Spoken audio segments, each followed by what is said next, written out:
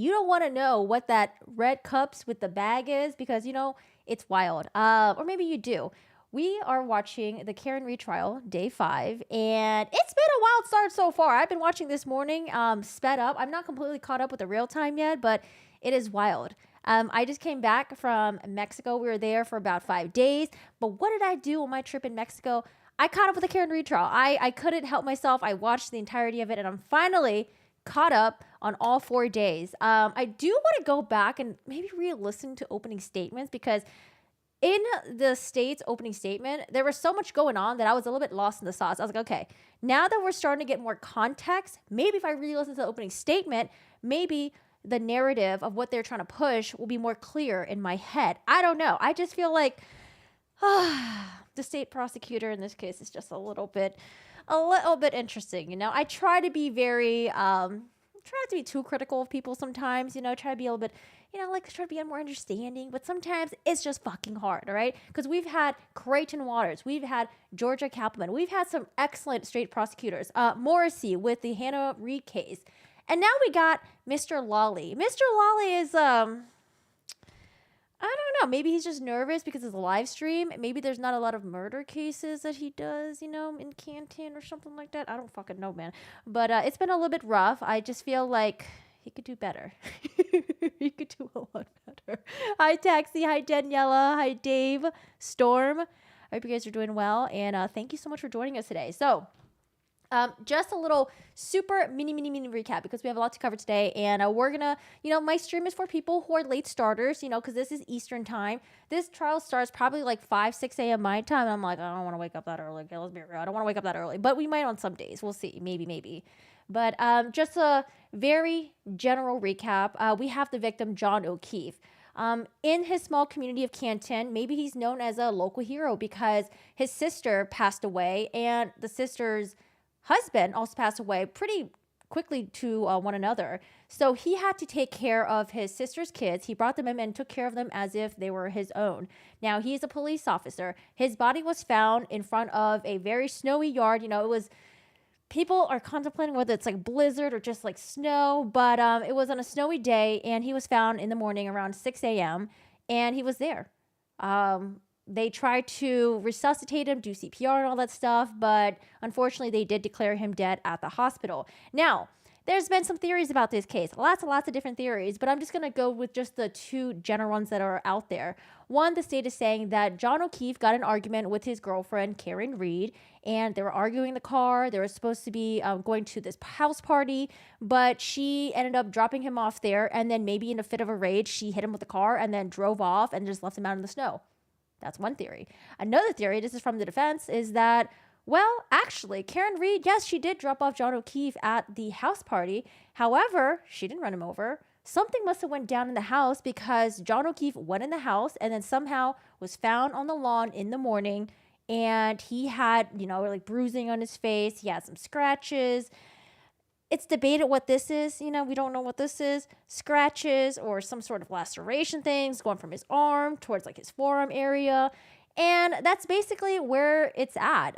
The reason why this case is so freaking interesting is because it's literally like a murder mystery. It's like, who did it? Why? We have a lot of questions. And not only that, there's been a lot of really interesting publicity with this case.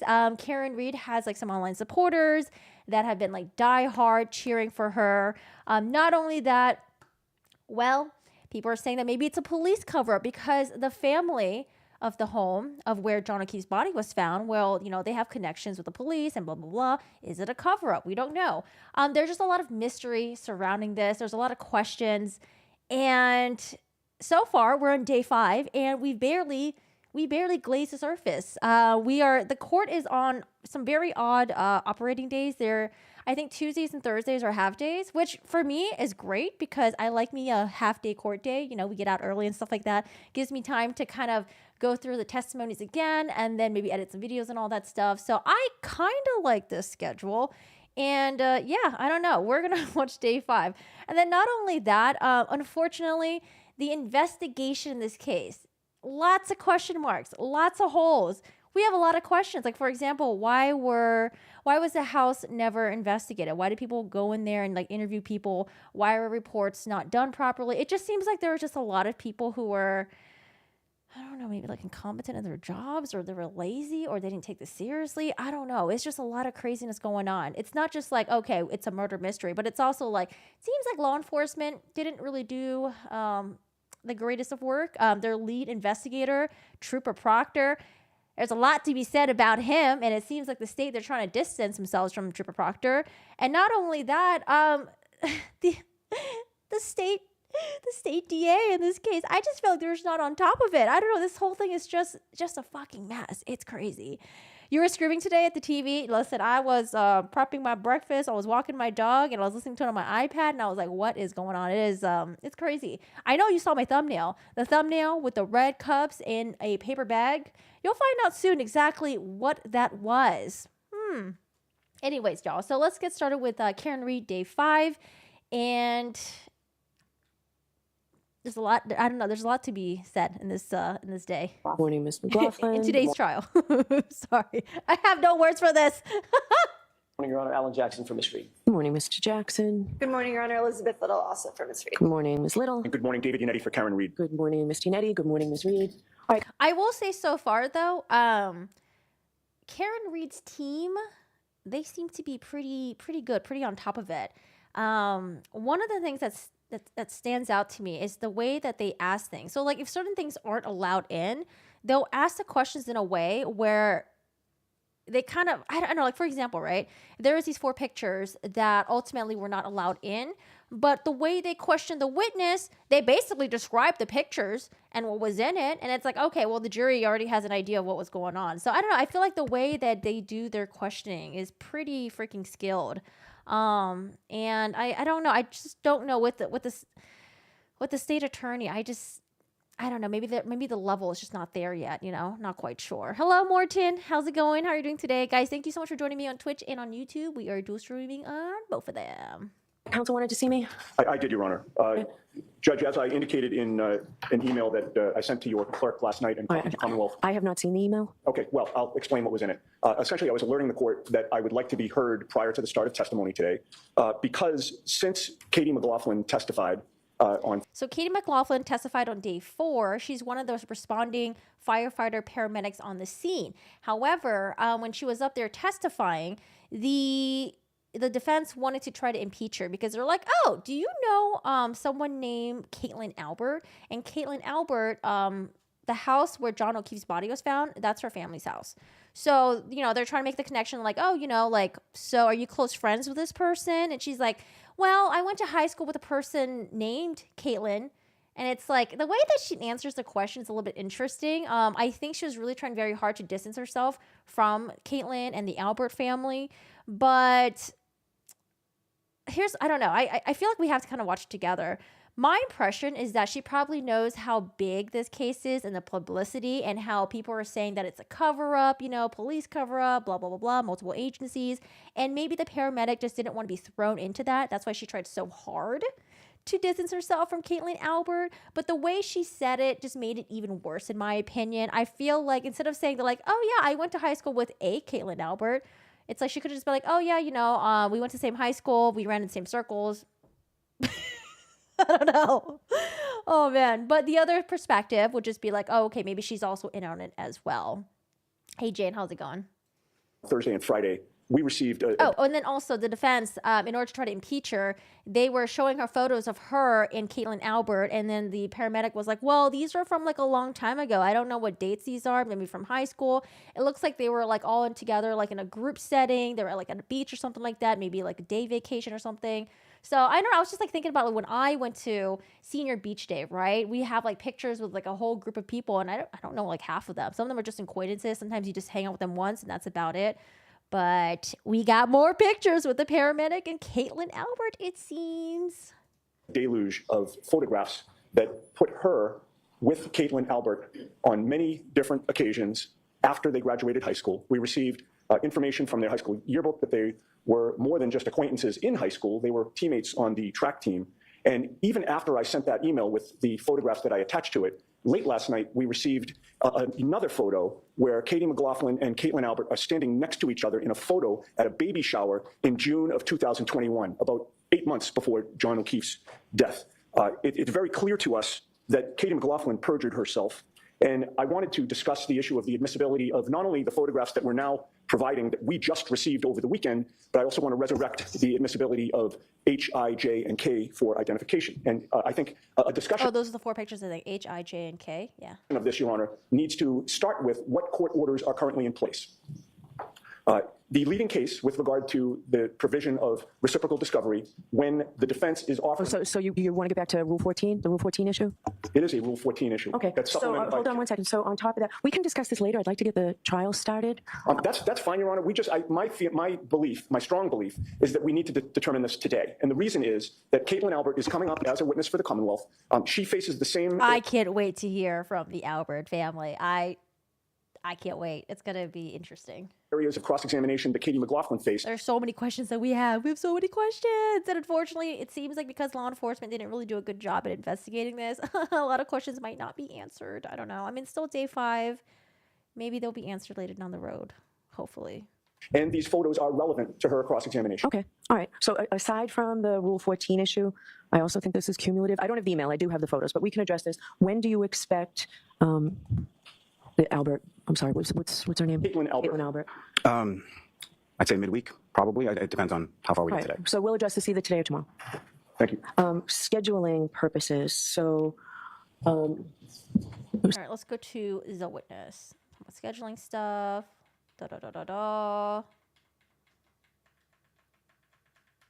As y'all can see, this courtroom is very, very small. It's a tiny little courtroom. Okay, let's start with this guy. So, usually when the detectives go up, sometimes part of their testimony is like, we don't need to listen to the entirety of it. We need to listen to the entirety of this guy's testimony, okay? Maybe not the beginning. Actually, no, I kind of do want to listen to his qualifications because this guy is the leaf blower guy. Now, a couple of days ago, we had someone from law enforcement testify saying that, after the victim was transported to the hospital, we were left with the crime scene and someone whipped out a leaf blower and started blowing the snow around the area to try to figure out if there's any evidence left behind. And I was like, a leaf blower? Why are they using a leaf blower? Who brought out the leaf blower? This is the leaf blower guy. Police department.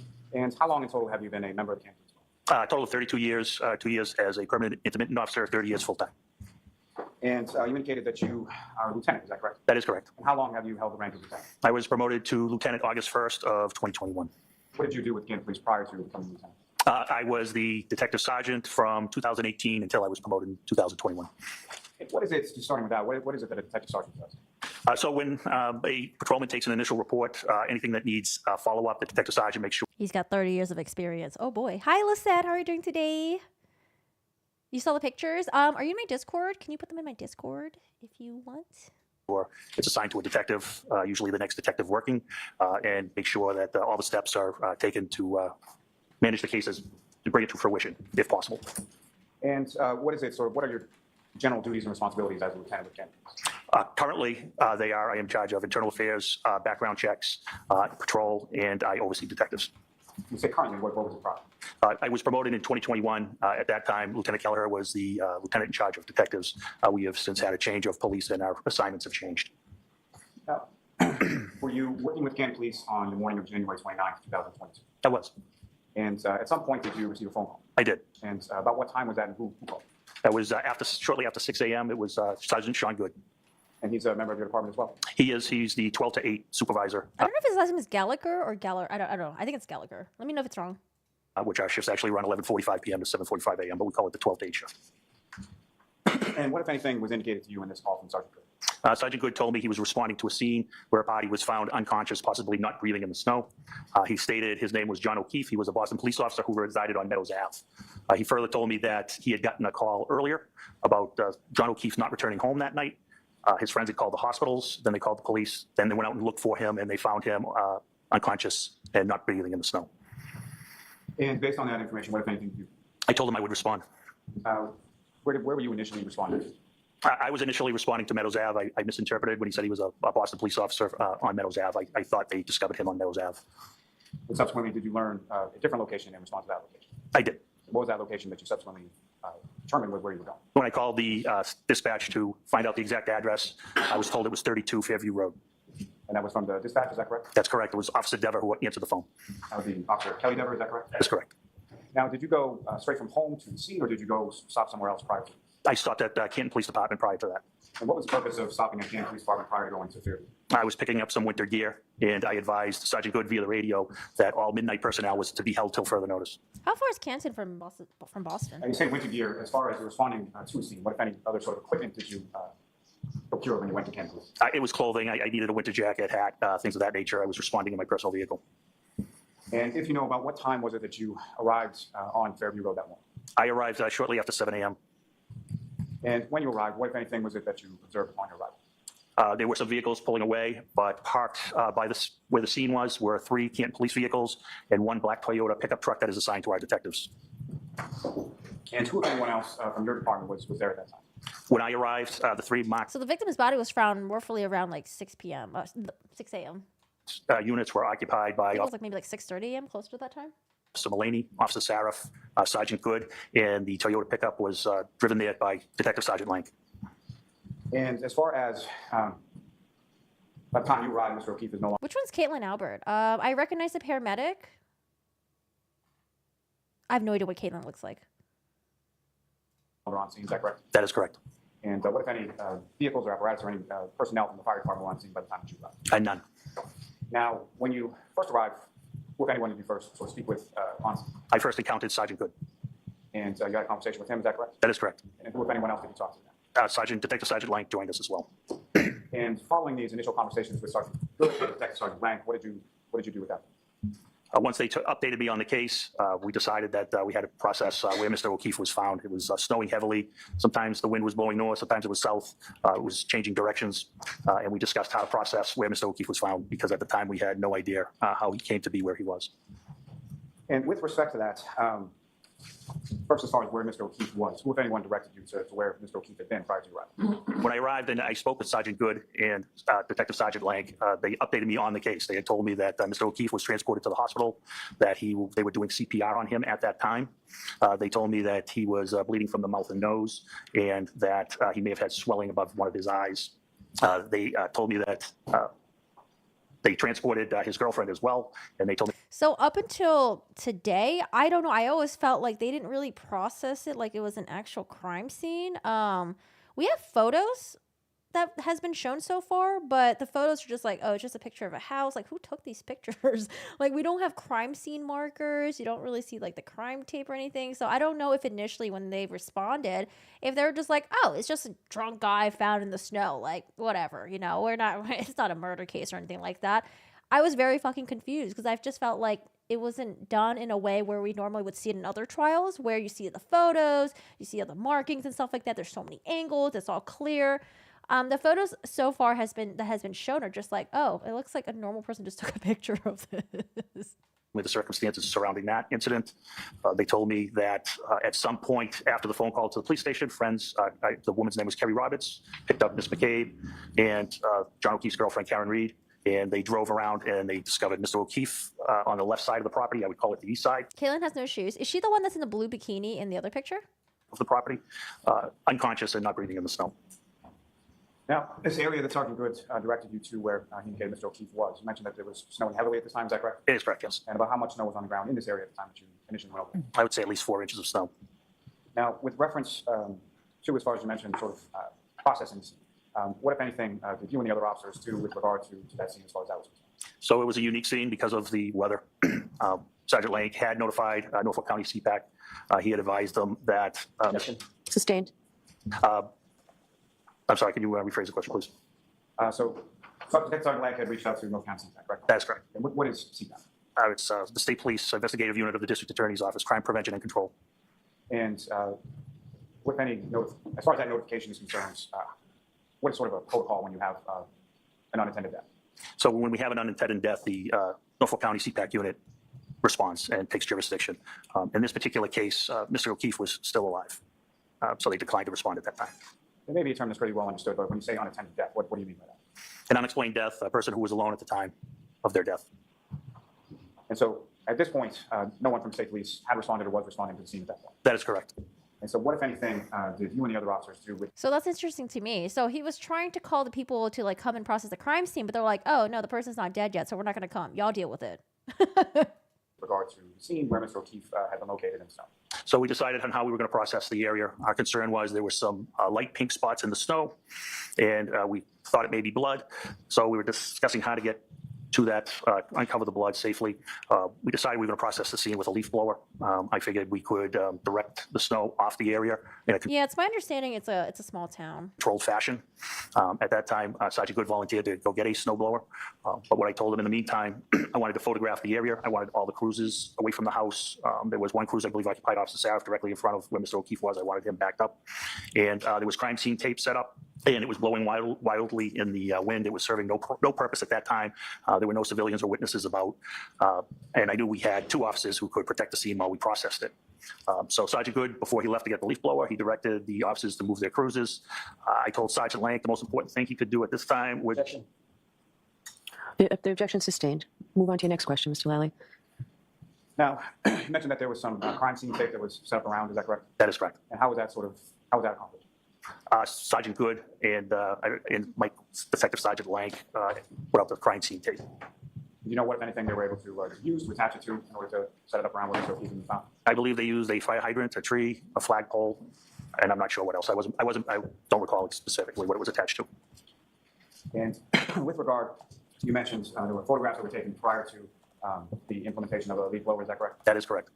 And I can just ask a little bit about that. As far as the leaf blower was concerned, why was that a decision as far as that being an implement to use this? The leaf blower. Why did you guys use the leaf blower in the crime scene? It was a unique scene. There was snow. I had never processed a scene in the snow. I had seen a leaf blower used in the snow, and it's quite effective at being controlled.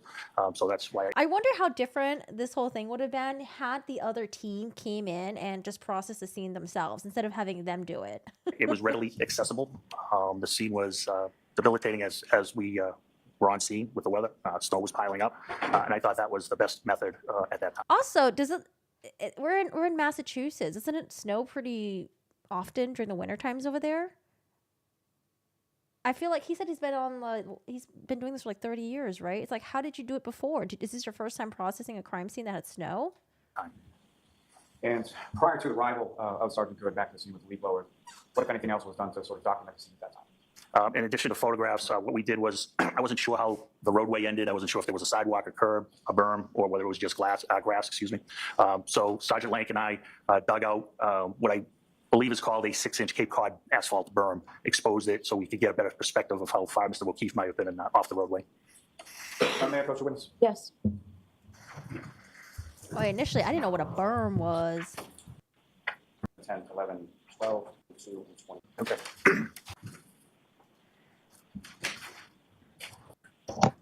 But I mean, how often does this happen? This must happen like so often where you have a victim that's not completely dead yet or not, declared dead yet. But it should still be processed as like a like a very serious crime scene. I don't know. That's like so weird to me. So it's like, okay, they won't come because the victim hasn't been declared dead yet. Therefore, just have them do it. But it's like, did they not have the proper training to do this? And then also them doing this in the snow, it's like, oh, it's like very interesting conditions. It was snowing, it was windy. But I'm like, y'all live in like Massachusetts. It's not like you're in Hawaii where, oh my God, like you got 1 year of where it just like magically snowed, or like in Vegas, where it snowed that 1 year. But it's like, I'm sure y'all have come across snow before and crime scenes in the snow. I don't know.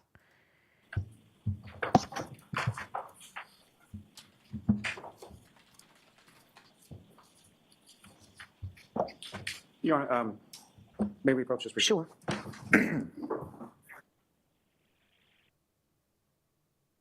Yeah, I think it's berm, B-E-R-M.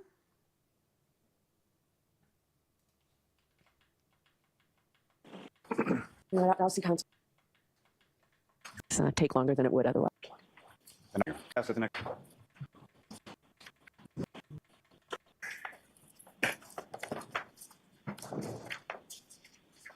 I believe that's Exhibit 30. If you could just describe to the jury what, if anything, we're looking at in this case. So that is in front of 34 Fairview Road in Canton. It's like hard to see. Like it's so bright. Yeah, we see snow.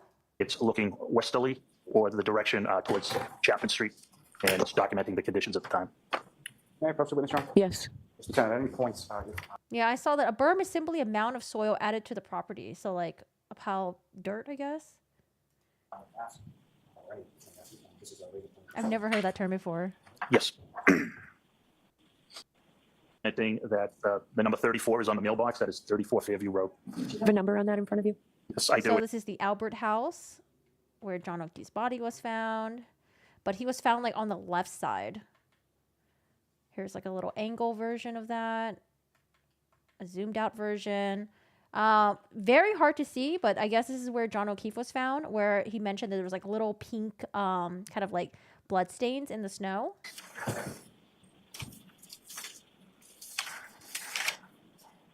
I believe that's Exhibit 31, and it's a close-up of where Mr. O'Keefe was found, and you can see the very light pink spotting that we thought may be blood, and there was an object in the center as well, which we didn't know what it was at that time. subsequent, did you learn what Is that that the broken glass? object was? Yes, What did you learn? it was a broken clear cocktail glass, and the pink spot was frozen or coagulated blood. And the next photograph is coming. That's Exhibit 23.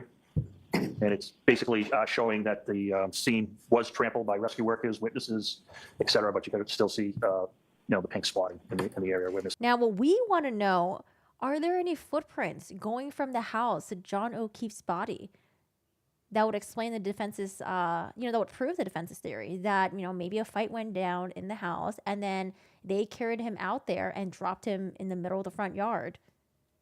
I don't know that if we, I don't know if we could really see anything. O'Keefe was.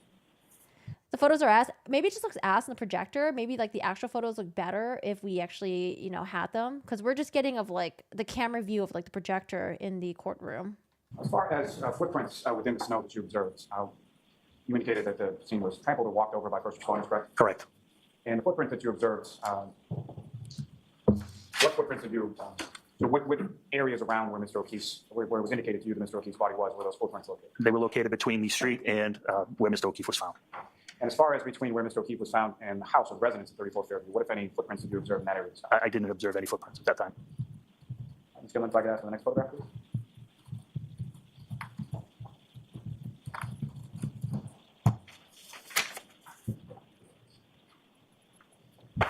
That is Like maybe this would be the picture to see if there's any footprints from the Albert house to John O'Keefe's body. Exhibit 24, Hi, Nitrous. and it's showing a westerly shot of the scene. So it's found in this area here, and it depicts the wind blowing in that direction at the time. How about more? Yeah, like, okay, scales and all that. No, we don't get any crime scene markers. We're just looking at stuff. I don't know. There's no crime scene markers. I would assume there has to be ways. I don't know, because they said that it was really windy, it was really snowy. So I would assume, like, okay, if you're like in an area where it's like, where it snows a lot, I don't know, wouldn't you like set up a tent?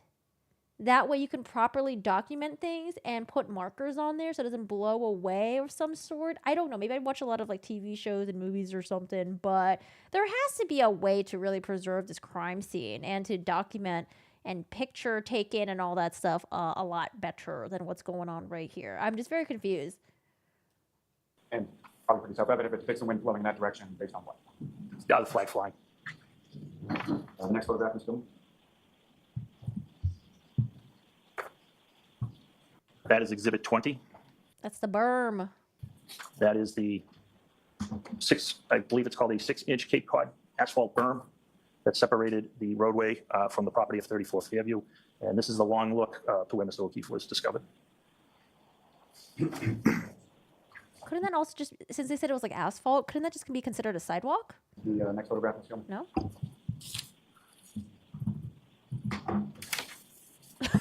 Like, what is this? What am I looking at? Again, that's a close-up of one of the exhibits we saw earlier. Again, you can see the spotting and the glass here. This is, I believe this is Exhibit 26. So, next photograph, Ms. Gilman.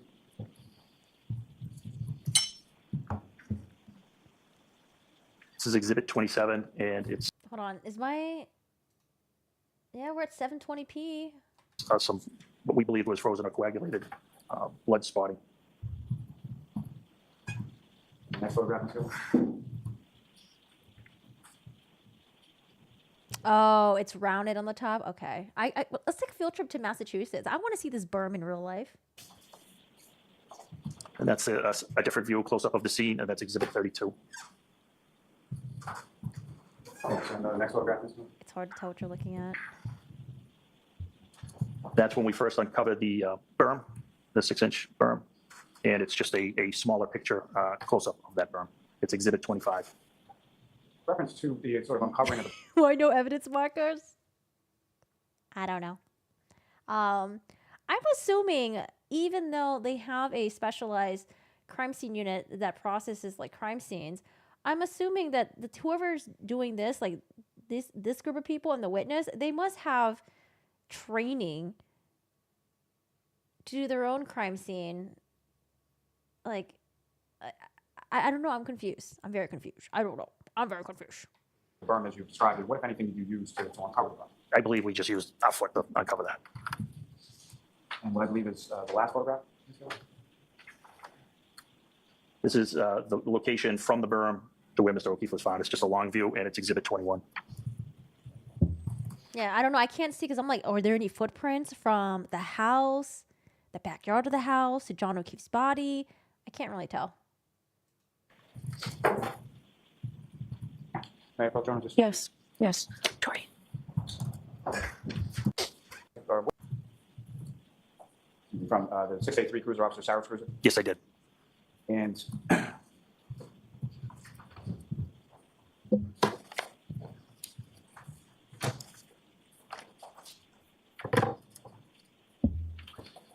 John, if I may, I would ask that the authority fast forward this to approximately 57 minutes or so into the. Can't really see anything here.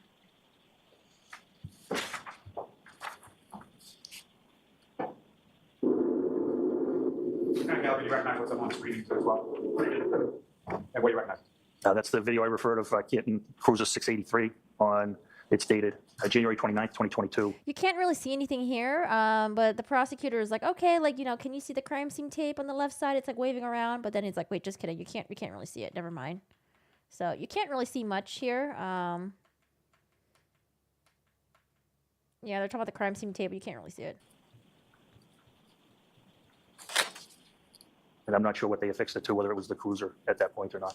Oh, there it is. Okay, I did see it. There's a crime scene tape waving around here. So initially they did have crime scene tape around it, but they were like, oh, there's no point because it's like too fucking windy, and then there's no one around here to like trample on the scene anyways. Like there are no there's no like bystanders around. But you can see the crime scene tape going across the scene that way. In this video, Excuse me? a tent at the station. No, I didn't. No. And why not? I had a tent with me from home. It was a personal 8x8 tent at that time. My apologies. And so at any point in time on the scene, were you able to set up that tent that you retrieved from your home? Due to the weather conditions, we did not set it up because it would have required officers holding it down, and we didn't think the top would stay on. Oh, okay, so that's why they didn't use the tent. Okay. Be pretty self-evident when you say due to the weather conditions. What, if anything, about the weather conditions prevented you from setting that tent up always? There was high winds, shifting directions, a large amount of snow falling. Ms. Gilman, if I could ask, if you could just pull forward in that video to about the 1 hour, 7 minute mark. Well, that answers our question about the tent.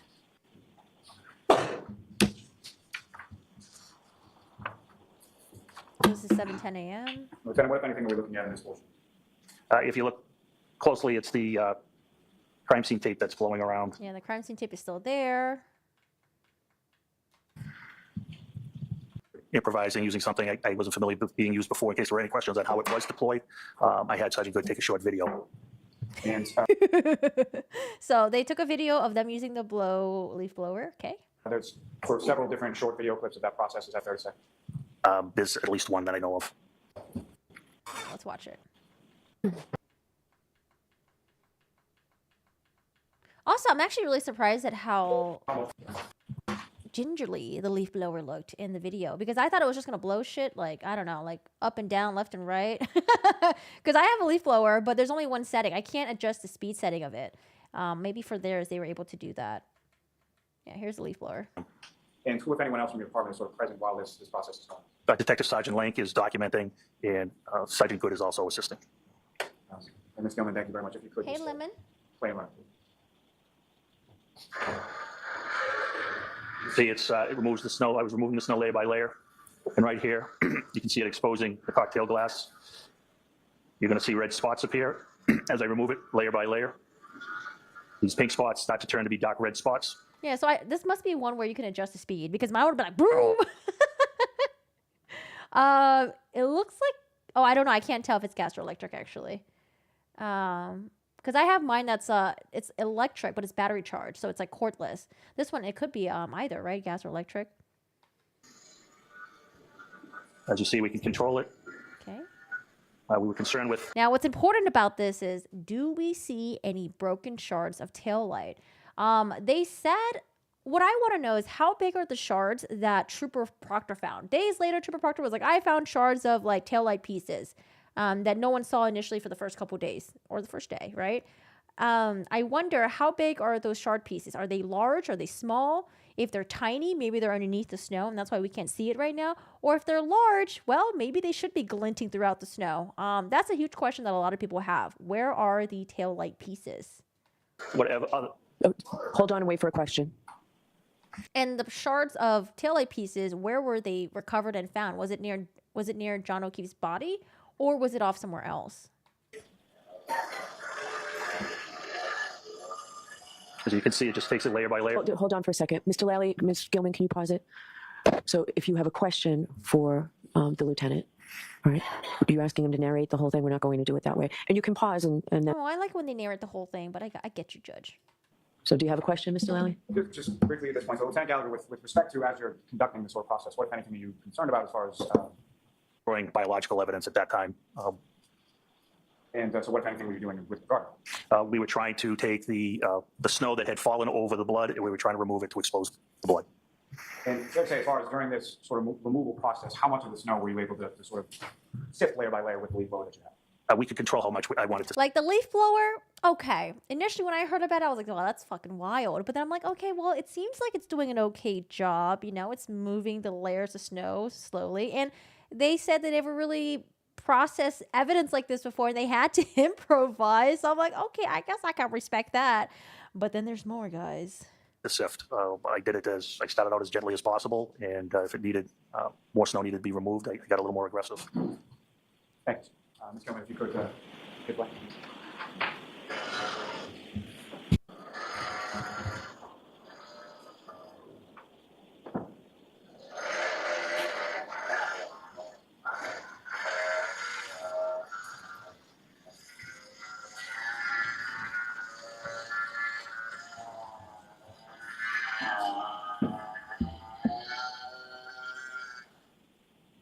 See, this video, you can actually see footprints. I wonder if we can see footprints from the house to here, but I don't think it's going to zoom out. Ms. Gilman, if you could play the third video, please.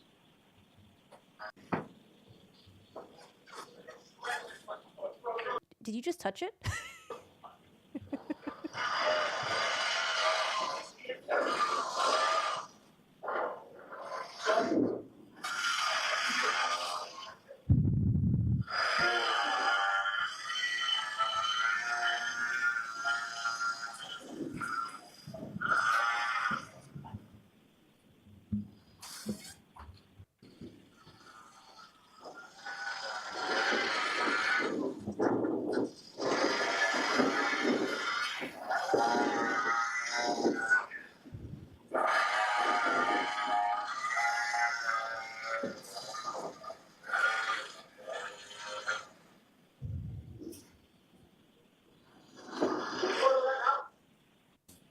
Were you able to go with using that leaf blower in that manner? We got almost to the ground, bare ground. As far as sort of the surface area, like how much of that area where Mr. O'Keefe was found were you able to use the leaf blower? It was approximately a 6x6, 7x7 type area. And from that area, what, if anything, in addition to the cocktail glass pieces that you already testified to and the red spots on the ground, what, if anything else, did you observe? And we didn't observe anything at that point. Anything else, just the blood in the glass. Yeah, taillight pieces. Now, Lieutenant, during the time that you were on scene, with reference to the neighborhood in general, How many people did you observe sort of come out of their house at any point in time that you were there? I didn't observe anybody ever come out of their house. Weird, right? So supposedly, someone that was supposed to come over to your house and party and drink with you, and you were hanging out with them at the bar earlier, was found dead on your lawn, and then you never went out there to go check. You're also like a police officer. Like, that's really weird. And that includes the resident. I don't know. I was thinking maybe they were just really hungover. Maybe they were so drunk. Maybe they were on drugs. I don't fucking know. Like, why did they ever come out to check up on him? It seems like one of the women that was on the scene, Jennifer McCabe, who was with Karen Reed, she did try to call someone in the house, but they didn't pick up, if I remember correctly. That you're in front of, as well as any other residences along that street. Is that correct? That's correct. Now, at some point, But at the same time, I'm wondering if my boyfriend was found dead on someone's lawn and I dropped them off to go to their house, I would be going on the house and be like, what happened here? Why was he out here? What did you guys do? Or what happened? Like, I just want to know what happened, right? So I also do wonder, did Karen Reed try to go to the house, knock on the door? Maybe they didn't answer. Did she try calling them? I have a lot of questions. about how long a period of time, if you know, were you on scene that particular moment? Approximately We just have to be patient and wait for this trial to unravel things. 50 minutes, 45 to 50 minutes. Yeah, they were out there for 50 minutes. And following no that, one where came did you out. go? We brought the exhibits back to Canton Police Headquarters. And by that you mean the glass and what you had collected the blood? Yep, we took 6 blood samples, yes. Okay, and how were you able to sort of collect those? Also, I'm very fucking nosy, okay? If I had cops in front of my lawn, I'd be like, yo, Dennis, let's go outside. Let's see what's up. You know how, like, you're like, okay, Cheryl, let's take you out for a walk. Take Cheryl out for a walk and kind of just walk around to see what's up, I'm very nosy. I would want to go outside to see what's going on. But like I said, maybe they're in on it. Or maybe they were hungover. Maybe they were so drunk as fuck. I don't fucking know. Can't wait to hear their testimonies. The blood samples on scene. Well, blood samples, because they were frozen, we debated on how to collect it. We didn't think swabbing was going to be easy to do if it was frozen. So we decided Really? Swab? I mean, let's see how they collect the frozen coagulated blood. on finding some type of temporary plastic evidence container. We were able to find large cups, and we took 6 samples. We bagged the 6 samples, and Sergeant Lank transported them back to Canton Police. He's brushing through it really quickly. He's like, yeah, we found some large cups. Yeah, we got the samples there. Uh-huh. You'll find out how he got those cups, what kind of cups they were, and then how they transported the cups, and then where they left the cups. Headquarters. And with respect to those samples and piece of glass that you located, eventually, what, if anything, was done with those? Well, first and foremost, when you came back to Canton Police Station, what, if anything, did you do with them? Chief Berkowitz was at headquarters, and She was one of the women from the party when she found him, I think. Oh, Jen McCabe. Oh, you know what? It's possible that Karen Reed, instead of asking people in the house what happened, she just talked to Jen McCabe instead, because Jen McCabe technically was there, right? So instead of going to the house and getting information from them, it's like, oh, I'll just ask Jen McCabe, because Jen McCabe's like right here. Okay. we had a meeting in the detective sergeant's office. What I'm asking, sir, is There was a blizzard in progress. Dog was not gonna go for any walk in that.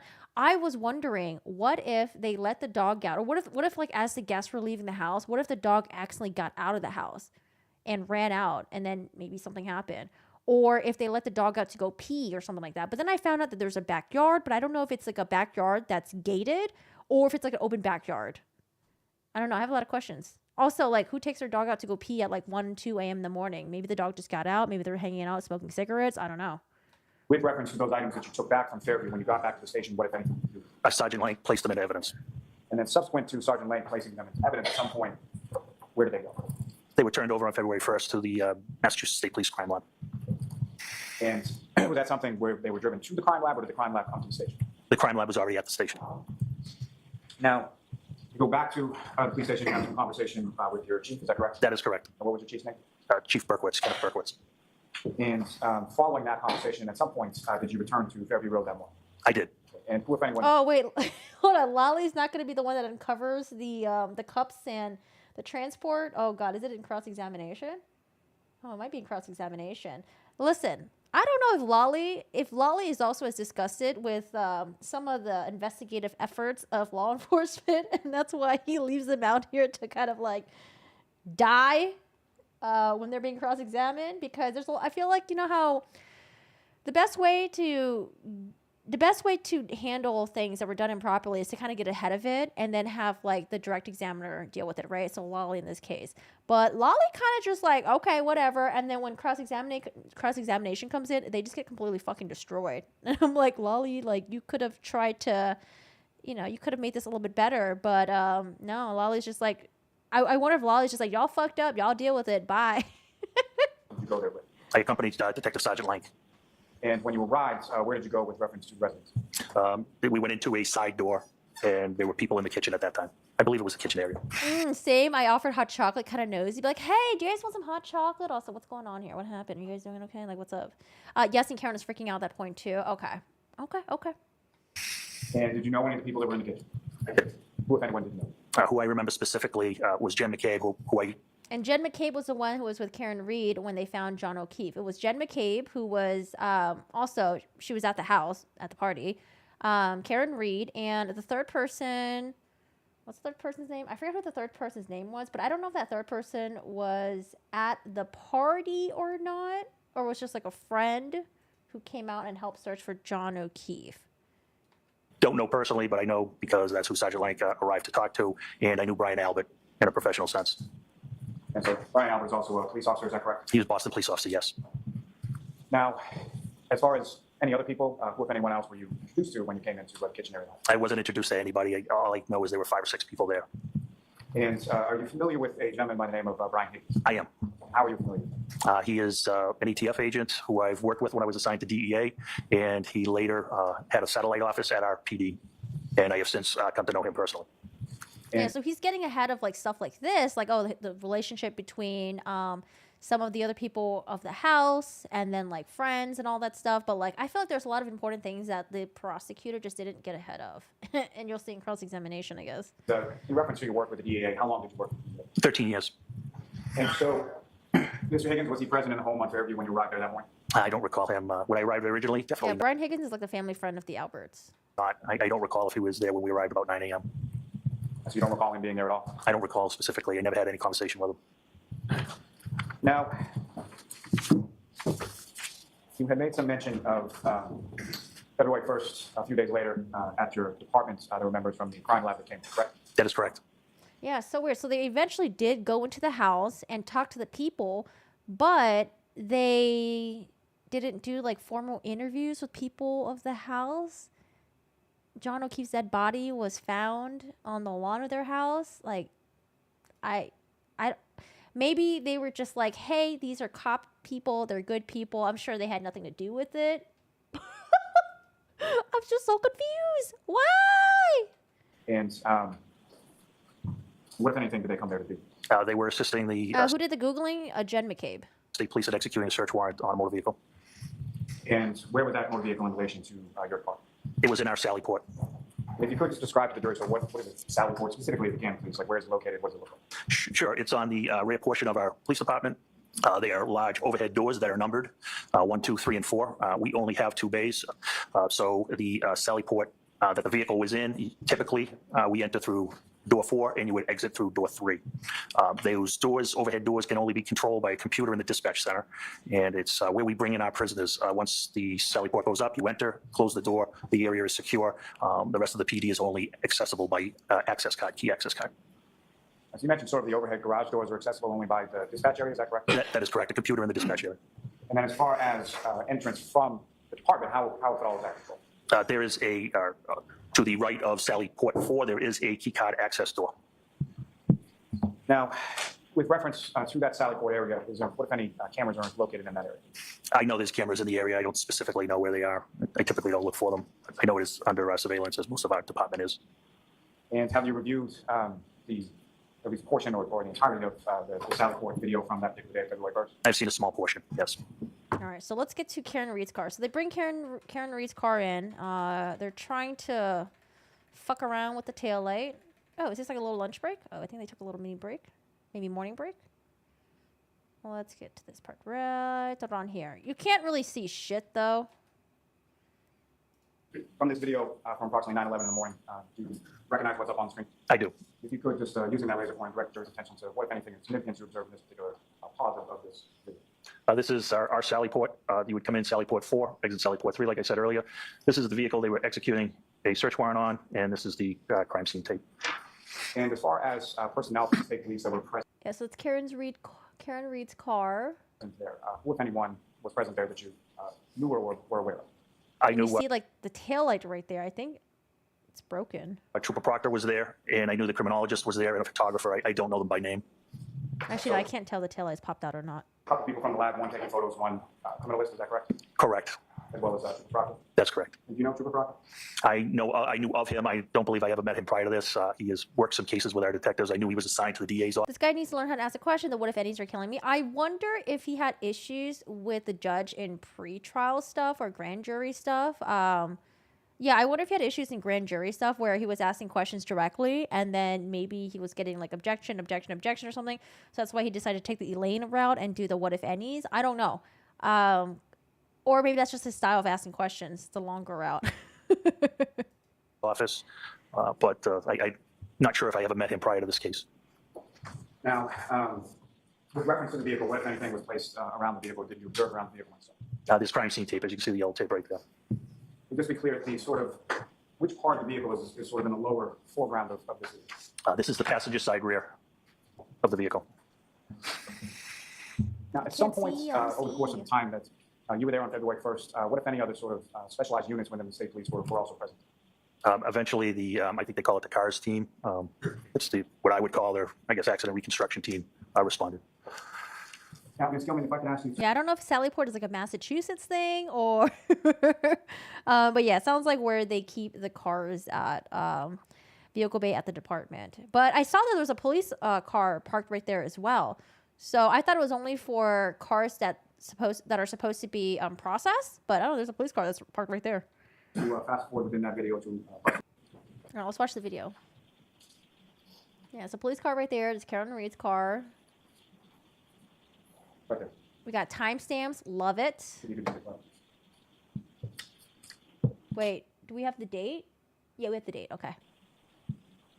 Now, Lieutenant, during this part of the video, in addition to the people that you've already referenced, who, if anyone else, was in the garage at that time? It's hard for me to say. I believe this is the criminalist. I believe if this is Trooper Proctor, this is me with the gray shirt. Oh, that's Trooper Proctor. I can't see. I don't know what Trooper Proctor looks like. Gray shirt walking in. That's me right there. That's him. And that's Trooper Proctor. I believe the photographer or another criminologist is here. I don't know what their title is. Now, at some points during the execution of the search warrants, what, if any, issues did you become aware of with regard to the criminals? They were having trouble. They were trying to remove the housing to the taillight, passenger side taillight, and they were having difficulty removing it. And what, if any, assistance did you offer with regard to that? I told them that we had an officer working who was in charge of our fleet maintenance and our mobile operations unit who probably had the tools to do it. And he also had vast, extensive experience in auto body. Who was that, sir? That's Officer Brian Wanless. And what, if anything, did you do with reference to Officer Wanless in regard to that area of the car? I asked dispatch to ask him to return at approximately, I think it was 9:50. And Ms. Gilman, if I could ask you to. Yeah, I can't really see shit in the video, but I'm sure they'll have pictures. Although I'm not, I don't have high hopes for the pictures because so far we have seen pictures from the actual crime scene and they're pretty meh. All right, there. I'll move it up to 9:51 a.m. Oh, it's an entrance. Sallyport is a walled passageway, usually enclosed at each end, usually used in law enforcement structure for getting people that have been detained into law enforcement offices. Ah, gotcha. Okay. Hi, Anne. We're learning. Sallyport and berm. There's also another term that they said, but I think it was like a Massachusetts thing. So From with a couple reference days to ago. this particular portion of the video, Lieutenant, if you could direct the jury's attention to when you see Officer Wanless and when you see him come over toward that area of the vehicle. And Ms. Gilman, for your purposes, what I would ask is run this from essentially 9:51 a.m. through to about 9:58 and 30 seconds.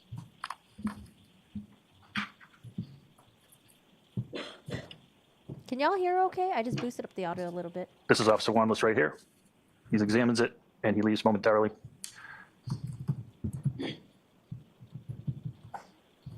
He dons a pair of gloves. And he exits and he's going to come back with some tools.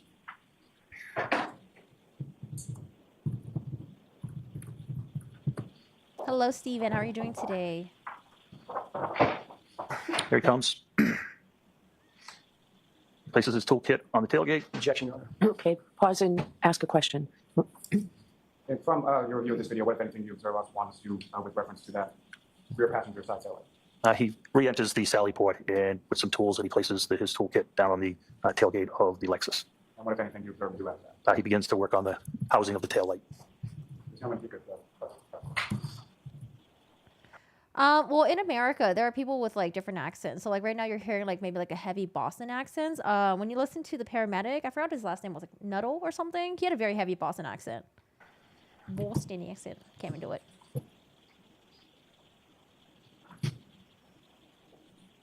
Yeah, so there's a tail light right there.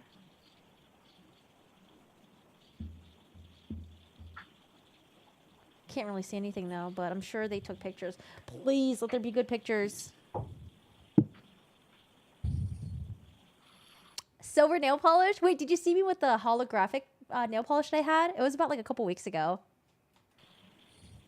It was really cool. But it looks really good in the light. If it's not bright, it's like meh.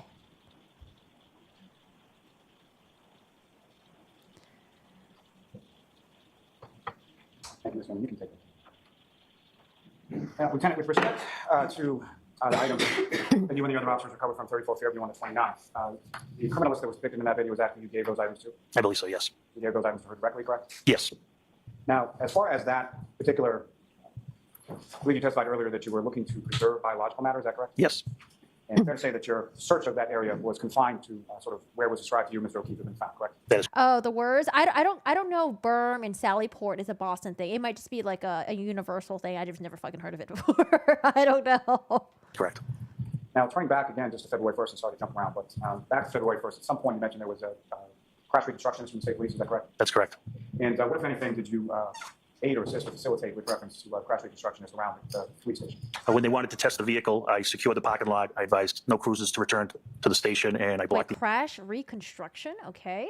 entryway with my mock cruiser and remained in my. Oh, a Johnny. That's what it was. Yes, a Johnny was. That's like a Boston way of saying like the medical gowns, right, or something like that. A Johnny. Because I was like, what the hell's a Johnny? Cruiser.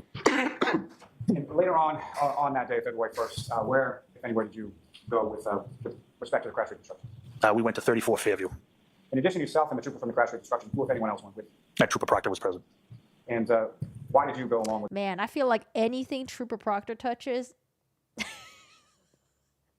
it's gonna be hard for the jury to be convinced that it wasn't tainted or anything like that. I don't know. The Trooper Proctor stuff is gonna be fucking wild. Hospital gown, yes. The troopers to that location? Just so there was a Canton officer present. If any residents came out, I could communicate with them. And to your knowledge, had Trooper Proctor been to Fairview prior to that date? I have no knowledge if he had been there or not. What, if anything, did you direct either Trooper Proctor or the crash reconstructionist to once you were on scene? I brought him to the area of where Mr. O'Keefe was found. Is this Sure. where Trooper Proctor found a bunch of... Because if I remember correctly, did the defense say Trooper Proctor found pieces of the taillight, but it was just like him by himself? Or was he with other people when they found pieces of taillight? Than where Mr. O'Keefe was found? Yes. Now, turning your attention to, well, one on scene that day with Trooper Proctor and the crash reconstructionist, what, if anything, did you observe them doing? I believe they were discussing, they were trying to place a drone up in the air, I believe, to map out the area. Objection. Drone. Did you see that? Do you want me to strike the, I believe they were trying to? That'd be out. All Yeah, right, you so can't that make any guesses, okay, sir? will be stricken, but your observation will remain. Now, with reference, if I could draw your attention to February 4th of 2022, were you working that day? I wasn't. And at some point, did you receive a call in regard to this case, this investigation? I did. And who, if anyone, called? Chief Berkowitz. And what, if anything, did Chief Berkowitz indicate to you? He asked me if I was working. When I told him no, he asked who was. And who, if anyone, did you indicate to him was working? I told him Detective Sergeant Lank was working. And as far as what, if anything, was that call in reference to? He stated he was driving in the area of 34 Fairview because of the warm weather and the warm rain in the last couple of days. And what, if anything, did he indicate? He Saw. believed. Sustain, I'm going to see you at sidebar, please.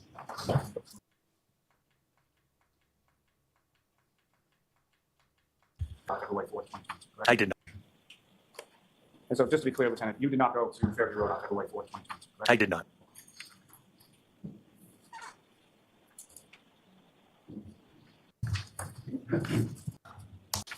Oh, Here comes the cross-examination, guys. Oh my lord, the cross-examination is wild. Oh lord. Cross-examination.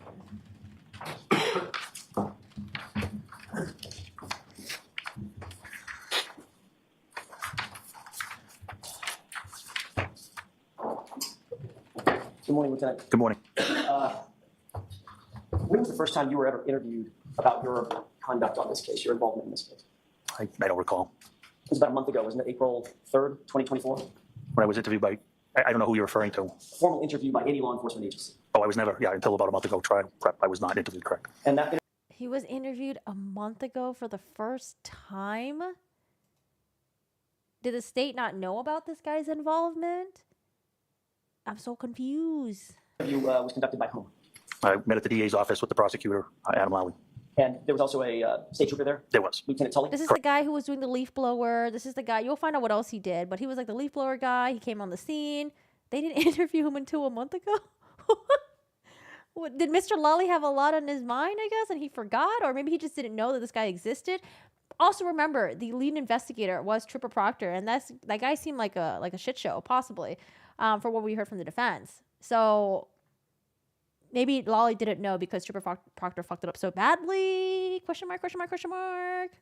Correct. Okay. So Michael Proctor never formally interviewed you about your involvement in the case? No, sir. Never interviewed you about your involvement on the morning of January 29th, 2022? No, sir. Never. Yeah, so if Proctor never formally interviewed him, then maybe that's why Lolly didn't know about this guy. Yikes, because he was relying on Proctor to do his fucking job, right? Interviewed you about your recovery of any physical evidence at the scene, No, sir. which would include the bloodstains as well as the piece of drinking glass? That's correct. Okay. Never interviewed you about where that evidence ultimately went and how it made its way back to Camden Police Department? He never interviewed me, no. And his partner, Yuri Butnik, also, I won't go through the litany of things, never interviewed you as well. Correct.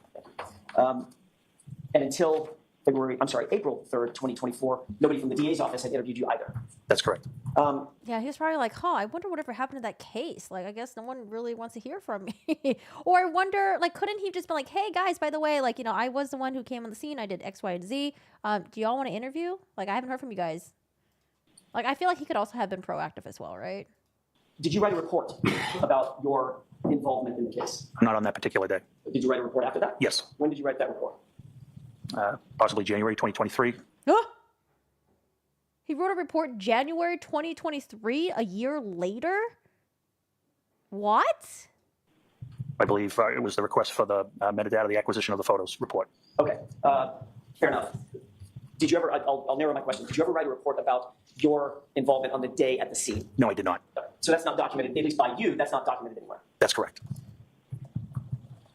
Did you take notes when you were at the scene? No. Did you go back to the station and memorialize your findings and your conduct at the scene by taking notes back at the station? No, I did not. So you have no notes and no report about anything that happened at Fairview on the 29th? Not myself, no. Why? Why? Is it not common for you to write a report? I mean, okay, maybe if it was just John O'Keefe getting beat up and then he recovered and he was fine. I mean, I feel like you should still write a report though. But John O'Keefe was later found dead, and he's part of the police department. It's not like this was like a nobody guy that no one knew about. Like, he was part of the police department. Like, hello, small town. Hello, I'm very confused. Were you ever instructed by any superior? You're pretty high up in the ranks. Like, for example, I know paramedics. Some of them didn't write a report, but they said it's because the only one that writes a report when they encounter stuff like this is the lead paramedic. So that's why some of them didn't write a report about that. Only the lead paramedic did. But I would assume this is the guy who like went there, did the leaf blower thing, found the glass, collected the blood samples. Like, I would assume this guy would have written a report. You reported to whom? At that time, I reported to the deputy chief of police. Right, either the deputy chief or the chief. Correct. Did either the deputy chief or the chief instruct you, Lieutenant, don't worry about writing a report in this case? No, they never said anything like that. You just didn't do it. You would agree that it's one thing to respond to a scene, it's another thing to actually gather evidence at a scene. That's correct. Especially a scene where it's at that time, a potential homicide of a police officer. That's correct. Hello,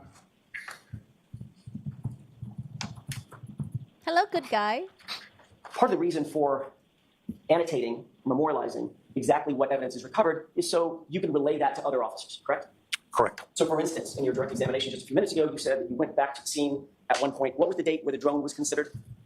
February 1st. You go back to the scene on February 1st. That's 3 full days after the event, correct? That is correct. After the incident. And you said, I directed them to where John O'Keefe's body was found, correct? Yeah, sure. Yes, But in fact, you never saw John O'Keefe's body, did you? that's correct. Okay, so you were giving them information that you had about which you had no personal knowledge, correct? I had knowledge from other offices. I did not see John O'Keefe at the scene. He was transported to the hospital. That is correct. Yes. So you couldn't determine exactly how he was positioned, right? Not precisely. From head to toe, right? Not precisely. Where his arms or his hands were. That is correct. Yes. He's a 6'2" man, correct? I don't know. You don't even know that? I don't know his size now. If I told you that he's over 6 feet tall, would you have any quarrel with that? If Mr. Lally told me, I would take it as fact. I mean, you can already see it in this face. Texas says, take a close look at the guy's face while he's being interviewed, cross-examined. He's fully aware that he's fucked. Yeah, he's just kind of like, yeah. 1, Lolly didn't prep me for this, maybe. And then 2, fuck, I didn't write a report. Shit. But I do wonder, what is protocol? I mean, I'm sure protocol has to be you write a fucking report, right? Especially if it's like a possible homicide. Fair enough. Hey, For Joe. purposes of my question, you don't want to take my word for it, but for purposes of this question, assuming that he's over 6 feet tall, there's a better than 6 foot margin for where he would be situated in the snow, correct? From toe to head. Correct. And the details matter in a case like this. In the investigation, the details matter. Surely. Accuracy is vital in a homicide investigation, correct? Correct. You did find some blood droplets. We saw it on the screen, correct? Correct. You also found part of the drinking glass, correct? That is correct. Did you engage or did you endeavor to make a diagram of exactly where those items were found? No. You're aware. Yeah, we didn't have crime scene markers.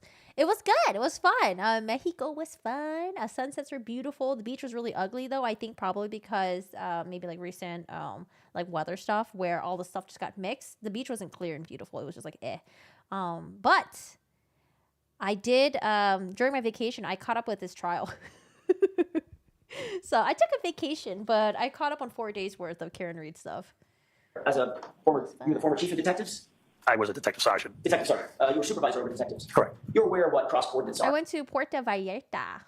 in measuring a crime scene, correct? Yes. You take a stable item like a flagpole, for instance, that might be one that doesn't move. You measure exactly from a compass position, exactly north or exactly west, a number of inches, maybe even down to meters and millimeters if you use that instead of inches, using meters, right? Yeah, we don't employ that process. So you don't employ a process where you could measure something from a known item north, south, east, or west, and then measure it from another known item and have an exact cross point of where We don't typically exercise in that in our investigative unit. You knew how to do that, though. Yes. I mean, you get trained on how to do that. Yes. But you didn't employ that technique here. No. So the glass, where the glass was found, it's sort of an estimate. Sure. Yes. Okay. And where the blood was found, that's kind of an estimate also. Yeah, we would guess that would be where his body was. Yes. Okay. You just used the word guess. Yes. Right? But if you had actually documented it using cross coordinates, you wouldn't have to guess. You'd know exactly where the tip of his head was, where the tip of his toes were, correct? No, Why not? because he wasn't there when we got there. Fair enough. When I say you, I meant other officers. If someone had employed that before he was moved, they could have figured out exactly how he was situated, where he was in that yard, correct? It would never happen. Life-saving measures come first. The officers are not going to start measuring while first responders are conducting life-saving measures. Well, what about afterwards? It doesn't happen. That's exactly right. But once the body was moved, for instance, Officer Saraf, who's literally standing there, could have said, okay, I just saw the tip of his head right here. He's now on the gurney. He could have measured that, right? He could have, yes. And then he could have said the tip of his toes were right here, and he could have measured that. Yes, And certainly, when there's no life-saving measures at play, you could have done the same thing with the drinking glass and the blood spots. that's correct. And in terms of recovering those blood spots, I'll get back to that in a second, but in terms of recovering those blood spots, you indicated that you used temporary evidence containers, correct? Plastic cups, I said, yes. He said plastic cups. Before responding to 34 Fairview, and you indicated that you were told to respond to 32 Fairview, right? That is correct. That was a mistake on either dispatch's part or something. Correct. You figured out where to go once you got there. You can tell by the emergency lights. It was Sergeant Good who contacted you, correct? That is correct. And you were at home at the time. That is correct. Which is why you needed to respond to Canton PD to get some foul weather here, correct? Correct. You also contacted Brian Albert's neighbor, a gentleman by the name of Tom Keller, correct? That is correct. And you wanted to let him know that you were responding over to the scene. Yes, he was the lieutenant in charge of detectives at the time. Lieutenant in charge of detectives and also the man who lived directly across the street from Brian Albert, correct? I would say there's 2 property lines he's directly across from, 32 and 34. Okay. But yes, that vicinity. Okay. Is there a reason that you didn't contact Chief Berkowitz on that day to let him know where you were responding? Why did you pick Deputy Chief Keller? Because that would be my next call. Like I said, he is the lieutenant in charge of detectives at the time. We were responding to a possible crime scene, a possible unattended death. He would be my call. The normal chain of command. Correct. Okay. That you knew at the time that Chief Berkowitz was actually out on leave, having been injured on duty in some sort of way. I don't recall that. Chief Berkowitz is always present. Not only did you respond to the scene, but either you were tasked by one of your superiors, or you, as the ranking officer on. I guess I should ask this first. Forgive me. Were you the ranking officer on scene when you arrived? Yes, sir, I was. So either having been tasked by one of your superiors, or because you were the ranking officer on scene, did you take over the coordination of the preservation of that crime scene? Yes, I did. So others were sort of answering to you. Correct. You indicated that you had never preserved a crime scene in the snow before. That's correct. 30 years plus, and That's what I said. 30 years plus, and you live in Massachusetts? your policing experiences here in the Boston area. Correct. Snow's a lot. Sure. In 30 plus years, you've never processed a crime scene in the snow? No, I have not. Lucky you. Well, we don't typically process our own crime scenes. Right. The other team is supposed to come and do it, but then I wonder how many instances have there been where it's just like this, where the victim isn't declared dead and they won't come, so they have to take over and they have to do it themselves. Sometimes we use the state police. Sometimes we use Plymouth County detectives. So save the state police. We're setting them aside because they were not tasked on this call yet. Right. You were then in charge of preserving this crime scene, right? That's correct. What exactly did you do, if you can name the categories? What exactly did you do to actually preserve the entire crime scene? I'm sure I can tell you that I had Sergeant Good move all the cars so I could photograph the scene, documented by photo evidence. I told Detective Sergeant Lank make sure he has initial statements from everybody present, and that's basically what we did prior to searching the scene itself. With regard to Sergeant Lank, you told him to make sure that we had statements, your words, we had statements from all the witnesses that were at the scene. Initial statements, yes. Does that mean the people inside the house? Yes. Maybe people across? Remember, the jury, they're all local people here, so it's whether, they believe, like, okay, like, is it possible this guy really has never processed a crime scene when it snowed in the past 30 years? The street, if there were people across the street? No, it didn't include them at Because they know how often it snows in this area, right? the time. It included people that were involved from the prior night's incident outing, I would call it. At the time that you tasked Sergeant Lank with this responsibility, did you know personally that you were standing on the property of Brian Albert? I did. Did you also know that Sergeant Lank had an ongoing and a long-time relationship with the Albert family? Objection. Did you know that? I know he knew them. I think you're mischaracterizing the relationship. Did you see a problem with having somebody who knew the parties taking the initial statements from those parties? I'm not at all, Sergeant Lank. No issue at all. Not in your mind. Not in my mind. Were you aware that before you got to the location, that Sergeant Lank had taken it upon himself to already make contact with the individuals in the house? Objection. I'm going to see you at sidebar, please. Before we went to sidebar, I'd asked a quick question. Were you aware at the time that you tasked Sergeant Lank to go talk to the folks inside the house that he had already gone into the house to talk to them? Yes, I did. Wait, have we heard from Sergeant Lank yet? I don't think so, did we? I know we heard from 2 law enforcement on like day 1-ish. You indicated that one of the reasons, I'd like to move back, I'm bouncing around a little bit, I apologize. I understand. One of the Yeah, I things don't think we heard from Sergeant Lank yet. we talked about was the preservation of the crime scene and the lack thereof because of the inclement conditions. Correct. There was wind blowing from all directions. Yes. There was snow falling. Yes. It was icy cold out. Yes. There was already snow accumulated on the ground, about 4 inches, you said. At least it was different spots because of the wind drifts. Wouldn't that be even more of a reason in a potential homicide investigation to adequately preserve the scene as best you possibly could? Of course. Wouldn't you want to, for instance, protect the area? You mentioned a tent. Yes. Wouldn't you want to make sure that anybody from the civilian side and or officers don't just start traipsing through the middle of the crime scene? That was all done. As a matter of fact, the first responders the EMTs had already done what they needed to do in the scene, and Mr. O'Keefe had been transported to the hospital, correct? That is correct. So that was not a concern. No. So nobody needed to be inside that scene that wasn't authorized to be there, That's correct. civilian or officers. That's correct. Who was it that told you specifically where John O'Keefe's body was? I don't recall specifically. I had a collaborative meeting with Sergeant Lank and Sergeant Good. Were you aware at the time that you had the meeting with Sergeant Lank that Sergeant Lank did not ever see John O'Keefe's body in position? Yes, I did. I don't believe Sergeant Good did, to my knowledge. I believe John Wait, is it Sergeant Lang or Lank? Or Link? O'Keefe may have been in the ambulance at that time John O'Keefe, I'm sorry, I got a little confused. John O'Keefe may have been in the ambulance at which time? when some of the officers arrived. So if that were the case, then they wouldn't have any personal knowledge of where John O'Keefe's body was either. Not to your precise locations, yes. You mentioned the tent, and you said that you, in an answer to a question by Mr. Lally, you did not go back to Canton PD to get the tent. You had a tent in your trunk or something? That's correct. Okay. He was about a month ago. Did he ask you about the tent? I don't recall. Would it refresh your recollection if you were to review just a small snippet of your report, of his report Yes. about your interview? Yes. May I approach you on Yes. that? And First time I've seen it. fair enough. Does it read the highlighted portion and tell me whether that refreshes your recollection about a conversation you had with Lieutenant Tully about the tent. Okay, I didn't have, Read it to yourself. yes, okay. Lieutenant Tully, You can ask him if that refreshes his recollection. does that refresh your recollection of this one? It doesn't change my recollection. You said you didn't recollect exactly what you told Lieutenant Tully about the tent. I'm asking, does that refresh your recollection about what you told Lieutenant Tully about the tent? Yeah, that's not what I said about the tent. Okay, so you didn't say, I drove to Canton PD headquarters to retrieve a tent to protect the area where O'Keefe was found from falling snow, but never used the tent due to high winds. We didn't have a tent at that time. That wasn't my question. I'm being very specific. Did you say that to Lieutenant Tully? No, that was misinterpreted. Okay, so if he got that, if that's in his report, that's incorrect. It's not accurate, correct? Is there anything else that you read in that report that's not accurate? You asked me to read the highlighted version. That's what I read. I didn't see, and I didn't read any other part of the document.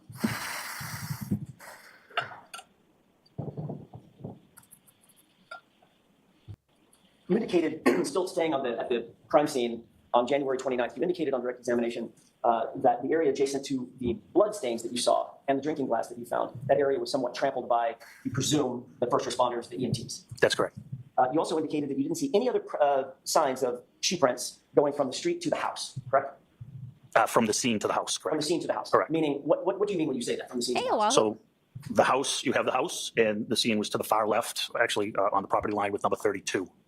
So I didn't see any footprints. The only other footprints I saw was where the officers walked around and put up the crime scene tape. yeah, and I wonder if there's gonna be more because I don't remember if the paramedics if they noticed the footprints. I don't think they said anything about footprints coming from the house.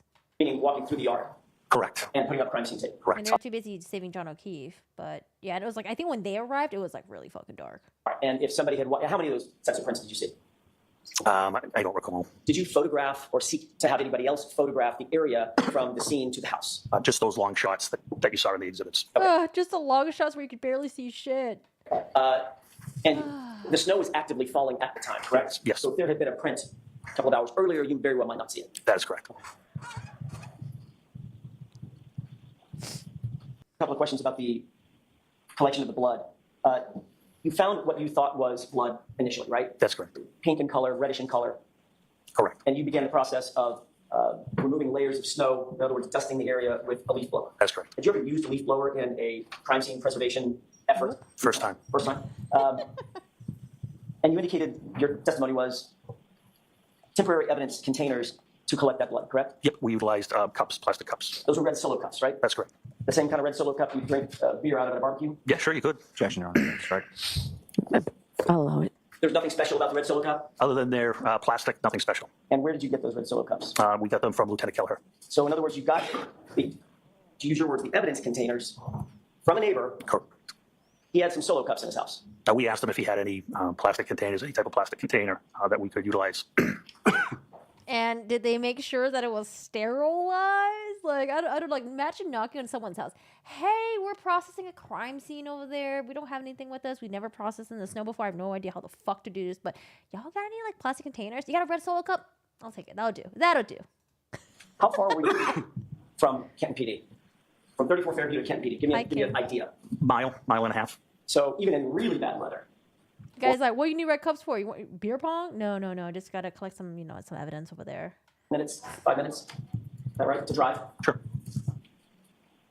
You didn't go back to Canton PD to get actual evidence containers, correct? We wouldn't have temporary plastic containers that what we were looking for. We were looking to take samples of snow. We wouldn't have, I know for a fact we did not have those. We needed bags, needle containers, things of that nature. We're all set. But as far as plastic containers that we wanted to utilize, we didn't have them. Do you have any glass containers?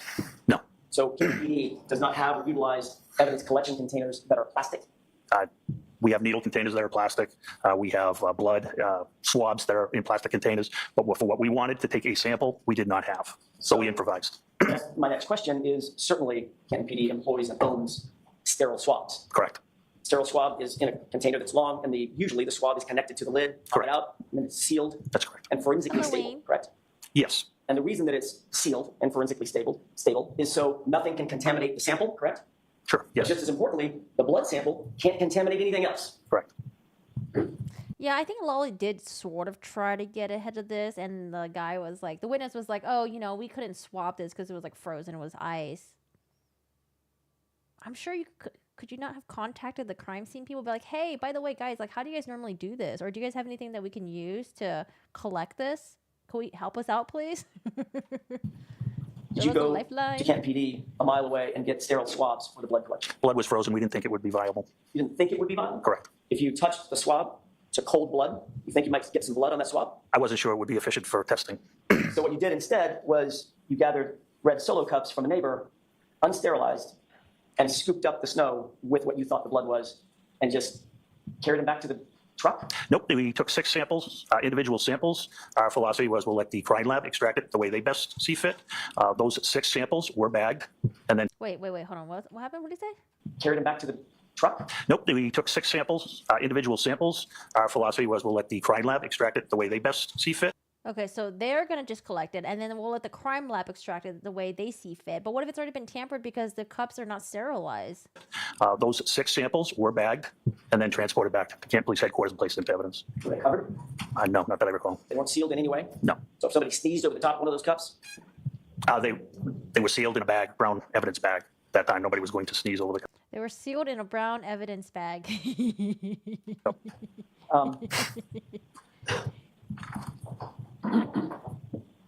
Oh boy. do you have a rough estimate of how many people handled those red Solo cups before they were used to collect?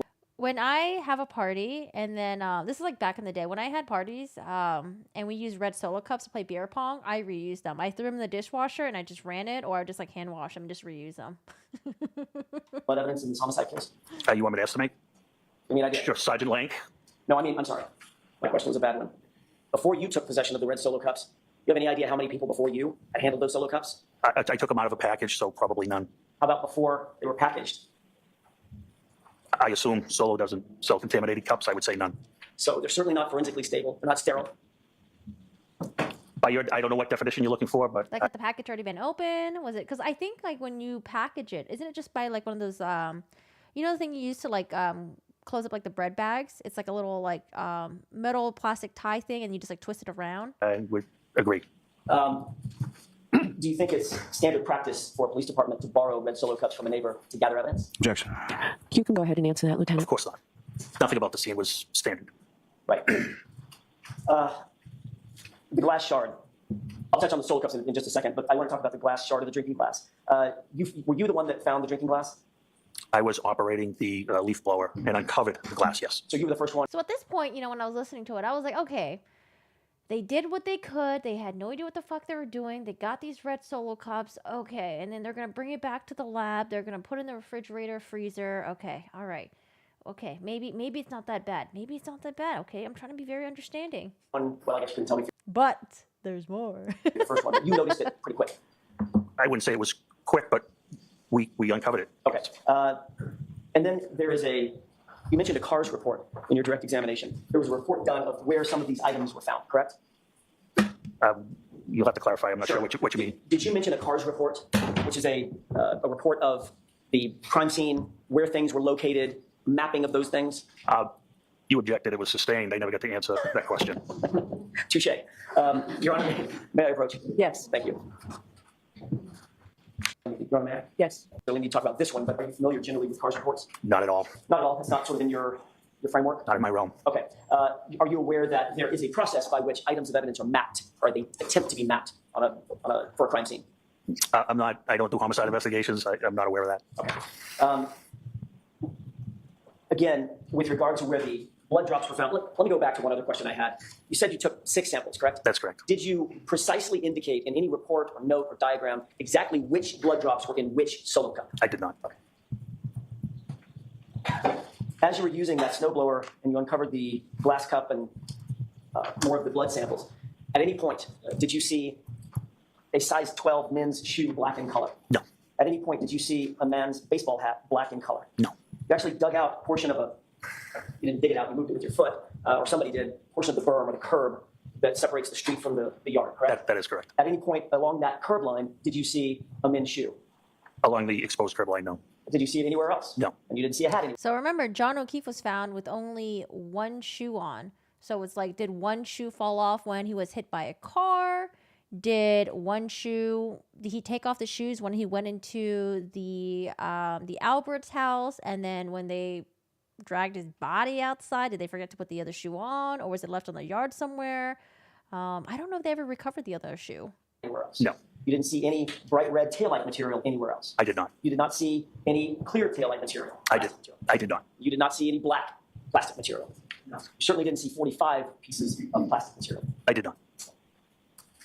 If you found a broken glass, if you find a broken glass on somebody's yard in a situation like this, did that seem out of place to you? They were coming from a bar. It didn't seem totally out of place, no. At the time that you found the broken glass, would you rationally think, well, maybe the rest of this glass is inside the residence? No.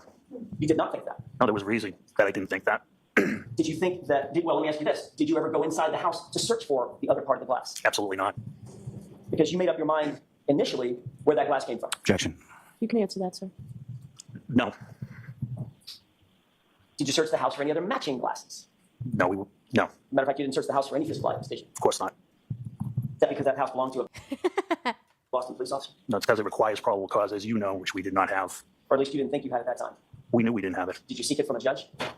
I'm familiar with what probable cause is. Did you seek a probable cause warrant from a judge? No, I did not. Right. But I don't think they even do. They didn't even try to do like a interview, like a proper interview with the people inside the house. You know. Did you ask for consent to search the house? We wouldn't do consent, and that's a death investigation. Yeah, that was my question. My question No, was, I did not. Okay. Is that because you were at the house of a Boston police officer? No, it's because we wouldn't do it. Because if consent is denied, we still don't have probable cause, and we still couldn't search the house. But you never asked, did you? Never asked. According to your interview with Lieutenant Tully, after going to the scene the first time, you then returned back to Canton Police Department, correct? Yes, At that point, you remember having a conversation with Chief Berkowitz, correct? that is correct. And you indicated that having that conversation with Chief Berkowitz, that was about Canton Police Department recusing themselves. Not doing any further investigative interviews, yes. And you indicated actually in that conversation that you agreed with Chief Berkowitz that Canton should be recused, correct? He agreed with me. It was your assessment that the recusal should take place? Yes, it was. And he agreed? That is correct. Okay. And the reason for that recusal was because of the relationship between the Albert family and the Canton Police Department? No. What was the reason for the recusal? The reason was we had a Boston police officer on another Boston police officer's lawn, property, and that property owner was the brother of somebody in our investigative unit. That's one way to put it. Another way to put it would be because of the Albert family having a relationship with the Canton Police Department. It has to do with Detective Albert having a relationship with his family. Right. Or the other side of that is his family having a relationship with Canton Police Department. Objection, Your Honor. Sustained. Go ahead. Move on, please. What time was that conversation with Chief Berkowitz? It was after 8 a.m. when we got back to the police department. You then traveled back to 34 Fairview to interview the homeowners with Sergeant Lank? Sergeant Lank was doing the interviews, yes, but I accompanied him. Okay. Approximately what time did you arrive back at 34 Fairview to engage these interviews? Approximately 9 o'clock. Were you and Sergeant Lank well, let me ask you this. At that time, did you know whether Sergeant Lank had already gone into the home? Yes, I did. Okay. So you knew that you were not the first person to go in and make contact with the individuals inside the home. That was Sergeant Lank Sergeant Lank and Sergeant Good, correct. before you ever got there? Correct. Okay.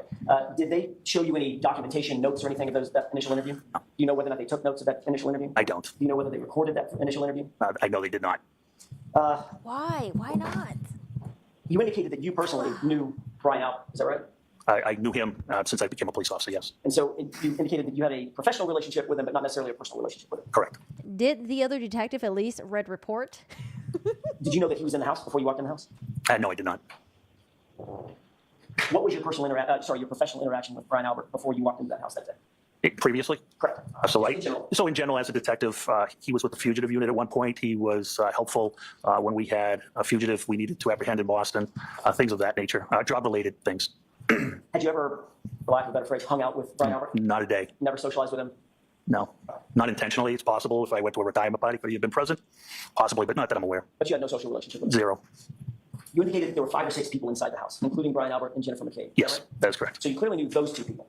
I didn't know Jen McCabe. I know that Sergeant Lake was going to speak with her, but I didn't know her personally. I never had a conversation with her. What was it about Jen McCabe that you recall, as opposed to the other 4 or 5 people that were in the house? Sergeant Lake was talking to her. You just remember that name? That's who he went to talk to. Got it. So he went back specifically with the intent of talking to Jennifer McCabe. That's correct. That's when you accompanied. That is correct. Was that interview recorded? No, Did you take any notes about that interview? I did not. Did you write a report about that interview? I did not. Did the other guy write a report? You said that there were, other than Brian Albert and Jennifer McCabe, there were 3 or 4 other people in the house. Were those 3 or 4 other people in the house at the time that John O'Keefe was found dead or dying on the lawn? I don't have the answer to that. Did you think that might have been an important thing to find out? Again, I didn't think of that at that time, and I didn't think it was important at that time. I knew that Sergeant Lank had already interviewed people in the house. You had what you knew at that time, Lieutenant, was you had an officer, a Boston police officer, who was either dead or dying on the front lawn of a house with a bunch of occupants, and you didn't think that it was necessary to investigate or interview those occupants yourself? No, I did not. At that time, I wanted to not participate in investigative interviews. You did tell Lieutenant Tully in your interview with him, you volunteered that Brian Higgins was not present when you went back to the house, correct? I didn't believe he was. What, you didn't believe he was? No, I don't recall Brian Higgins being there. I don't recall who the other people were at that time. But Brian Higgins was not one of them. I don't know the answer to that. He could have been. I can't say with certainty. You know Brian Higgins? I do. Obviously, you know him well. I do. In fact, you occupy sort of the same space at Kent PD, correct? That is correct. You might see him most days out of the week. No, but I know him. Okay. In fact, you've got a social relationship with Brian Higgins as well. I have been social with Brian Higgins, yes. So you know him professionally and socially. You can't tell the jurors whether or not he was in that home when you went back over there to interview individuals about a Boston police officer who had fallen Hello, and was Kezzy. either dead or dying on the front lawn. Objection. Go ahead and answer that, sir. I can't answer that question. I had no conversation with Brian Higgins, so I don't recall. You do know that on January 29th, well, let me ask this foundationally, did you go back after that series of unrecorded interviews, did you go back to Kent Police Department and work the rest of the day? Yes. Brian Higgins was also at the station for nearly the entire day. Again, I don't recall that. You aware that Brian Higgins had been granted a key card for the station? Yes. I'm guessing that is a relatively rare thing if you're not a Canton police officer to have a key card and full access to the station. There were a couple of ATF agents that had that access, yes. Okay, but he was one of them. Was one of them, yes. Is that access restricted, Lieutenant? In other words, does his key card work the same as your key card? Hello, Ditto. I don't know You're the answer back. to that. I'm back. He would have, to your knowledge, he roamed throughout the station at will, correct? I don't know how he roamed. He's a very private person. You very rarely see him. Usually his habits where he'd go up a front stairwell right to his office. But his accent, I guess I'm struggling with the question. His accent. Well, the Googling thing, that's debated. I don't know. We got to listen to the experts and then determine who we believe more. Apparently, the state has two experts that will talk about the Googling search thing, and then the defense, I'm sure they have their own expert as well. I don't know if they have like two experts, but I know they got an expert. Access was not limited to your knowledge. I don't know the answer to that. I can't answer that to my knowledge. You could go into any door you wanted to. I would doubt it. You would doubt that it would be limited. I would doubt he'd have unlimited access. The patrolmen don't have full access. It all depends by your grade. She told her friends that she saw John at the bar, but they saw her leave that bar with John. Do you remember if it was what's her name? Jen McCabe that said that? Did she tell Jen McCabe or did she tell other people? I thought I remember it was that Jen McCabe was the one who said that. But I could be remembering incorrectly. Where he's an outside agency, I'm sure he had limited access. Who has access to the sound door? Hi, Agnes. The doors, only whoever's in the dispatch area, the overhead doors. There is one pedestrian door that everybody would have access to. So he would have access to that as well. Yes. Where is Chief Berkowitz's office in relation to Jen and the sister. John's sister-in-law? Is that who you're talking about? the rest of Canton PD, the physical building? So I have to go back to her testimony. I don't remember. Hi, Maud. Hello. The best way to describe it, I don't know if the jury is familiar with the building, but if you were looking from Washington Street dead on, it's the top floor, far left office. And is that, I don't know this. I'm not being, it's not rhetorical. Is it 3 floors or 2 floors? So it's really 3 floors, but it's numbered 1, 1A, and 2. So he would be on 2. 3 physical floors up. Correct. Okay, thank you. When you had the meeting that you earlier described with Chief Berkowitz, where you indicated that PD needed to recuse itself, was that in his office or someplace else? I was in the office of the detective sergeant. Which is where? It's on floor 1A. All right, we're going to take a 5-10-minute break.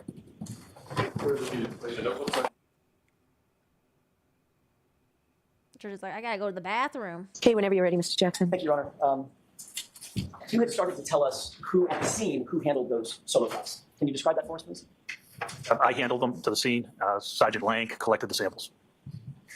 Under your supervision? Yes. Did anybody other than Sergeant Lank handle those solo cuts? No. So once they were in his possession, they remained in his possession until they were booked into evidence? They were bagged, placed in Sergeant Lank's vehicle. He transported them to Camp Police Headquarters, I have not seen the interview. Are you talking about the TV interview? I have not seen that yet. transported it into the office, and logged them in as evidence. Yes. Did you watch all that happen? I did not. You did not. So you're presuming those next steps after he was out of your view.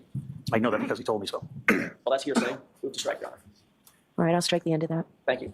Not what he told you, what you observed. I did not observe him place it in evidence, yes. At what point did you lose sight of those solo cups? When I got in my vehicle to leave the scene. So once the solo cups were in his, you saw them go in the brown paper bag. That's correct. The evidence bag. Then you saw them go in the truck. That's correct. And at that point, you don't have any personal information about what happened to those solo cups. Personal observations. Until I removed them from temporary evidence, I have no recollection. Correct. I'm going to ask you a couple of questions about once you were inside the home. You've already indicated that you did not seek a search warrant. You did not seek consent to search the home, correct? That's correct. Did you look around the house for any sign of a struggle or a fight? No. Did you go to the basement at all? No. Had you ever been in the house before that morning at 9 a.m.? Never. Sorry? Never. Okay. Did you go to the backyard? No. Did you personally observe whether or not that house has a bulkhead door that services the basement? I have no idea. Did you photograph any portion of the house? The front of the house. Sorry, bad question. Good point. Inside the house, did you photograph any part of the house? No. Did you have a cell phone with you? Yes. Has a camera on it? Yes. You could have photographed it, you chose not to. I would have needed permission or a warrant. And you got neither. That's correct. You sought neither. That's correct. Did you photograph any of the individuals in the home for instance, for injuries or anything like that? No. Did you or Sergeant Lank separate the witnesses before they were interviewed? There was only one witness he was interviewing. I do wonder. I guess because like this dog theory didn't come up until later on, so they probably weren't able to do like maybe like a swab of John's body to see if there was like dog saliva on there. But what about the sweater? Does the sweater have any, like apparently he was wearing like a light sweater or something like that. Did the sweater have any punctures? Or is there any DNA on there? Like dog DNA, canine DNA? I don't know. There's a lot of things that we just don't know right now. Just got to sit tight and wait. Who's that? Jen McCabe. Where was everybody else in the house? I believe they were all in the same area. The kitchen, I believe, was the kitchen. Those individuals were not taken to a different part of the house. Not that I'm aware, no. They were allowed to communicate with and among one another. Sure, yes. And I think you already answered this, but I'm going to ask it just to make sure I'm clear. None of that interview of Jim McCabe was not recorded in any way. Audio or video recorded. Correct. How long were you inside I'm saying Jim McCabe in the captions, but it's supposed to be Jen McCabe. Hi, lady. Thank you so much for the like. How are you? How's it going? the house for that interview? 10 minutes, maybe. Other than Jim McCabe being interviewed, were any of the other witnesses inside that house asked any questions by Sergeant Lank or by you? No, not that I believe so. Not that I recall. Were you the person on February 1st who gave access to the Massachusetts State Police? We'll have to wait for the forensic pathologist to testify. So far, we've only heard from John's brother, sister-in-law, a bunch of paramedics, some law enforcement, and yeah, it'll be a while till we get there, I guess. Maybe next. To the Sally Port. I was probably one of them. The Sally Port doors can only be opened by dispatch. Did you approve or authorize those doors to be opened for purposes of MSP coming in, Massachusetts State Police coming in and processing that vehicle? I don't know if I specifically did it at that point, but I certainly would, yes. You knew that the vehicle had been in that Sally Port since January 29th in the afternoon, correct? I don't believe what point I knew it was in the Sally Port, but I did know it was there for days before, yes. Okay. And if it had been there from January 29th to February 1st, that's 3 full days. That's correct. From the time that that SUV arrived and was situated in the Sally Port, how many people had access to that truck, that SUV? How many people had access to the Sally Port, or is that one, are you asking one How of many them? saying? I would say the entire department. Dozens? Yes, correct. Hundreds? No, we're very small.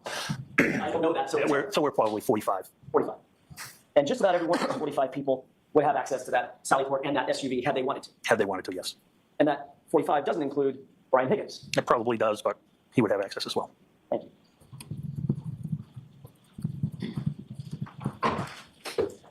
Those same individuals that would have access to the SUV inside the Sally Port, very obviously, would also have access to anything else that had been placed in the Sally Port along with the SUV, correct? That is correct. Did you photograph or cause to be photographed that SUV immediately upon its arrival into the Sally Port on January 29th? I wasn't working, no. Did anybody, to your knowledge, seek to photograph the condition of that vehicle immediately when it arrived at the Sally Port? I wasn't there, I can't say. You've certainly never seen any photographs from January 29th immediately when that SUV was brought into the Sally Port, right? Other than our evidence, I haven't seen any evidence in this case. You indicated that Massachusetts State Police was having some difficulty removing the light. We saw a short snippet of the video, correct? Yes, that is correct. Who made the decision to even remove the taillight? Was that Canton PD or was it Massachusetts State Police? That would have been somebody within the state police. Okay. And then you contacted Officer Wanless to actually facilitate the removal of that light, right? I contacted dispatch to ask Officer Wanless to return. And you knew at the time that Officer Wanless was a sworn Canton police officer. That's correct. But Lieutenant Gallagher, you told us just a few minutes ago that you and the chief, actually you and the chief agreed that the Canton Police Department was completely recused from this case and the investigation based on a conflict of interest, correct? No, you're spinning it. What I said was from participating in investigative interviews. So That is what he said. take part, Canton Police Department could take part in any other part of the investigation, according to you, with the exception of investigative interviews? We can open doors. We can facilitate things. Yes. Remove tail lights? There's nothing. No. Yeah. If it's an assist round peg, round hole, absolutely. Yes. Okay, so in other words, Canton Police Department, notwithstanding the conflict of interest, was still allowed to participate in the investigation of the Karen Reed matter. There was no conflict of interest. I said appearance of conflict of interest, so we have to be careful. I didn't believe there was a conflict. I honestly believe we could have investigated this case, Well, but it wasn't the appearance of such a conflict. You also didn't believe that there was probable cause to search the house even. I know that. That answer will stand. It's stricken, and so is the question. It was, in fact, at your authority given permission to manipulate that light in terms of pulling it out of the SUV, correct? Objection. Sustained. Canton Police Department was allowed to facilitate the removal of that light. Yes, And during the course of the removal of that light, that tail light was broken, correct? that's correct. And shattered. Yes. Parts of it that were falling onto the ground. I don't think there was anything falling on the ground at that point. I hope we'll get a clear picture of what the tail light looked like before they removed it and before it got broken further. So now we do have evidence that that tail light, in some way, shape, form, or fashion, was broken or broken more once it was inside the Sally Port in Canton PD's custody. You have to rephrase that. I don't understand the broken more part. During the removal process, that light was broken even more. No.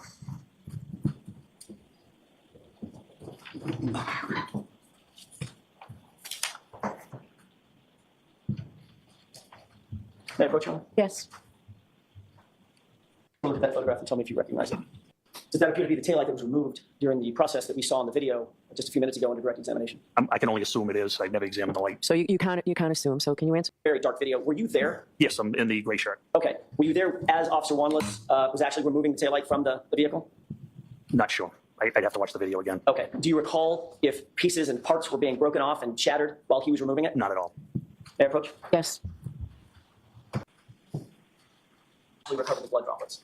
Correct. Sergeant Lank. That's correct. When you gave the, sorry, let me rephrase that. Was it you or Sergeant Lank that put the solo cups into the evidence bag? Sergeant Lank. Was that in your presence? Yes. Okay. How long before, after he put the solo cups in the evidence bag, did he put the evidence bag in his truck? Seconds, less than a minute. And then how long did the truck sit there until he left or you left and you were no longer able to observe it? He left immediately. Hey, Cody. Sally Port on February 3rd, you've already testified to that, correct? No, I testified February 1st. I'm sorry, I'm mistaken, February 1st. You also indicated that at your direction that Sergeant Lank booked the solo cups into the evidence locker. That's procedure, yes. Right. I understand it's procedure. I'm asking if he actually did it. Yes. Did you see a log of that? Excuse me? Did you see a log of that? I saw the police report, The police report. the original call. Okay. And in that police report, he indicates that he took the solo cups back to Canton Police Department. And Hi, Gwendolyn. How are you doing today? booked it, right? It was given a property number and assigned to temporary evidence. And when something is given a property number, is there an officer working that property area to assign the property numbers? No, the officer placing the property into evidence assigns the property number himself. I see. So that officer would assign a property number and physically place that into temporary, what's it called again? Temporary evidence until the evidence officer takes custody of it. Okay. Did an evidence officer actually take custody of these items? No, because it was being transferred to the state police, so it wasn't going into our permanent evidence locker. So where did those cups sit for the 3 days between January 29th and February 1st? In a refrigeration unit in temporary evidence. And is there a log to sign in and sign out to make sure that the chain of custody of items like this are maintained? The evidence officer keeps that log, yes. Is there any log, Lieutenant Gallagher, of these items being booked into the temporary evidence locker? There should be, but I don't know for a fact, but there should be, yes. I agree there should be. I'm asking you if there is. I don't know the answer to that. The fact of the matter is there is no log or document or report ever showing that these items were ever booked into the temporary evidence locker at Canton PD. Isn't that right? I don't believe that's accurate. Do you have that evidence log? I don't have access to the evidence log. Did you get access to the evidence log? No. You're a supervisor at Canton PD. Why would you not have access to the evidence log? I think only 2 or 3 people have access to evidence. Who would they be? The evidence officer, Which is who? Paul DiGiapetro. So The search, I don't think anyone said it was Karen Reed that did the search. I think everyone maintains that it was Jennifer McCabe. What's contested is what time it was done. Was it done at 2 a.m. or was it done at 6 a.m. after John O'Keefe's body was found? Can you spell that for us, please? DIGIAMPIETRO. Who else? I'm not sure, to be honest. I'm assuming the chief of police, Chief Berkowitz, I would assume. most likely. Deputy Chief. But I don't know. Possibly, yes. Head of detectives? No, Any other lieutenants or supervisors? I don't believe so. I know I don't have access as a lieutenant. if there's no evidence log of an item being booked into evidence, that's a pretty good indicator that it actually never made it into the evidence log, evidence locker, correct? Objection. Sustained. We do know that wherever it went, the blood items went back to, and the glass went back to Canton PD, correct? That's correct. May I just move on? Yes. Look at those 4 photographs, and then once you've had a chance to review them, just look up at me. I only saw a glimpse of the photographs. I couldn't see it though. Sure. Those photos would have been taken Yes. based on context? Yes. February 1st, correct? I have no idea if it was February 1st, but it would be between the 29th of January and February 1st. Fair enough. Your Honor, may I publish? Okay. Do they have they been introduced? They have not yet been introduced, Your Honor. I'm sorry, protocol-wise, I missed that step. I need to ask that these be marked as next in order. Okay. Is there Photographs? any objection? No, Your Honor. It wasn't Reed who did that search. No, they said it was Jen who did it. We just don't know what time. That's been contested so far. State and defense are saying different things about that. Yes. Someone did mention in the chat though. I don't know if it's true or not. Actually, I'm not going to repeat it. We'll just wait until the experts go up there. Thank you. Oh, the pictures.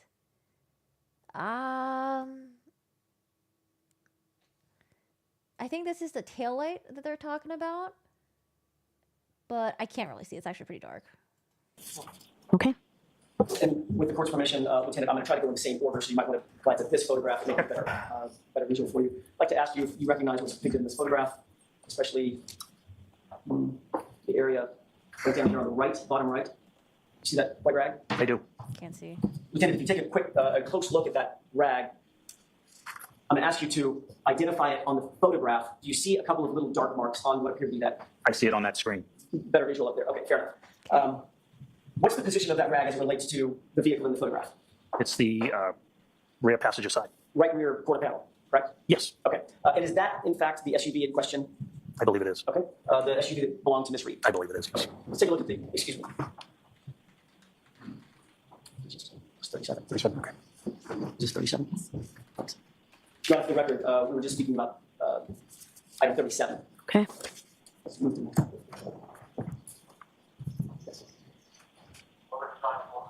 looking at 38, does that appear to be the same rag in the photograph? It does. Yes, Okay. You see a shadow sort of looming on the top of the photograph? I do. Here's the bag. So I was like, okay, maybe I can overlook the leaf blower thing. You know, they're just trying to work with what they had, and it seems to be doing okay job. And then the red cups, they really thought they didn't have the equipment to collect it properly, and they're just gonna have the lab deal with it. Okay, but I don't know. They kind of just left it here. I would assume they would have just transported directly into the refrigerator or a freezer probably. But why is it sitting right here? Or did they just want to take a picture of it and then they were going to put it into the freezer? I'm a little confused about what's going on here, I guess. Given what you just said about evidence item 37, does that appear to be the shadow of the right rear quarter panel of the truck? I would guess it's the tailgate. So you can't guess? I would say it was the Hi, tailgate. Boba. Tailgate's up. Maybe the tailgate's up at this point. You see a bag in the middle of the photograph. Yes. Can you read what's on that bag? Stop and shop. Okay, that does not look like an evidence bag, does it, sir? No. Matter of fact, it looks like a grocery bag. Correct. All right? Yes. So not a forensically stable item, correct? Correct. Certainly not sterile. Correct. Right. Correct. You know where that bag came from? I do not. Was that a bag that you supplied to Sergeant Lank? I do not know. Do not recall. Lank got the stop and shop bag. I do not know. Next photograph, please. 39. Taking a look at what's been marked as evidence item 39. You recognize what's in the middle of the photograph? Yes. What is that? Those are the plastic cups with the coagulated blood. Do you see on the top of the photograph the same rag I do. with the same markings? Yes. It appears that those unsealed cups with liquid blood in them are situated right near the right rear quarter panel of the SUV. Well, I don't know. Did they mention what day this was? There's no timestamps. I assume this is just like they brought it back right away. I don't know. I wouldn't assume they would let it sit there for days. No, it can't be. This photograph? They are to the rear of the vehicle. Yes. And No next timestamps. item, please. And this appears to be evidence item 41. I'm sorry, 40. You see the same white rag, Yes. and you see Yeah. the same evidence bag. I'm sorry, stop and shop bag, correct? Correct. And it's filled with 6 solo cups Correct. with what appears to be liquid blood. Correct. Does that photograph appear to be taken at or about the same place near the right rear quarter panel of the SUV? It's actually, I would say that the mat is the mat to the entrance to the booking area, so that is probably a couple of feet behind the vehicle. Okay. Let's go back to evidence item number 37, which should be the first photograph. You see the rag in that photograph? Yes, I do. Let's go to the next item. Now you see the mat, and it's, I'm sorry, I should note this for the record, that we're now looking at 38. You see the mat and the rag in this photograph? I do. And you see a tire on that mat? Yes. That's a golf cart of some sort that belongs to the Canton Police Department? It's a Kubota, yes. A Kubota, thank you. Looks like the rag is in the same spot? Yes. All right. So the blood inside the Stop and Shop bag is sitting right next to the right rear quarter panel of that truck, correct? You can see the rear tire. It's probably at least 3 feet from the rear. If you look at the top, I can They let it out for days. How do you know that? use the marker here. This appears to me to be the rear Did I miss tire, something? which would put this a couple of feet behind the vehicle. Understood. Ew, I found a single bean in my Campbell's tomato soup. Should I be concerned? I mean, would you rather find a bean or a rat foot or a finger? Throw it out. Lights. Would you agree that having unsealed and unsecured blood next to the right rear portion of the SUV is a recipe for cross-contamination? You want me to speak to, if I could speak to this incident alone? That's a yes or no question. Oh, yes. Explain it to us, please. Or maybe he'll do it in redirect. Lolly, you got this, Lolly? Lolly, you better clean this up and redirect, okay? Think It's not yes or no, but for your purposes, I would say yes. And in fact, could even be worse, for instance, not just inadvertent cross-contamination. If somebody wanted to touch something on that bag, on those cups, and then touch the vehicle, they could easily do that with that juxtaposition of the open blood next to the back of the rear of the car. Objection. Sustained. Lieutenant, if somebody was so inclined, that situation could provide an opportunity for evidence. Ew, I found a fingernail in a pizza I ordered from my pizza. What? I had a quesadilla from Taco Bell. That's why I can't eat quesadillas from Taco Bell. But I got a Taco Bell quesadilla, and there was like something really weird textured. I thought it was just the tortilla that was just like overcooked. You know how sometimes it gets like a bit crunchy and hard? I thought it was a tortilla, but I was like, oh my God, this is like not like chewing up. So I pulled it out of my mouth. It was a fucking movie theater ticket in my fucking quesadilla. Tampering, couldn't it? Objection. Sustained. It had red nail polish. Could have been a toenail. You never know. May I have a moment, Your Honor? Yes. I have nothing further this time, Your Honor. Mr. Lally? It's just briefly, Your Honor. Dealer ticket.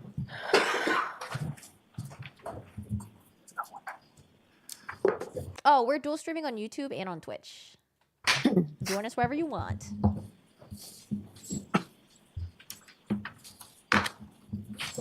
Wait, sorry, hold on. I was talking to you guys. I missed the ending. And in fact, contamination. Would you agree that having unsealed and unsecured blood next to the right rear portion on those cups, somebody was... I have nothing further this time, Your Honor. Mr. Lally? Wait, that's it? Rear of the car. Objection. If somebody wanted to touch something on that bag, on those cups, and then touch the vehicle, they could easily do that with that juxtaposition of the open blood next to the back of the rear of the car. Objection. Sustained. Lieutenant, if somebody was so inclined, that situation could provide an opportunity for evidence tampering, couldn't it? Objection. Sustained. May I have a moment, Your Honor? Yes. It's just briefly, Your Honor. All right, Lolly, you better do a good job at cleaning this up, sir. Redirect.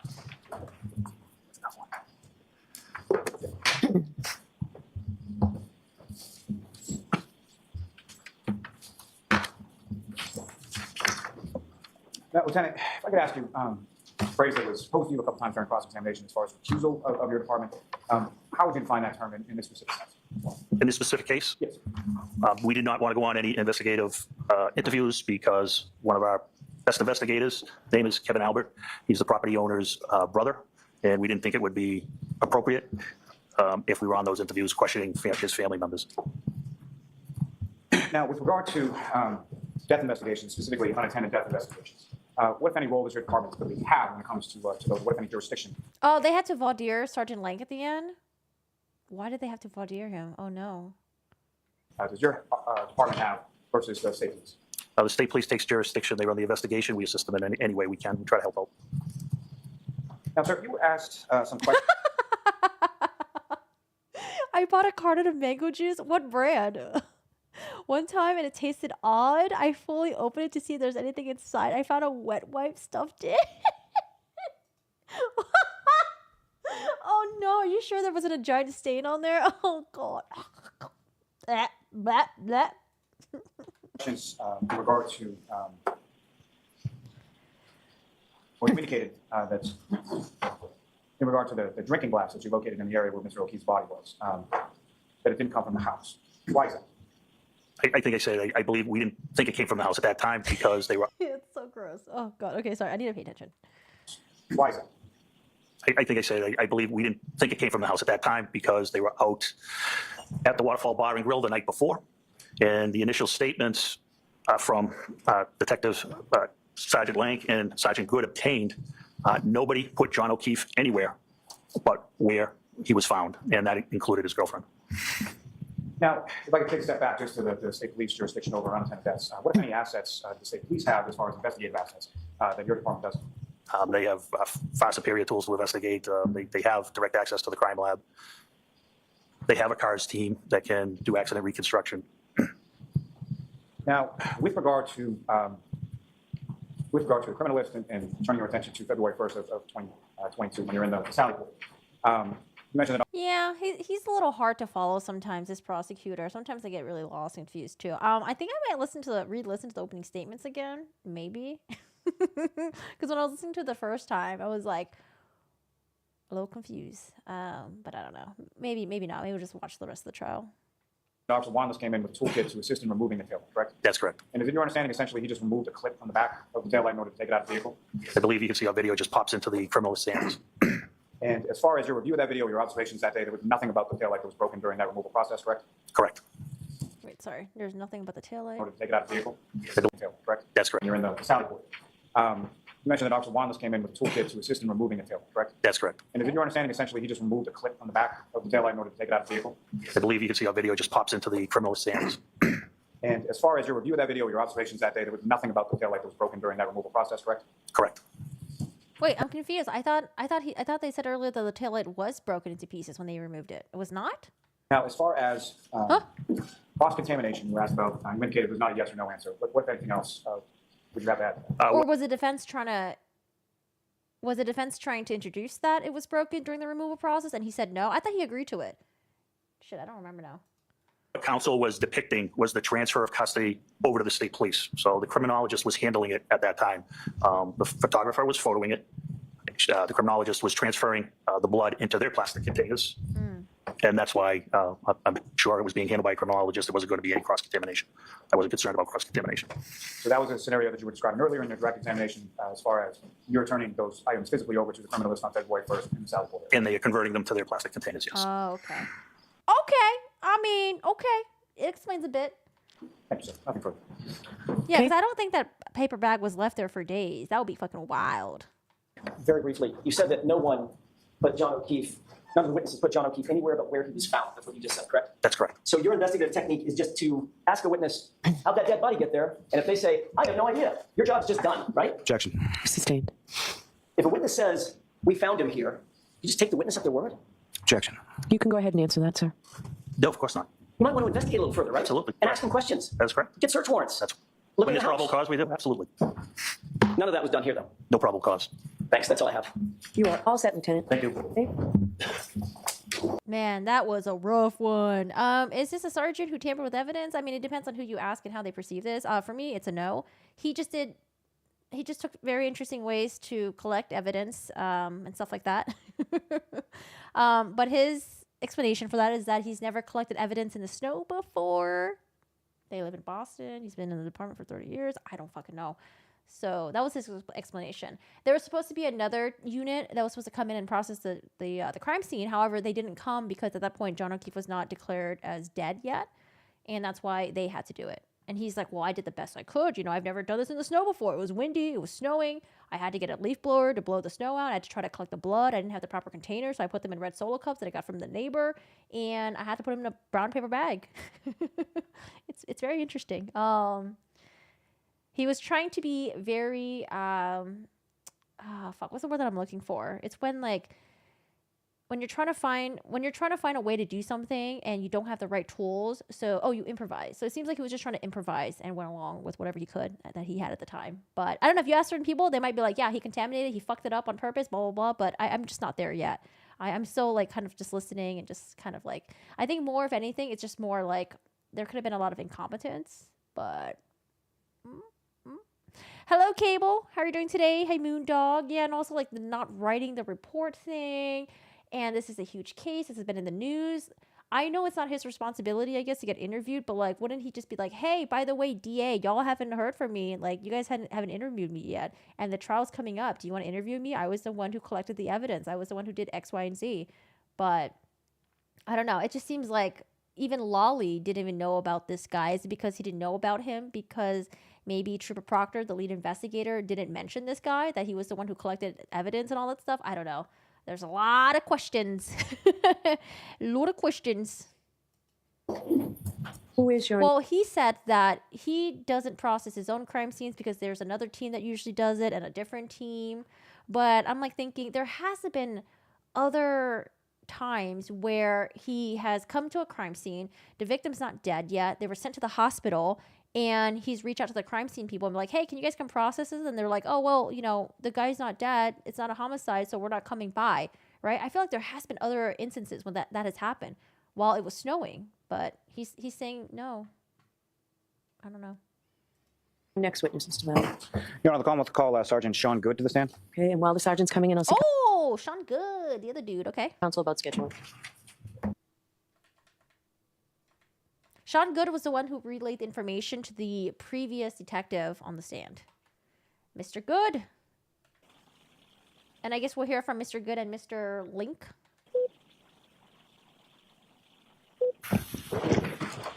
That beep beep noise. Sean, is it? I don't know how to spell this. He'll tell us how to spell his name. Whenever you're ready, Mr. Malley. Thank you. Good afternoon, sir. Good afternoon.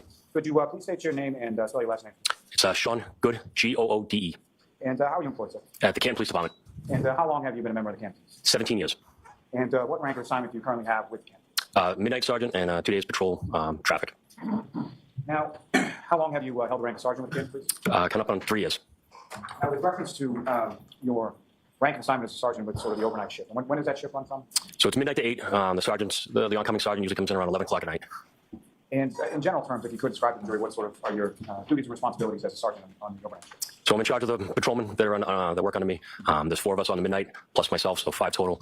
4 on the road, 1 inside. So Turning your attention I love the accents. Me too. Accents are cool.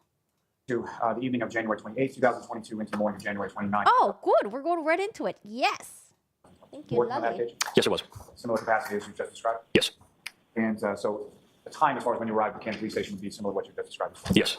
Now, when you arrive, if you Hi, Nicole. How are you doing today? I'm doing well. Hope things are going amazing over here. Yeah, we're just chilling over here, watching true crime stuff. But yeah, thanks. Thanks for popping in. A7X. Should I call you Cable or A7? recall who was sort of working with you or under you on that particular shift? So that evening's midnight shift, it was myself, Officer Pasquarelli, Officer Mullaney, Officer Saraf, and Officer Dever. And as far, in addition to, let me ask it this way. So when you're performing those duties in the Camp Police Station, where are you sort of physically situated within the Camp Police Department? We're inside the dispatch room. That's where you handle all the calls, 911 calls, business lines, stuff like that. So when anybody walks in the lobby, you're right there. So would that also be sort of part of your duties and responsibilities in regard to being the supervising sergeant for the shift? That evening, yes, I was inside. Now, with reference to 911 calls and dispatch, what, if any, training have you received in regard to those? Everybody in the Camp Police Department, we do not have civilian dispatchers like other larger departments. So every officer that works patrol has to be certified on the PSAP station, which is the 911 dispatch console. And then once you're certified, you're able to answer all 911 calls. And what, generally speaking, does that certification process entail? My trip was fun. The beach was not pretty, but my brother said the beach normally is pretty in Puerto Vallarta. It's just that I guess it was just not a pretty beach week, I guess. But the sunsets were beautiful, and I spent my time catching up on the Karen Reed trial. But that's my vacation, y'all. It was good. I posted pictures on my Instagram. I don't know if my Instagram link is on here. Feel free to check it out. It's learning the software, learning how to know the difference between a cell phone and a landline, being able to look up when if a 911 call comes in on a cell phone. We have 3 different monitors, and you'll see that one of the monitors will be a map, My YouTube chat froze. This is not responding. Oh, my Lord. and it'll all of a sudden it'll just ping and you'll see that cell phone. And a lot of the time, because of the location of the town of Canton, we do get state police 911 calls that are on the highway. So you have to be able to differentiate which call it is. It is actually us, or is it state police? Is it Randolph? Stuff like that. So you have to be able to read them out. It's not very hard, but it's that. Now, beyond that, now, when people are calling into 911, they're typically calling in regard to emergency, correct? Yes. What, if any, training do you receive in that certification process in regard to sort of demeanor or how to handle people on the line? Not me. Any call that comes in through, and it's a whole ambulance, fire. Sort of the weather outside. When we came in, it was just very light flurries. There was nothing sticking to the ground, anything like that. We were all pretty prepared that we knew that there was a storm coming at some point during the night. And through your work with the Canton Police Department, you're familiar with an individual by the name of Lank. Yes. And what, if any, relationship does he have with, what, if anything, does he do for work? He works for the Alcohol, Tobacco, and Firearms. It's a federal agency. And what, if any, relationship does he have with your department of Canton Police? He has a satellite office in our department. He has his own scan card. You know, he doesn't have to check in with myself or anybody. But he works out of our station. And is he the only agent, federal agent with the ATF that has space or anything at your police station? No, I believe there's actually could be U.S. Customs, two of them, other agents that are at work at the station as well. And do they have sort of similar relationships as far as Yes, yeah, they have access to the police department. If Agent Higgins has worked on certain calls for help us out, whether it be a firearm case, stuff like that. Now, on that evening of 28th, and specifically the early morning of January 29th, what, if anything, do you recall as far as seeing Brian Higgins around Canton Police Station? I remember at one point during the evening, he came in. I don't remember if he came into dispatch or if I just saw him on one of the numerous monitors we have in dispatch. I can't leave that room because I'm the only one in the building on midnight. So, but we never talked or anything like that. Didn't think anything of it. It's not uncommon. And do you recall around what Are they still doing half days on Tuesdays and Thursdays, or is that just like a last week thing? Does anyone know? time that occurred? I believe it was probably 1:30. Again, I wasn't looking at a clock to see. But Now, with respect to the parking lot area of the Canton Police Station, when it comes to any sort of substantial amount of snow, what, if anything, do you do with regard to the vehicles in the parking lot in reference to that kind of weather? we try to move all the cars that we're not using. So would that be? It's kind of With regard to the vehicles in the parking lot, cars there that he used on cases, and I believe he has to them. So I'm just fast forwarding through the snow stuff. Did you lock up so-and-so, or did you stop anybody? you had responded to Fairview Road, is that correct? Yes, And the person who had called just before 5 a.m., did you have occasion to speak with them when you were on scene on Fifth? I did. Who did you identify that first call to come in from? First call was Miss Roberts. Now, the Kerry Roberts, is that Yes. correct? Do we get to listen to the 911 call? Mayor Pope? Yes. Oh, finally! I haven't heard it yet. So I'm showing you this. You recognize that? Yes. What do you recognize that to be? That would be the 911 call from our station. And that would Oh be shit! Are you specifically listening to it? Okay. Okay. Let me slow it down. I'll do normal speed, and let's listen to the Kerry Roberts 911 call. So again, it was Karen Reed, Kerry Roberts, and Jen McCabe that found John O'Keefe in the snow. I'm calling because my friend's boyfriend did not come home last night. We were at waterfall, and now she is calling me hysterical because she doesn't know where he is. You didn't take anybody up by the name of John O'Keefe, did you? John O'Keefe. Oh no, we don't get the actual audio feed from the fucking. No, we're getting quarter. God, this audio sucks. No. Yeah, he's about to cop and will be on foot, but. No. He probably doesn't arrive and tapped at his own house. I don't know, but. Yeah, no, we didn't want anybody else or anything like that. And where does he live? He lives on Meadow, down the Pebble. He lives on Meadow, off Pleasant. Okay, and you're where? So my home, you said his girlfriend? His girlfriend, yeah, they were out having drinks, and then she left, and expected him to come home at some point, and he never did. Yeah. And so I said to her, you know, my husband had been out with her earlier in the night, but then he came home, and he kept custody with me to nephew from the parents got to her. Okay. And so she's home with this. Is there a version of this on the internet? Do you guys know? Or is this the first time that everyone's hearing it, the 911 call? Because I want to know what Kerry Roberts is saying about what Karen Reed told her. Because I think I heard a little bit of it, but then no, not really. It's just she's nervous because she never even called me. Yeah. So she's like, I feel something happened. And I said, okay. Well, so call the area hospital to know what's happening. I personally think he probably picked him up in the back. I don't know. Yeah, did he drive last night? No. No. Okay. Okay, is this before they found John O'Keefe, I guess? Good on the stand. The prosecution played a recording of when Carrie Roberts called 911 to report that Reed could not find O'Keefe. The call took place around 5 a.m. on January 29, 2022. The call took place before O'Keefe was found while Roberts, Reed, and McCabe searched for him. Okay, so this is before they found John O'Keefe. Gotcha. I wonder why did they decide to call 911 right away instead of just like going out and... Oh, you know what? They probably tried calling people in the house and maybe they didn't answer. Maybe they didn't want to drive out yet because it was really snowy and they thought it was like not safe to drive out there. Okay, I don't know. Yeah, I think, again, it's more, it would be driven by, she would have to, call in a conversation and talk to us, but I mean, as right now, it's more, she's just at home, saying this comment, sometimes we'll have a little. No, that's why. That's what she did. He didn't tell me. That's kind of why she's more freaking out. So I figured I called the hospital. I said, call Kansas police just to make sure he didn't get picked up. I didn't complete stuff with anyone but people. If anybody could pick him up. Yeah. Pick it up. Apparently, I was going to die. Yeah, no. Unfortunately, I wasn't there. I was stuck here. But we haven't get any calls, anything like that. Nobody was arrested or anything like that. Oh, she got to 13 years. Their lifespans are pretty short, right? If I remember correctly. Like, I think, isn't it like less than 10 years?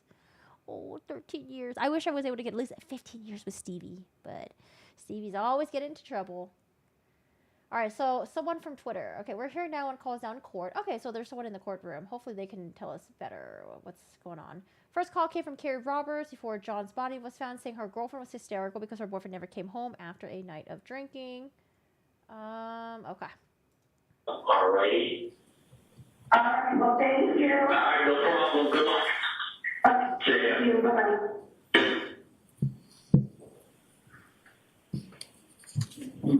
Now, Sergeant Good, what was played in there is that a fair and accurate portrayal of the 911 call that you had with Kerry Roberts around Yes. 5 a.m.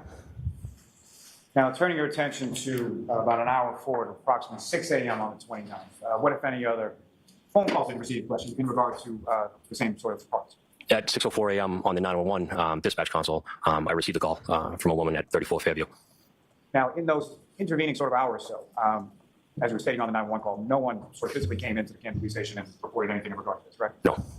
And again, the party that you spoke to on the phone at approximately 6:04 a.m., did you know that person at that time? No. And again, you responded later on or shortly thereafter to Fairview and spoke with a number of different, correct? Correct. From those conversations on scene, you now know who placed that 911 call at approximately 6:04 a.m. Yes. And who is that person? That'd be Miss McCabe. And that would be Jennifer McCabe, is that correct? Yes. Now, with regard to, you talked about the weather when you first arrived to ship. Around 6 a.m., what if anything had changed between the weather when you arrived and around 6 a.m.? It was snowing heavily. Now, you want me to approach again? Yes.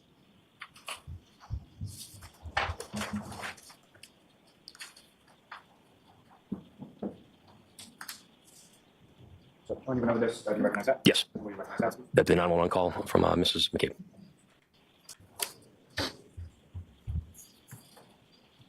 I doubt the audio will be better. No,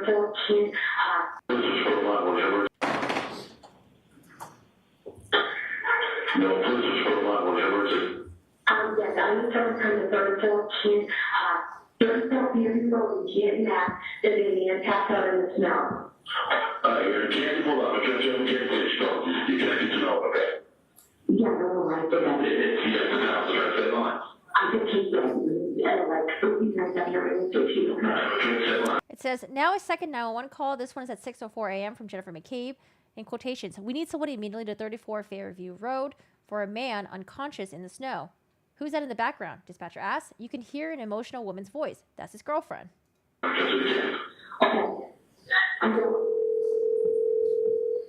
Where's the market? I don't keep going to Harry. 911 emergency. I'm immediately to 34 Fairview Road, can't get that. What's going on? There's a guy on the chocolate in the snow. In the sun, 34. Yes, 34 the Albert resident. Yes, I just pulled up the market. Okay. 34 Fairview can't have it, yes. 911 is not recorded. Where's your emergency? must be carried in the background. Yeah, that's right. Can you come to 34? If you wrote it, Ethan. 34 Fairview. Yes, it is. I mean, I'm responsive in the snow. Okay. He's going to be here. Okay. What's going on? Is he based down? Says John's family is really emotional here in the courtroom listening to this call. We just took him over. Okay. And who's that in the background? Is that someone really? This is girlfriend. He has surgery. Okay, how old is he? John is 46 years old. 46. How long has he been outside? I don't know. I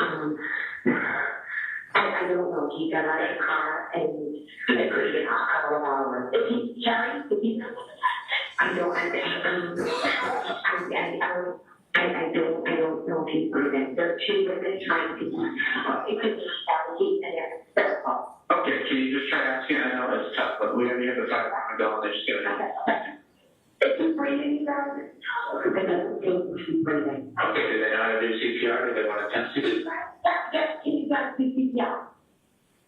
No, I guess he's gone. Oh, okay. They don't feel comfortable doing so? No, I think he's passed away. Okay.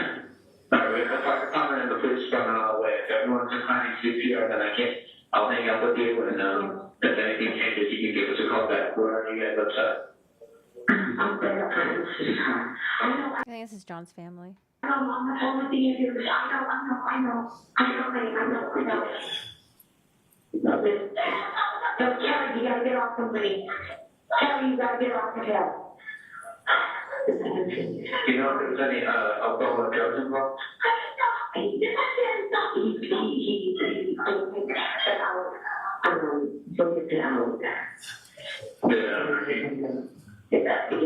I'm talking Congress about me. And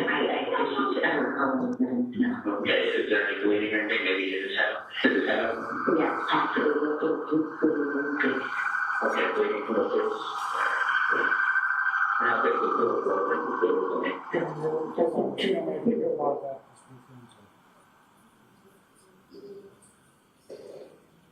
If I could ask you just to back that up about 10 or 15 seconds or so, once the siren outside calms down. We're fine. Okay, bleeding from the face. All right. Now take the full blood if there is any. Something coming out of the building. One of the women is doing CPR. Okay, one moment. Is doing CPR? Yes, that's working on her. All right, if she wants CPR, and just let me, just give us a call back when you become responsive, all right? But we're on the way. Okay, thank you.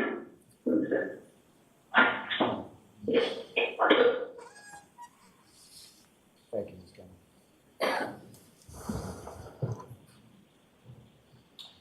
And so, upon receiving that 911 call just after approximately 6:04 a.m., what, if anything, did you do with regard to dispatch? So once it was connected to Holbrook, you could hear me. I ended up dispatching my own officers, my downtown cruisers to 34 Fairview, and then I had one other cruiser come back to the station so I could get down there. And, so you yourself respond down there, is that correct? Yes. And about how much time elapsed from the time that you sort of transferred to Holbrook from the medical situation to the time that you travel down to Fairview Road? I would guess it had to be less than 5 minutes. And in addition to the patrol cars and yourself, who, if anyone else, did Are you they at the police station? That's about 1 minute away from the crime scene. notify in relation to that call when you So I phoned Lieutenant Gallagher and Detective Sergeant Lank. Why then? Just policy, the seriousness of the call. Lieutenant Gallagher was the off-going lieutenant the night prior, the shift prior, so that's what you usually do. And Detective Sergeant Lank is in charge of the detectives. Now, when you left Canton Police Station to respond to Well, I think they asked him how long it took him to get from the police station to the scene. He said 5 minutes, probably because he had to like maybe get dressed, get his coat on and stuff like that. Maybe get some other people to come with him, get the car ready. I don't know, defrost the car. I have no idea. Because I remember in the cross-examination of the previous witness, the defense attorney was like, "Isn't the police station like a minute away? You can go back and get like sterilized cups or anything like that, cotton swabs." Fairview, who, if anyone, assumed your role as far as manning the dispatch area in the 911? That'd be Officer Dever. And, may I approach? Yes. Dever. D-E-V-E-R.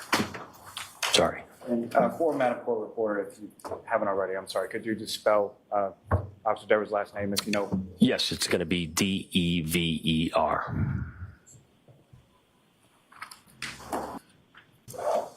A roll call log, press log.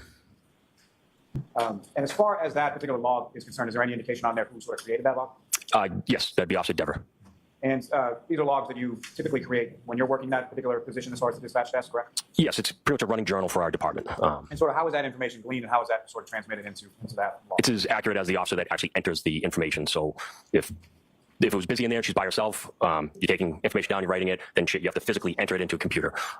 So there would be a delay in time. Kezzy, are you in my Discord? Can you post the interviews on my Discord? I haven't seen the interviews yet. Thank you, sir. May I approach just retrieve now? Yes. Your response. Again, police station 234 Fairview Road. What was sort of the path of travel that you took? So I pulled out of the police station at 1492 Washington Street, taking a right onto Washington, heading south. And then where did you go from there? And then I took a right onto Chapman Street. And then it would be your third right on Fairview. And coming down Fairview, what, if anything, did you note as far as sort of the elevation of the roadway as you come from the Chapman side down to where 34 is? Coming from Chapman, you're heading downhill towards the end of Fairview that meets Cedar Crest. And so where is 34 in relation to sort of Cedar Crest? It's the second house on the left before you reach the intersection of Cedar Crest at Fairview. Oh, Discord is, I can see Lank. It's up to you if you want to join or not. Here you go. It's kind of like just like we have like, it's like a, kind of like a hangout chat room thing. And we have different topics. And in there's like general chat. There's like, we can share pictures of stuff. And then we have a true crime channel. I don't know. It's up to you if you want to join it or not. And as you're approaching, or as you're en route between the police department and Fairview Road, what, if anything, did you observe as far as road conditions, visibility, things like that? It was terrible. Heavy snow, wind, visibility was awful.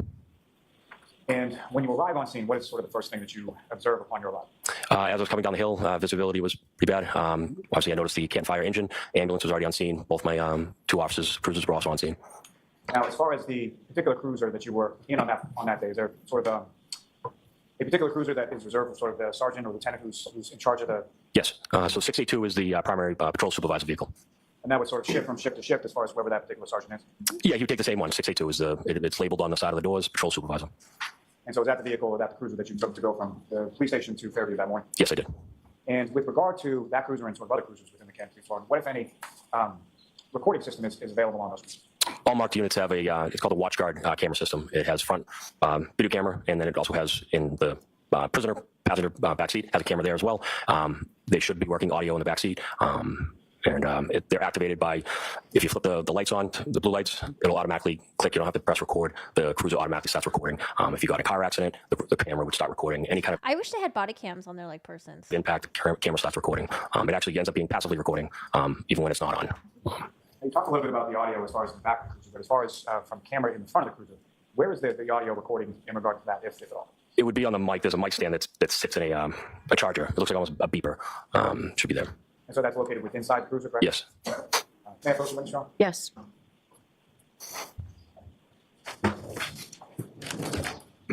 So I'm showing you a flash out. You recognize that? Yes. And what do you recognize that? That is the flash driver for the Canton Cruiser 682 streaming. And I'm calling you to introduce the minutes and next exhibit. Exhibit 41. All right, why don't we break now for lunch, Mr. Lally? Thank you. Leaving them on your chairs. Follow me. All right. All right, y'all, get up, stretch, use the bathroom, but you only get 2 minutes, okay? They get an hour lunch break. You only get 2 minutes.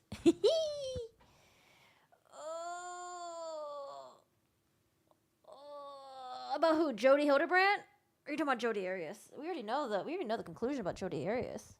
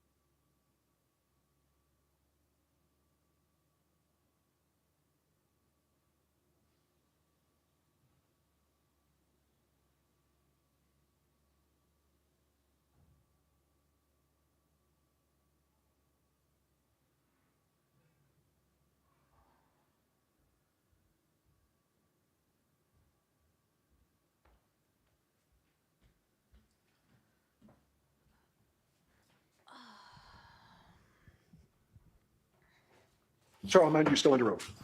Okay. All right, Mr. Lally, whenever you're ready. All right, did you guys get up and stretch? Yeah, I mean, quite frankly, I don't have any strong opinions about this case yet because I don't know shit. Okay, I've heard some stuff, I've seen some pictures, but honestly, I don't know too much about this case. I feel like we're just barely scratching the surface. Even though we're in day 5, the court operates in really weird times where they have half days, blah, blah, blah, blah. I don't know. It's like a ping pong right now. Like I go back and forth. I'm like, oh, okay. They heard her say, I hit him. But then it's like, oh, did they really hear that? Or did they hear it from someone else? Or did she say, did I hit him? I don't know. A lot of back and forth. And then, I mean, that's about it. I feel like there's not a lot of strong opinions coming from me because we're barely getting anywhere. I have a lot of fucking questions, though. A lot of fucking questions. I'm like, okay, well, if he got bit by a dog, attacked by a dog, or if he got hit by a car and got scratched. Like, say, for example, if he got hit by a car, are there any... I think the state did say that, like, maybe they found shards of, like, taillight in his arm. I don't know if I remember that correctly. Or if he was bit by a dog, is there dog DNA on him? Or did they not do that because they didn't entertain that? Is there going to be dog DNA on his clothes? Is his clothes fucked up? What happened? What about footprints from John's body to the house? Are there footprints leading up to that? I don't know. I have a lot of fucking questions. Also, like, when people were driving out, like, say, the snowplower guy, right? When the snowplower was driving out there snowplowing, was he not able to see a body there because there's no body there? Or was it poor visibility? He wouldn't be able to see anyways because the snow was, like, fucking up. I don't know. It seems like it got really heavy at 6 a.m. I don't know if maybe around, like, 2 a.m., 3 a.m. when the snowplower was out, maybe it wasn't heavy yet. I don't know, man. Lots of questions. I just don't know. I don't have strong opinions because there's just too much unanswered shit. But they're all floating in my mind right now, and I hope we're able to get some of these answers or a lot of these answers. But it seems like we might not. I don't know. It seems like because there were a lack of investigation with the house, the people in the house, interviews and stuff like that. Maybe we won't get any information. But I did see that the defense did try to get the records of Brian Albert's phone. But I don't know if that was ever approved. Like, I read that defense motion, but I don't know whatever happened with that. I feel like I couldn't access any of the Karen Reed stuff. Like, do you guys know how to access the Karen Reed stuff online? I tried looking into the case. I tried looking up at the district and all that, putting the case number. I wasn't able to find it, so I don't know if it's one of those cases where, like, we just don't have access to it like we do with other cases. I don't know. I have a lot of questions, but I'm just watching this right now. We're the jury. We're just learning things as they come, except... The good part about us is that we can discuss it. Like, a lot of the confusions that I have, I can discuss it with you guys. The jury, they're probably lost as fuck, and they're probably just sitting there like, oh my God, I have no one I can talk to about this until this is over and we have to deliberate. But I feel like in their minds right now, they must be so fucking lost and confused. Because I would be. I'd be like all over the place. I'm like, okay, what's going on here? Yeah, we're just, you did a binge watch? Yeah, I was binge watching when I was in Mexico. I have all my notes here, though. I did the binge watch. I got all my notes here. I'm going to review my notes. And I'm probably going to rewatch day 1 testimony. Oh, boy. If she's guilty of defense, he did an awesome job getting the narrative out there. Yeah, that could be true, too, Nicole. But I wonder if and when Trooper Proctor will show up. Will probably be Carnage. Yeah. I don't know if the state's going to call Trooper Proctor. People have said that the state has tried to really distance themselves from him, which would be a good idea. But I don't know. We'll see. We'll see. It's supposed to be, 7 weeks? I feel like with the pace that they're moving at, I don't know if it's going to be 7 weeks, man. I feel like it's going to be more than 7 weeks. Thank you, Your Honor. So, Sergeant, resuming with what's just been marked as Exhibit 41, that's the cruiser camera video from your cruiser 682 that you were driving that day, is that correct? Yes. And Ms. Gilman, if you could, with the court's permission, I'd like to publish some of that video. Okay. Ms. Gilman, if you could start from the beginning through about 4 minutes and 30 seconds.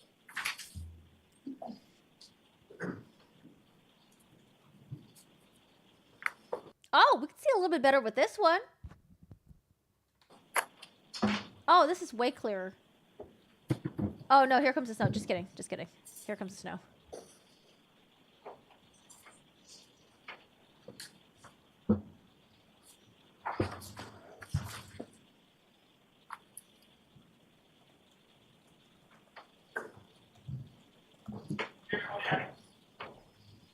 Can you pause it just 1 second? Sergeant, if you could, as the video is playing along, just alert the jury to the portion of the video where you observe yourself sort of pulling on to Fairview Road. Yes. And Ms. Gilman, if you could, when the Sergeant does that, if you could just pause it. Thank you.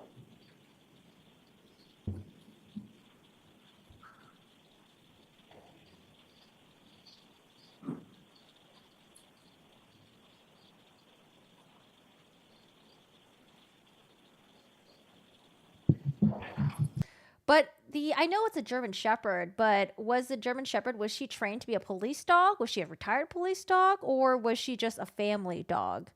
That's what I don't know either.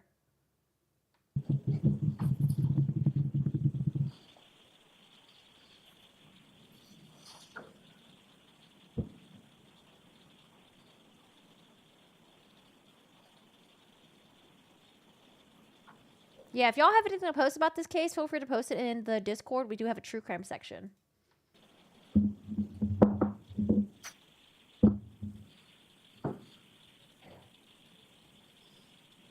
All right, we're coming up to Fairview right now. It's Spring, and then next one up.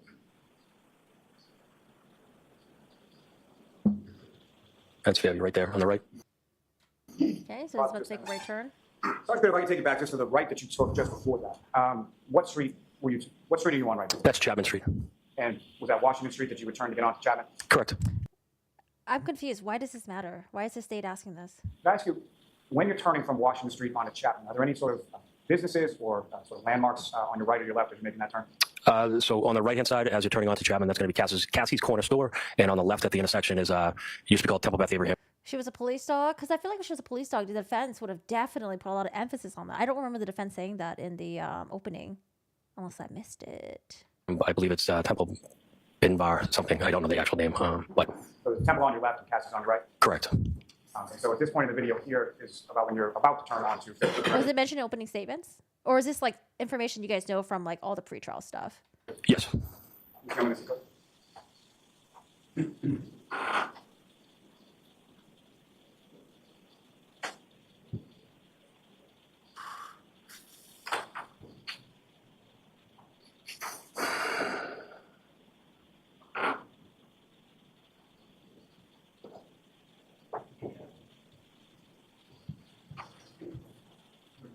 And I remember them saying that they had to go downhill. Does that matter? Is it like downhill, you would have a better view of John's body when you're in the car? I wasn't really sure if they were putting an emphasis on that because they were trying to make a point, or if they were just mentioning it. And to me, I was just like, wait, what's going on here?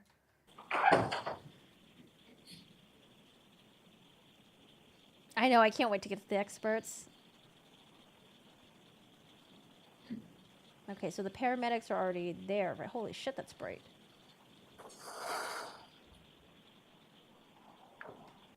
Is it here?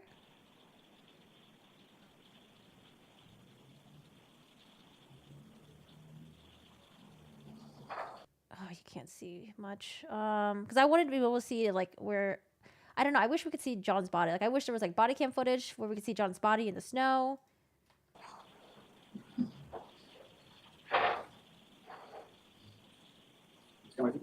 Is this Karen right there without the hood? Can I go to window? Yes. It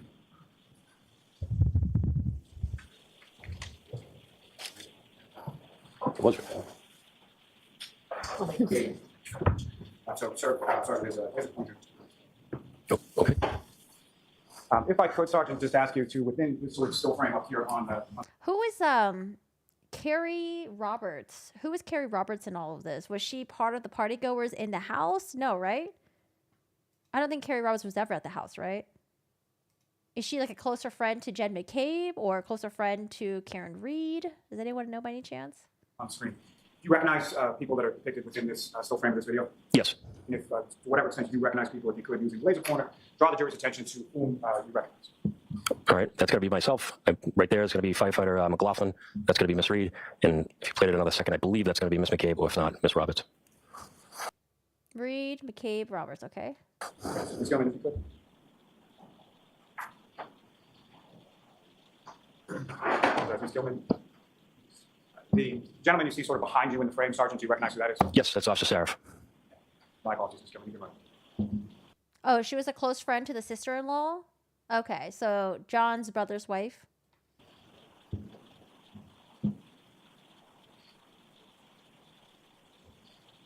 Yeah, this camera's way better, but I want to see what's going on to the left side over here. And we can't really hear anything. I thought there was audio on here.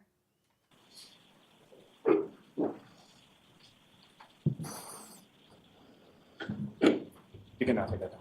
Thank you very much. And so, Sergeant, you arrive on scene in that area. First of all, what's contained in that video is that a Saranac Trail, what you observed as far as the weather conditions outside that day? Yes. And when you arrive on scene, who, if anyone, is it that you speak to first? Initially, I walked up to Officer Saraf. I said probably some version of what's going on. Officer O'Keefe was already in the ambulance, and then I just began to try to talk to anybody. And so the ambulance is still on scene when you arrive, is that correct? Yes. Officer O'Keefe is in the back of the ambulance, is that correct? Yes. And at some point when you're speaking with Officer Saraf, does he direct your attention to where Officer O'Keefe was prior to being placed in the ambulance? Yes. Where did he direct your attention? If you're looking at the house, it'd be left-hand side, slightly probably right in front of the flagpole. And about how far off the roadway would you estimate that was? I would say 8 to 10 feet off the curb. Speaking of people, without reference to necessarily what was said to you, following your conversation with Officer Saraf, who, if anyone, you speak to next? I believe the first person I could really get a statement from was Ms. McCabe. And when you say first person you could really get a statement from, what do you mean by that? It was a chaotic scene. People just kind of walking in and out. And so Ms. McCabe was the first one that was able to give me a good statement of how they ended up here. Following your Look at the scene, and there's no way in hell Karen would have been able to see his body laying in the yard unless Shorty knew he was there. The passenger driver, I don't know. I honestly just do not know. I'm trying to look through the body cam footage. So I know they're probably driving in Karen Reed's car, where it's like you have a higher height advantage, right? She was in the back seat. Maybe she was like scooted up like this. I don't fucking know. And then law enforcement and paramedic did say that the snow went up to like maybe like halfway of John's body. One person said he had like a dusting of snow on top of him. Another person said he had like some snow on top of him, but only went halfway, like I said before. I don't know. I don't know if you'll be able to see John McCabe or not. John O'Keefe or not. I have no fucking idea. I'm not quite sure on that one. conversation with Ms. McCabe, who, if anyone, do you speak to next? Next was Ms. Reed. And just to be clear, when we speak about Ms. Reed, you see her in the courtroom today? I do. Is identified as where she's seated or an article of clothing she's wearing? She's sitting between Mr. Jackson and Mr. Yannetti. I'll just ask the record to reflect identification. Okay. Now, when you're on scene and you're speaking to these individuals, what if any impact did the weather have as far as your ability to sort of hear things that weren't direct conversations you were involved with? You couldn't hear. It was oddly eerily quiet, but the wind was so howling that I had a tough time actually hearing people. So you had to speak very loud to get next to each other. And as far as your conversation with the defendant, Ms. Reed, what, if anything, did you ask her? What, if any, response did she give? So I walked Ms. Reed to the back of 682. She was obviously cold. Got her in the back of the car, put the heat on, asked her, how did she end up? Yeah, it's possible that when the women got there, they could have dusted the snow on top of him and then did the CPR and all that stuff. That's possible too. Up here? How did her boyfriend end up here? She says, I don't know. Prior to placing her in that cruiser, how would you describe her sort of demeanor outside? Yeah, I don't know. I just don't know. I don't have any strong feelings about that. Confused, hysterical, shock. What, if anything, was she saying or asking in regards to Mr. O'Keefe prior to you putting her in the back? She was yelling out, is he dead? And is that something she said once, more than once, or something? Numerous times. About how loudly was she saying? Oh, she was yelling it. And so once back in the cruiser, you asked her some questions after she said, I don't know. What, if anything, else did you ask her that? I asked her if she had driven there, and she said, I think so. And then right after that, she said, I don't remember. Because of her state, I decided to stop questioning there. She couldn't keep her train of thought. Now, you had notified Detective Sergeant Lank and Lieutenant Gallagher prior to you going to the scene, is that correct? Yes. About what time was it that either or both of them arrived? Detective Sergeant Lank, Karen believed they murdered him. Why didn't she say anything before the rest of the evidence came out? The defense says that Karen didn't have enough information at the time. It was when she realized that, you know, the people in the house were never investigated and that there was like scratches on him and stuff like that. That's when I guess she started putting the puzzles together, the pieces together, or her defense team. I don't know who the fuck put the pieces together. That's when she thought that maybe they had something to do with it. probably got there at about 6:20, 6:25. How did all those people leave the party and not see the body in the ground? I don't know. That's so. I don't know how much snow accumulated. Maybe they'll have a meteorologist go up there and testify to say how much snow accumulated from 12 to 3 a.m., from 3 a.m. to 6 a.m. that day. I don't fucking know. Maybe it did snow a lot and then it slowed down and then it started ramping up again at 6 a.m. Maybe there wasn't that much snow. I don't fucking know. I have no idea. I don't know. But also, John's body was on the left side of the house. I think all the party goers may have parked on maybe the right side. I don't know if any of them parked on the street or not. I don't know where anyone's parked. Yeah, I just have there's a lot of questions that I don't have answers to. I don't fucking know. I have no idea. Maybe it was really dark. Maybe the visibility was bad because it was snowing that much. Maybe it wasn't snowing much. Maybe they should have been able to see him. Maybe they were drunk. Maybe they were wasted driving back. I don't know. I have no fucking idea. I immediately briefed him what we had, what was going on so far. And about what time did Lieutenant Gallagher? I believe Lieutenant Gallagher probably came in right around 7 a.m.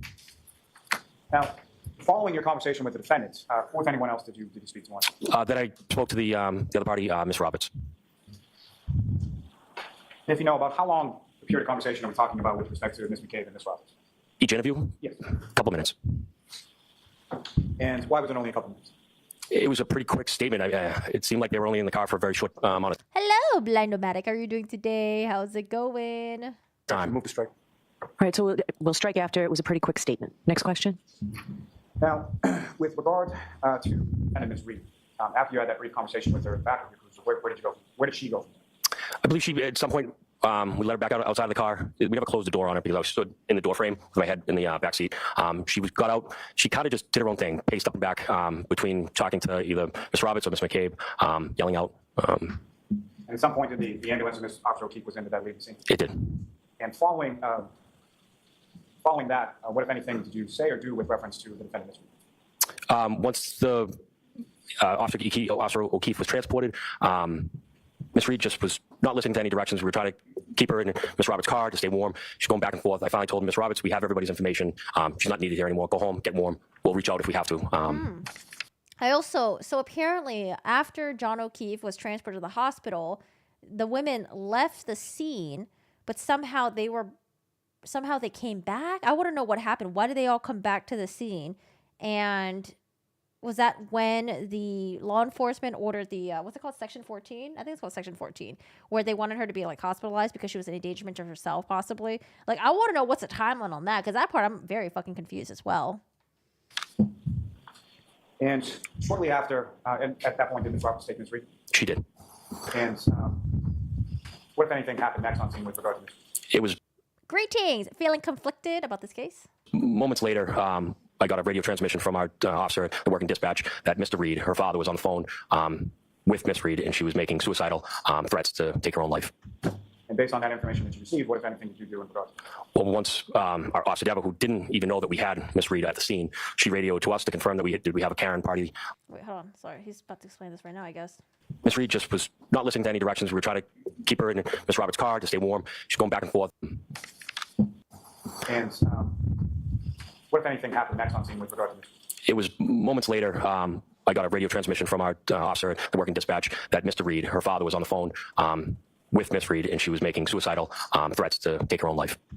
And based on that information that you received, what, if anything, did you do in regard to that? Well, once our officer Deborah, who didn't even know that we had Miss Reed at the scene, she radioed to us to confirm that we have a Karen party on scene. I said we did.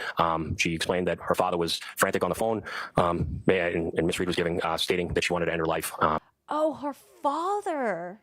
It was her father that, okay, because we were very confused. One of the paramedics that came back to the scene was like, oh, this doesn't really seems like she's just grieving. Like, she just lost her boyfriend / husband. She was calling him husband at the time, but she just lost someone very important to her, and it seems like she's just grieving.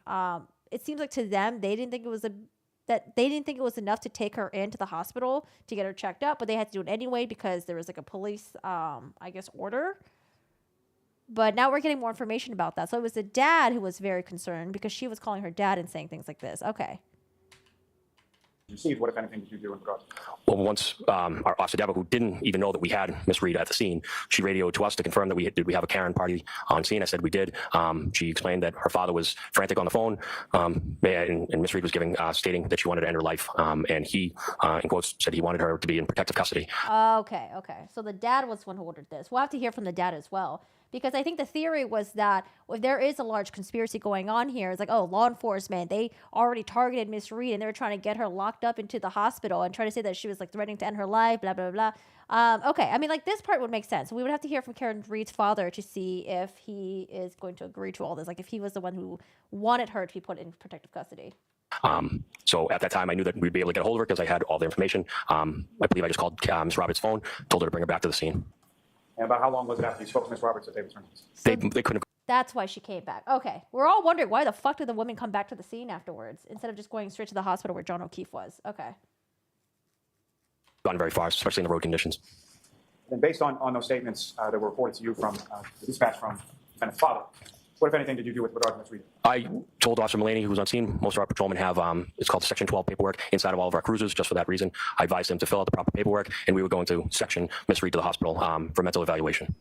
And what is the Section 12 from your perspective? It's a tool for police officers when you come on. Okay, and the paramedics didn't know this because the paramedic was like, well, if she's only trying to like threaten her life because she just lost someone very important to her, I don't know. It sounds like she's just grieving. But they didn't have this information where it came from the dad, and the dad was really worried about Karen Reed. With someone that's having either a mental breakdown, claiming that they want to hurt themselves, anything like that, we have the power as police officers to fill out the proper paperwork. We're not medical professionals. Let a doctor determine if she does need medical help. And so if she doesn't want to go, or him, that paperwork allows us to actually physically put her on a stretcher and send her to the hospital. Once she gets to the hospital, it's up to the doctors there to do their due diligence. And if they deem that she's not mentally unstable, then she's released. But at least it's off of us. Now, the time that Ms. Reed returns to the scene, the fire department, the ambulance, and the engine have already left. Is that correct? Yes, correct. And then apparatus from the fire department come back in reference to the section 12. Correct. So I believe this group was from Station 2, which is the other fire station in the town of Canton. They arrived on scene. And during that time in between, who arrives first, the fire department or Ms. Roberts with Ms. Reed? Ms. Roberts. And during that time, after Ms. Roberts arrives with Ms. Reed and prior to the fire department arriving, what, if any, interaction did you have with Ms. Reed during that time? None. And then once the fire department returns on scene, what, if anything, do you direct them to with regard to Ms. Reed and with regard to the paperwork you had Officer Lank fill out? Officer Mulaney and Officer Sarif, and looks like in the video, escort Ms. Reed to the ambulance, and she's safely transported to the hospital. Our officer back at dispatch called back Mr. Reed, advised her that his daughter was safe. And I wonder if we have those phone calls. Yeah, we should have copies of those phone calls, right? Back to the scene. Following Detective Sergeant Lank's arrival, where, if anywhere, did you and Detective Sergeant Lank go on scene following? So when we were waiting for the fire truck to arrive, we noticed that the lights went on at 34 Fairview. We needed to obviously speak to the homeowners. I told Sergeant Lank at the time, I believe he was on the phone with CPAC for the state police. I said, the lights just went on the front door. Let's go speak to the homeowners. And we both walked in. You actually physically walked into the house, is that correct? Yes. Okay. Inspector, prior to you seeing sort of the house lights go on at 34 Fairview, had you seen anybody go into or out of that residence while you were there? Yes. At some point, either myself or Sergeant Lank told Ms. McCabe that she needs to wake up the homeowners. We need to speak to them. And why did you say that specifically to Ms. McCabe? We have no idea why John O'Keefe is laying on the front line of a house. Okay. We have no idea. The statements from the three people, we need to figure out what happened that night. Maybe we'll have statements then, because we're all wondering, did they get the fucking statements? Is it written anywhere? Is it reported anywhere? We have a lot of questions about this. I guess my question is more, why Ms. McCabe versus somebody else? Ms. McCabe is the sister-in-law of the homeowner, so she would be a friendly face and knock at the door at 6 o'clock in the morning in a blizzard.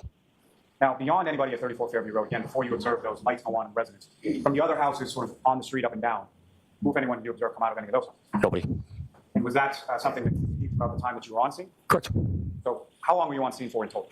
Looking at the log, we were there for almost exactly 2 hours. And so during those 2 hours, no one from any of the houses on the street came outside? No, I mean, every emergency truck that showed up at 6 o'clock in the morning during a blizzard, there's no other cars on the road, so you're not coming down with sirens blaring, waking up an entire street, a neighborhood. There's no need for it.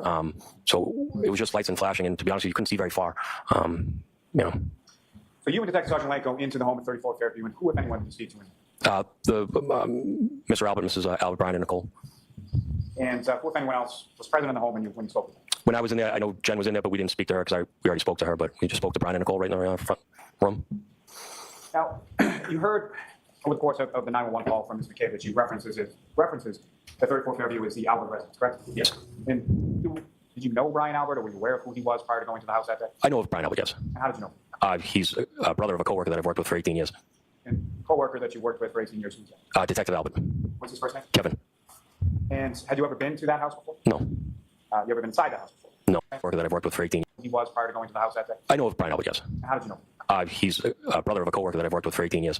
And coworker that you worked with for 18 years, who's that? Detective Albert. What's his first name? Kevin. And had you ever been to that house before? No. You ever been inside the house before? No. And when you go inside that day, it's Brian Albert, Nicole Albert, and Ms. McCabe, is that correct? Yes. And during the time that you were in there, do you recall seeing, or who, if anyone else, you recall seeing in there besides those three people, yourself and Detective Sergeant? Nobody. Detective Lank took the lead on speaking to Brian and Nicole Albert, and I kind of just moseyed in the front of the house, looked in the dining room, and listened to what they said, what happened. They seemed like they were generally in shock that there was a objection. Sustain. Next question, please. If anything, did you observe about their demeanor when you spoke? They looked like they just got woken up at 6 o'clock in the morning. And as far as you indicating that you're sort of looking or poking around the front area near the front door, correct? But at this point, they were there for 2 hours, right? So it's not 6 o'clock in the morning, it's like 8 o'clock in the morning? Yes. And what, if anything, of note did you observe inside the house when you did? Nothing. Everything to be in order. It seemed like a normal house.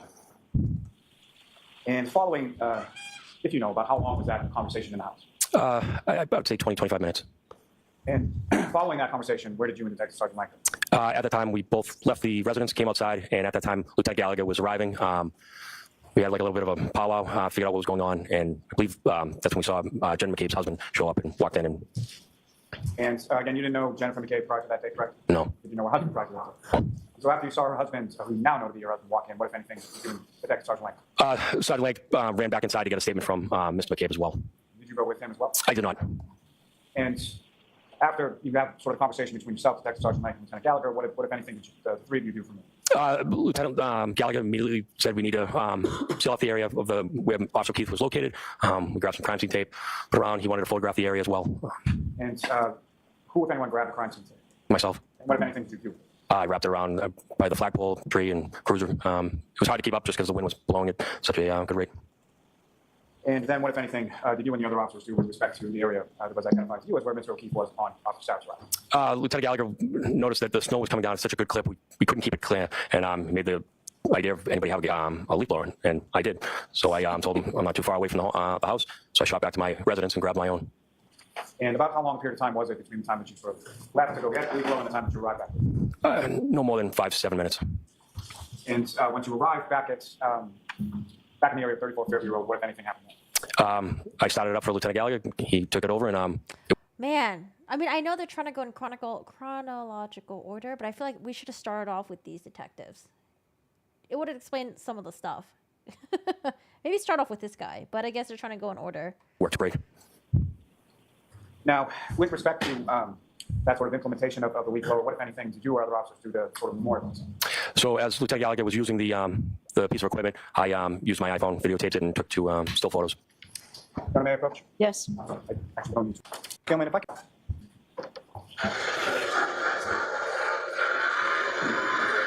We watched this earlier. Sergeant Good, have you seen what's up on screen as Exhibit 33 before? Yes. And what do you recognize as? That's Lieutenant Gallagher. And what, if anything, does Lieutenant Gallagher have in his hand at the time in this particular case? The leaf blower. And what's depicted on the screen, is that a fair and accurate portrayal of what you memorialized on scene that day with respect to the leaf blower? Yes. Ms. Gilman, if you could just run just this one video.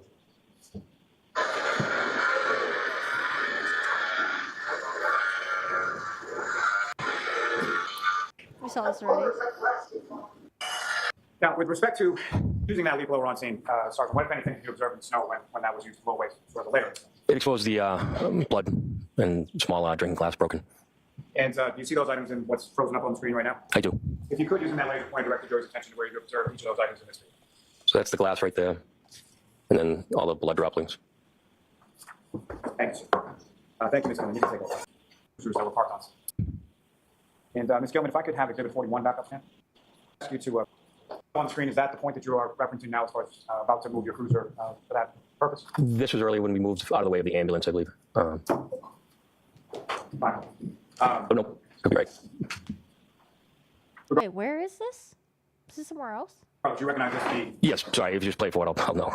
I'm sorry, can you? Just play forward, I guess. Ms. Gilman, if you could, I'd like to play this through, so about 41, anything you're able to see in this footage of the front lawn area of 34 Fairview. So my cruiser camera pans the front yard of 34th Fairview. Oh, okay, hold on. Oh, that's a fire truck on the left side. I was like, what is that building on the left side? It looks like a building of some sort. It's a fire truck. Okay. This footage of the front lawn area of 34 Fairview. So my cruiser camera pans the front yard of 34th Fairview, and it shows the snow undisturbed. No footprints, any tracks, anything like that leading anywhere. I hope we can see that, because that's what we're wondering. And if you could just speak up when we get to that point, and Ms. Gilman, if you could just pause it on that. I don't have my glasses with me. I think that was Karen Reed and Party.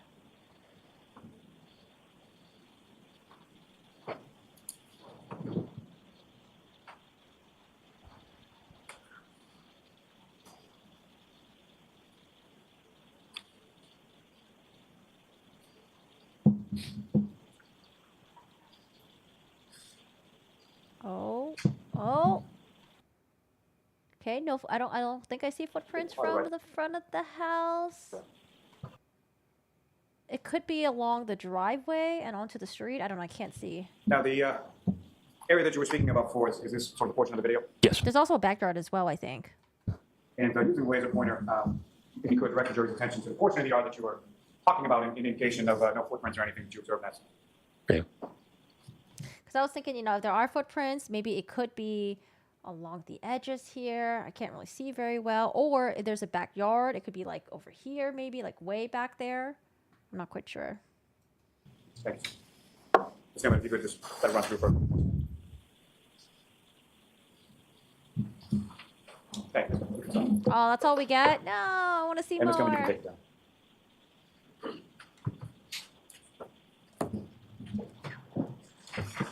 Now, Sergeant Good, you had spoke about as well some photographs that were taken to memorialize the area of where Mr. O'Keefe was found. Is that correct? Yes. May I approach, Your Honor? Yes.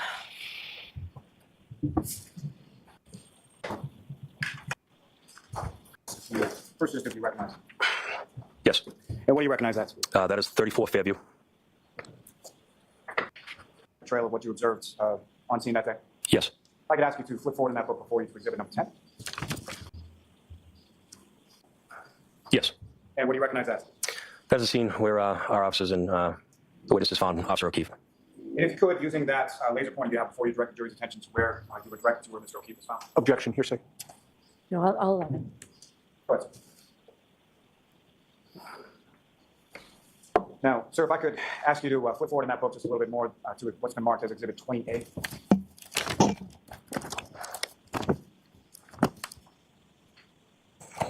Okay. So then if I could have that exhibit on the screen as well. And you recognize what's up on the screen as Exhibit 20. Yes, that's the curbing. And as far as the curbing is concerned, how is it sort of cleared off in this particular area? We had to kick it off with our shoe to clear it off so we could actually see it, make a mark of it. And again, that area that you were directed to, as far as where Mr. O'Keefe was found, you observed that in this photograph, Exhibit 28 as well. Yes. You could, using the laser pointer before you direct the jury's attention where in this photograph that is. Like right here? Now, may I approach this to Yes. Oh, we can see that.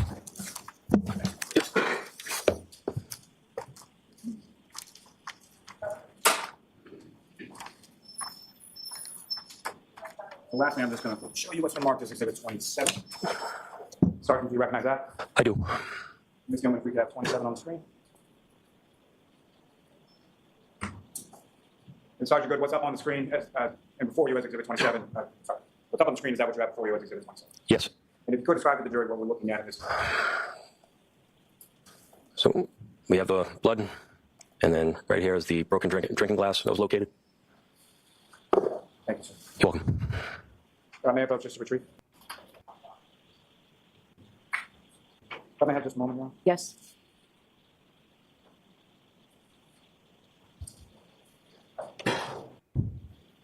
The Canton Police Department. And the items you or other officers do with regard. Detective Sergeant Lank transported those back to the police department. Again, just one moment, John. Okay. Do we hear from Detective Lank today? Because I want to know how his last name is spelled. Lank, Definitely, Sergeant. Lank. Afternoon. So you and I have never met, correct? No. We've never spoken. No. Cross-examination. Sergeant Good, you grew up in Canton? I did. You attended Canton Public Schools? I did. You graduated from Canton High School? I did. That would have been in 1998? Yes. Is it true that in your graduating class was somebody named Courtney Proctor? Yes. You knew Courtney Proctor? Yes. You knew her to be Michael Proctor's sister, correct? Yes. Also in your graduating class was somebody named Jill Daniels, correct? Yes. You knew her, or you now know her, to be Christopher Albert's sister-in-law, correct? Yes. Christopher Albert is married to Jill Daniels' sister, correct? Yes. And you know Christopher Albert as Brian Albert's brother, correct? Yes. So it is fair to say that you graduated high school with Michael Proctor's sister and Christopher Albert's sister-in-law, correct? Yes. And growing up in Canton and working for 18 years as a Canton police officer, you're well familiar with the Albert family of Canton, correct? I work with one of them. You know that the Albert family is a well-known family in Canton, correct? Sure. The Albert family is well connected to the town of Canton, correct? I don't know what you mean by connected. They live in Canton. Yes. All right, well, Christopher Albert is a Canton town selectman, is he not? Yes. And you've already established that Kevin Albert is a Canton police officer, correct? Yes. And you already testified that you knew Brian Albert as well, and you knew that he was a Boston police officer who lived in Canton, correct? Yes. In fact, he and his family lived at 34 Fairview in Canton, correct? Yes. You also knew that his family had been there for years. Before Brian Albert owned the house, his parents owned it, correct? Yes. Now, as of January 28th of 2022, who among the Albert family did you know either personally or professionally? Professionally is Kevin Albert. Okay. And what about personally? I knew Chris. And you know that Christopher Albert, in addition to being a town selectman, also owns a pizza place in Canton, correct? Yes, he does. What's the name of that pizza place? That'd be D&E. And have you eaten there before? Yes, You've seen Christopher Albert there before? I have. Wait, so he's a town councilor and then owns a pizza place? Now, on January 29th of 2022, you learned at approximately 6 a.m. that John O'Keefe's body was found on Brian Albert's front lawn, correct? Yes. And as of January 29th of 2022, you knew that Brian Albert at that time, of course, was the brother of your fellow Canton police officer, Kevin Albert, correct? Yes. And how long have you known Kevin Albert for? As long as I worked at the Kent Police Department. And that is approximately 18 years? Coming up in 18 years, yes. And is Kevin Albert older or younger than you or around the same age? He's older than me. By how many years, if you know? I don't. Probably Approximately? 5 years? Have you ever shared a patrol car with Kevin Albert? No. Have you ever worked on an investigation or a case with Kevin Albert? I probably have, yeah. In addition to being a colleague, would you also consider Kevin Albert to be a friend? Yeah, we've socially hung out after work. And because he is a fellow Canton police officer, you'd expect that he would have your back in a crisis, correct? Objection, Your Honor. No, I'll let him have it. I hope he would defend me while working. Yes, he's a police officer. You would certainly protect him in a crisis, correct?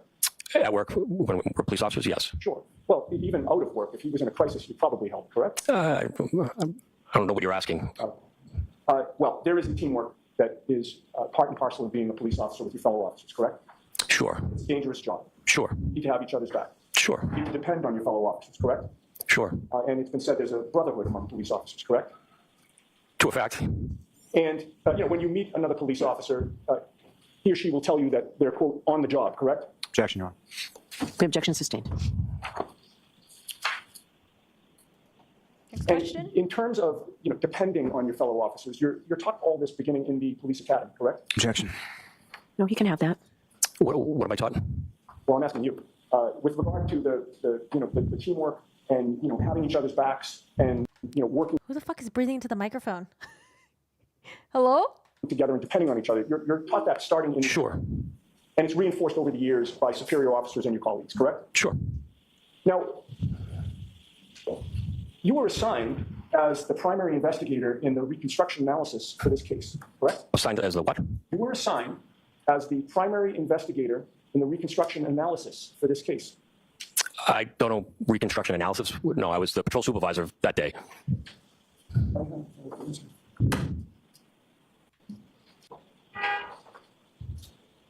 This is Yannetti, right? May I approach? Yes. Now, I'm going to show you what is, not sure how many pages, but there are quite a few. Okay. It's a Your Honor, if you could not describe what he's showing to the witness and Yes, just just show go it ahead to and him. show it to him. Sure. I'm going to directly, I'm taking up the first 4 pages and directly just to the 5th page. Okay. And specifically the second paragraph, and it's numbered number 2. Okay. And I will ask you if you've seen that before.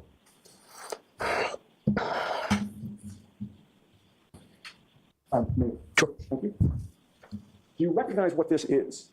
Looks like some state police form. Okay. Is it Why don't you not ask him? He just answered what he thought it was. are you familiar with a collision analysis and reconstruction section, a CARS report? I know that the state police has a car section that handles motor vehicle homicide. Does this appear to be a CARS report? I've never seen one. You just showed me one. I'm not in the state police. But you did see that your name is listed in the paragraph that I pointed out to you, Sure. and you're listed as Sergeant Sean Good, that's you, correct, of the Canton Police. You were assigned as the primary investigator in this reconstruction. Because I wrote the offense report from that day. Well, I'm just asking you. I'm dealing with a state police report that lists you as the primary investigator with regard to the reconstruction. Objection, Your Honor. May we approach? Sustained. Sure, why don't you all come up for a minute? Bring that. Oh, this is John O'Keefe's brother, right? The one on the right? I think I remember him. Sergeant Good, what was your understanding on February 1st of 2022 regarding the Canton Police Department's role in this homicide investigation? I believe at some point on the 29th, we recused ourselves and we weren't part of the investigation. Oh, so you did know as of the day that John O'Keefe was found on Brian Albert's front lawn that the Canton Police had recused themselves from the case, correct? At some point, I was notified after I finished all my paperwork, yeah. And what was your understanding of the recusal decision in terms of what the Canton Police was either allowed to do or not? Well, he had passed away, so now no matter what, it's state police investigation. It's a homicide. We do not. I did see a video. I think it was like Law and Crime or Court TV. It's like how are Karen Reed's family and John O'Keefe's family members, or what do they think about all this? I haven't seen the video yet, though. Investigate homicides. It's on my to-watch list. You've been a Canton police officer for 18 years, correct? Yes. During those 18 years, do you know how many homicide investigations have occurred in Canton? None. None? Homicides? No. I was involved in none. That the department was involved in. I can't think off the top of my head, no. So in the 18 years, this is the first homicide that your department's been involved in, to your knowledge? Yes. Okay. Are you aware that although the state police have primary jurisdiction, they work hand in hand with local departments, usually, unless there's a conflict of interest? Yes. So in this case, you learned that there was a conflict of interest. And my question to you is, what did that mean in terms of your potential involvement in the investigation once that conflict was determined? Objection, Your Honor. Sustained. Were you the primary investigator for the Canton Police Department as of February 1st? No. Did you participate with the state police in any part of the reconstruction? No. Now, Sergeant Good, who is Brian Higgins? He is a ATF agent that has a satellite office out of the Canton Police Department. And when did you come to meet him? I have no idea when he started. It's been years. It was over a decade? I don't think so, but maybe. Between 5 and 10 years? Sure. And how often would you see him at the Canton Police Station? I work midnights, so during that time, but I mean, 3 times a week I would see him. I mean, we don't have the same work schedule. I don't know when he works. He doesn't know when I do. Okay. And when you say you work midnight, that means you come in at midnight? Yes. At 8 a.m.? Correct. And he works in the same building as you in terms of the fact that he has an office there, correct? Yes. Are there any other ATF agents that have offices in? I didn't realize it was Heath Ledger in that movie. Yeah, I used to love that movie when I was younger. There could be. They don't check in with us. Do you know of any ATF agents that have offices at the Canton Police Department? Not that I know of, no. What about officers from other local departments, surrounding towns? Do they have any offices at the Canton Police Department? No. And you're not sure exactly how long he's had that office for, but it's been years. Correct. He has his own key card to enter the building? Yes. And you say you've seen him 2 or 3 times a week in the time that he's had an office there? Sure. You're aware that Brian Higgins is a close friend of the former Canton Police Chief, Kenneth Berkowitz? Sure. You know that Chief Berkowitz was the reason that he was allowed to maintain an office at the Canton Police Department? I didn't know that.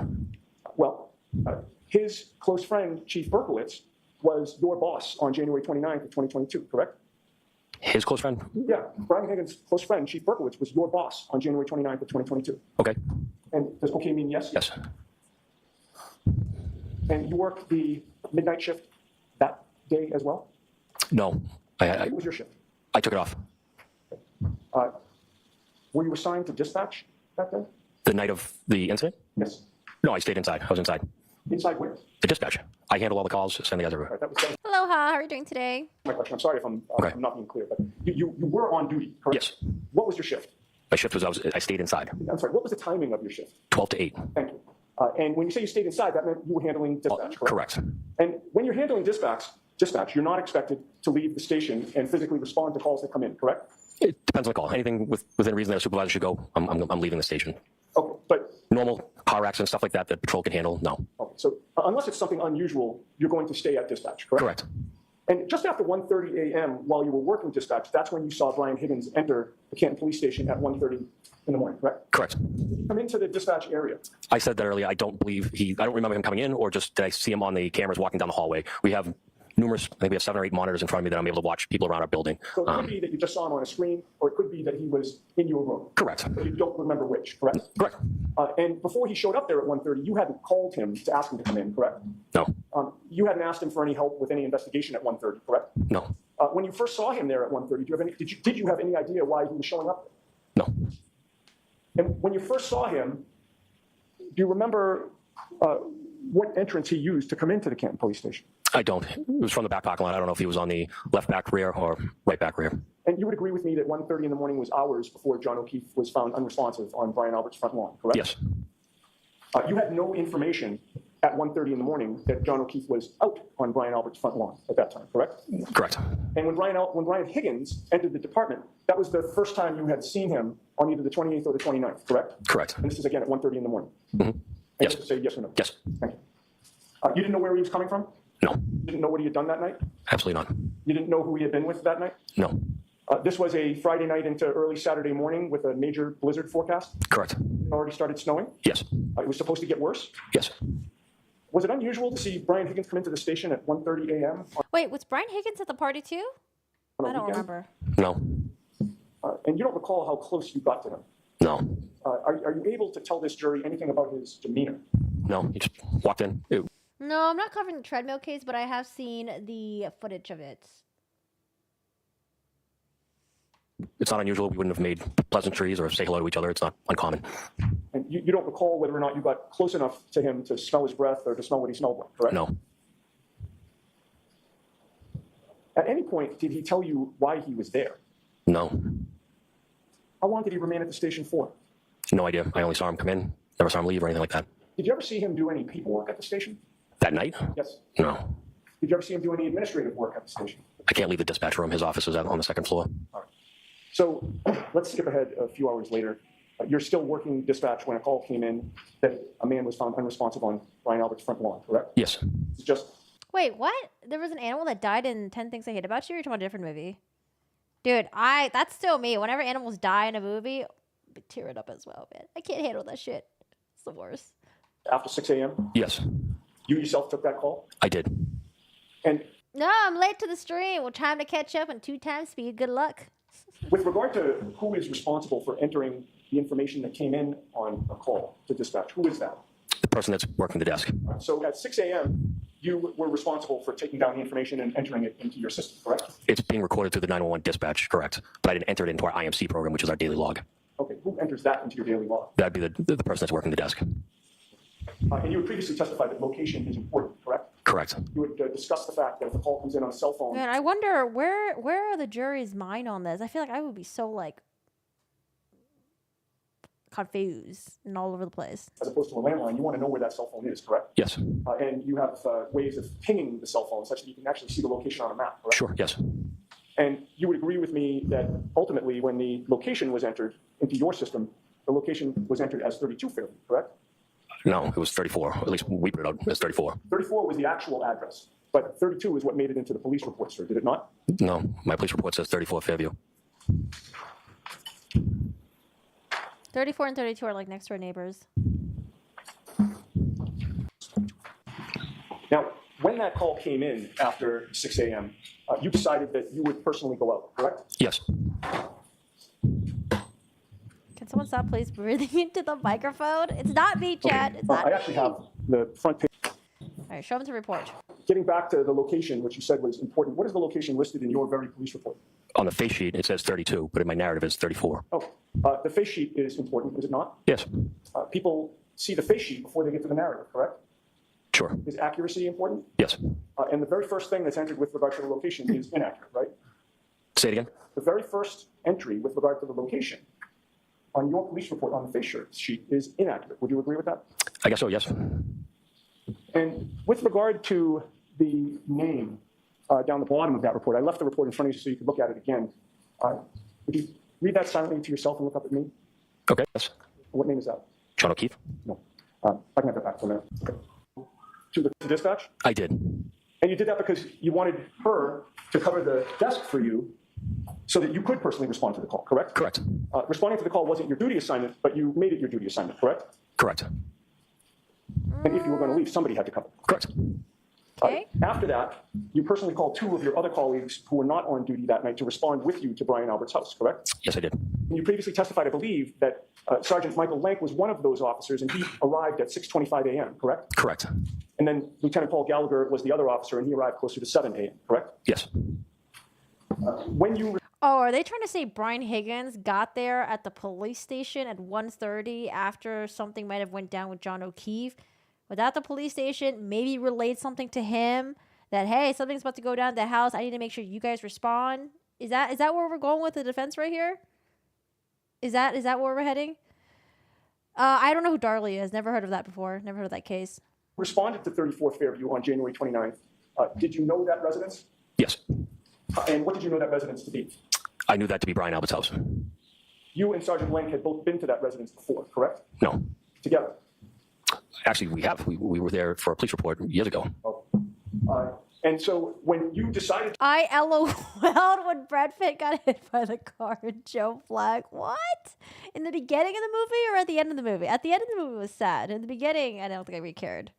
At the ending was really sad in Joe Black. to respond to the scene on January 29th, that residence of 34 Fairview, you knew exactly where you were going. Yes. And when you got there, you knew you were outside the home of Boston Officer Brian Albert, correct? Yes. And this was a memorable event. Would you agree with me? Yes. Before January 29th of 2022, you had never responded to a call where the body of one police officer was found on the front lawn of another police officer's house, correct? Yes. And at some point after you arrived, you saw both Sergeant Lank and Detective Gallagher arrive, correct? Yes. It was Sergeant Lank who first entered the home and made initial contact with Brian Albert and his family? No, I was right next to him. So is it your testimony that the first time the police went in the house, you were there with Sergeant Lank? Yes. All right. And when you went in, can I have Exhibit 8 on the screen, please?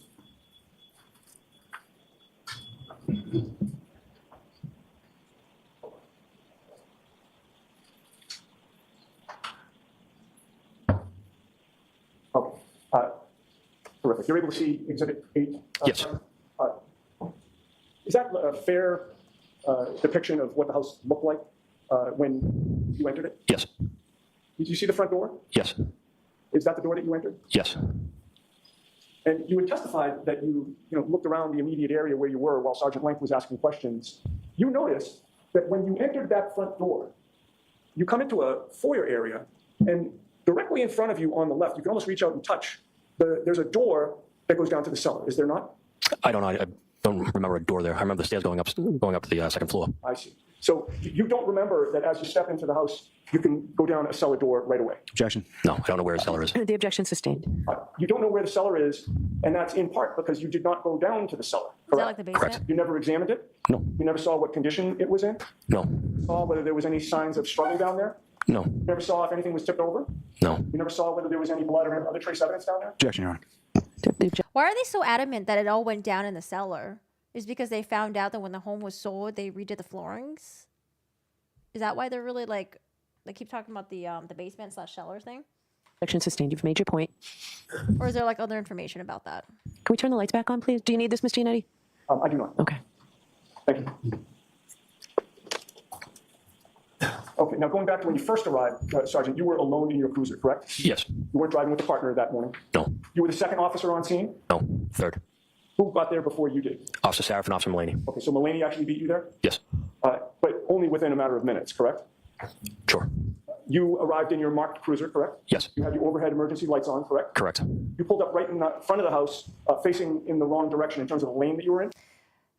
You're talking about animals earlier. I watched this anime called JoJo's Bizarre Adventure, and I don't know why, but the creators are like obsessed with killing dogs and cats. Okay, not like in real life, but in the anime. And so it happens so many times in the scenes, and we're like, in animated series, now I'm used to it.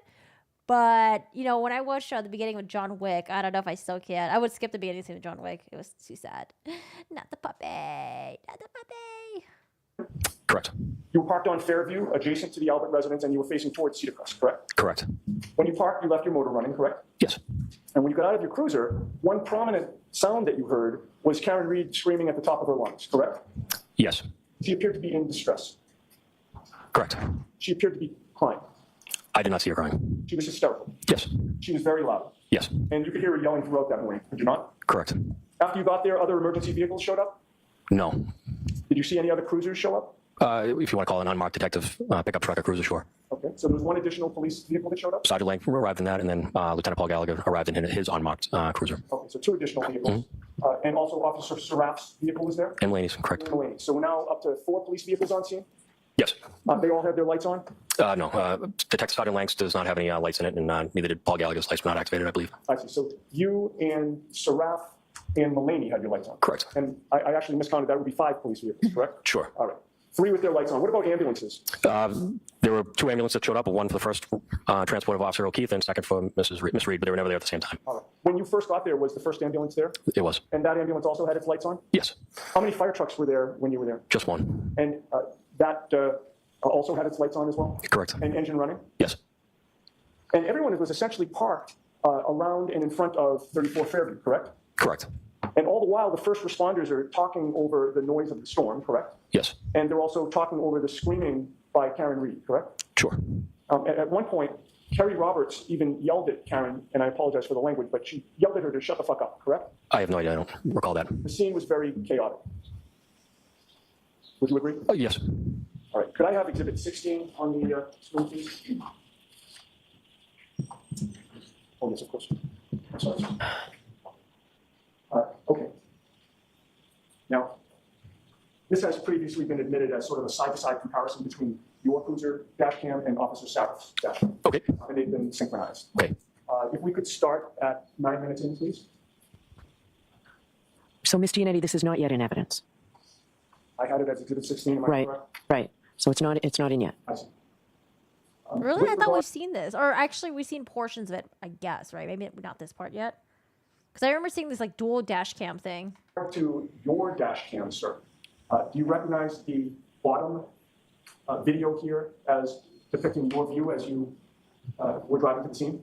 Sure. And that appears to be a fair and accurate representation of what was shown to you on direct examination with regard to your dash cam? Yes. You can continue.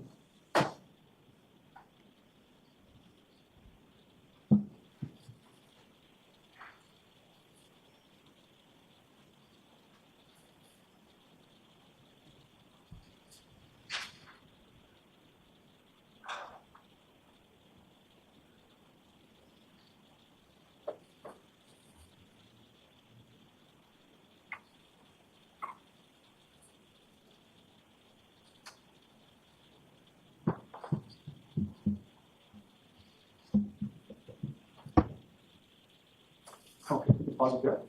Would you agree with me, Sergeant Good, that you were arriving on scene at approximately 6:16 a.m. on January 29th? Yes. And I'd ask you to review and compare your dash cam video with the top dash cam video What are we for the looking next 30 seconds or a minute, please. And I'll ask some questions after that. Sure.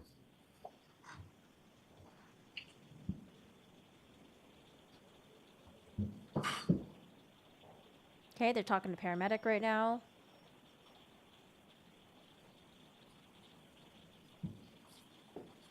You can pause it. Sergeant Good, does it appear as though the top dash cam shows the exact same thing as the bottom dash cam, just from a different vantage point? Yes. Can you play for another 20, 30 seconds?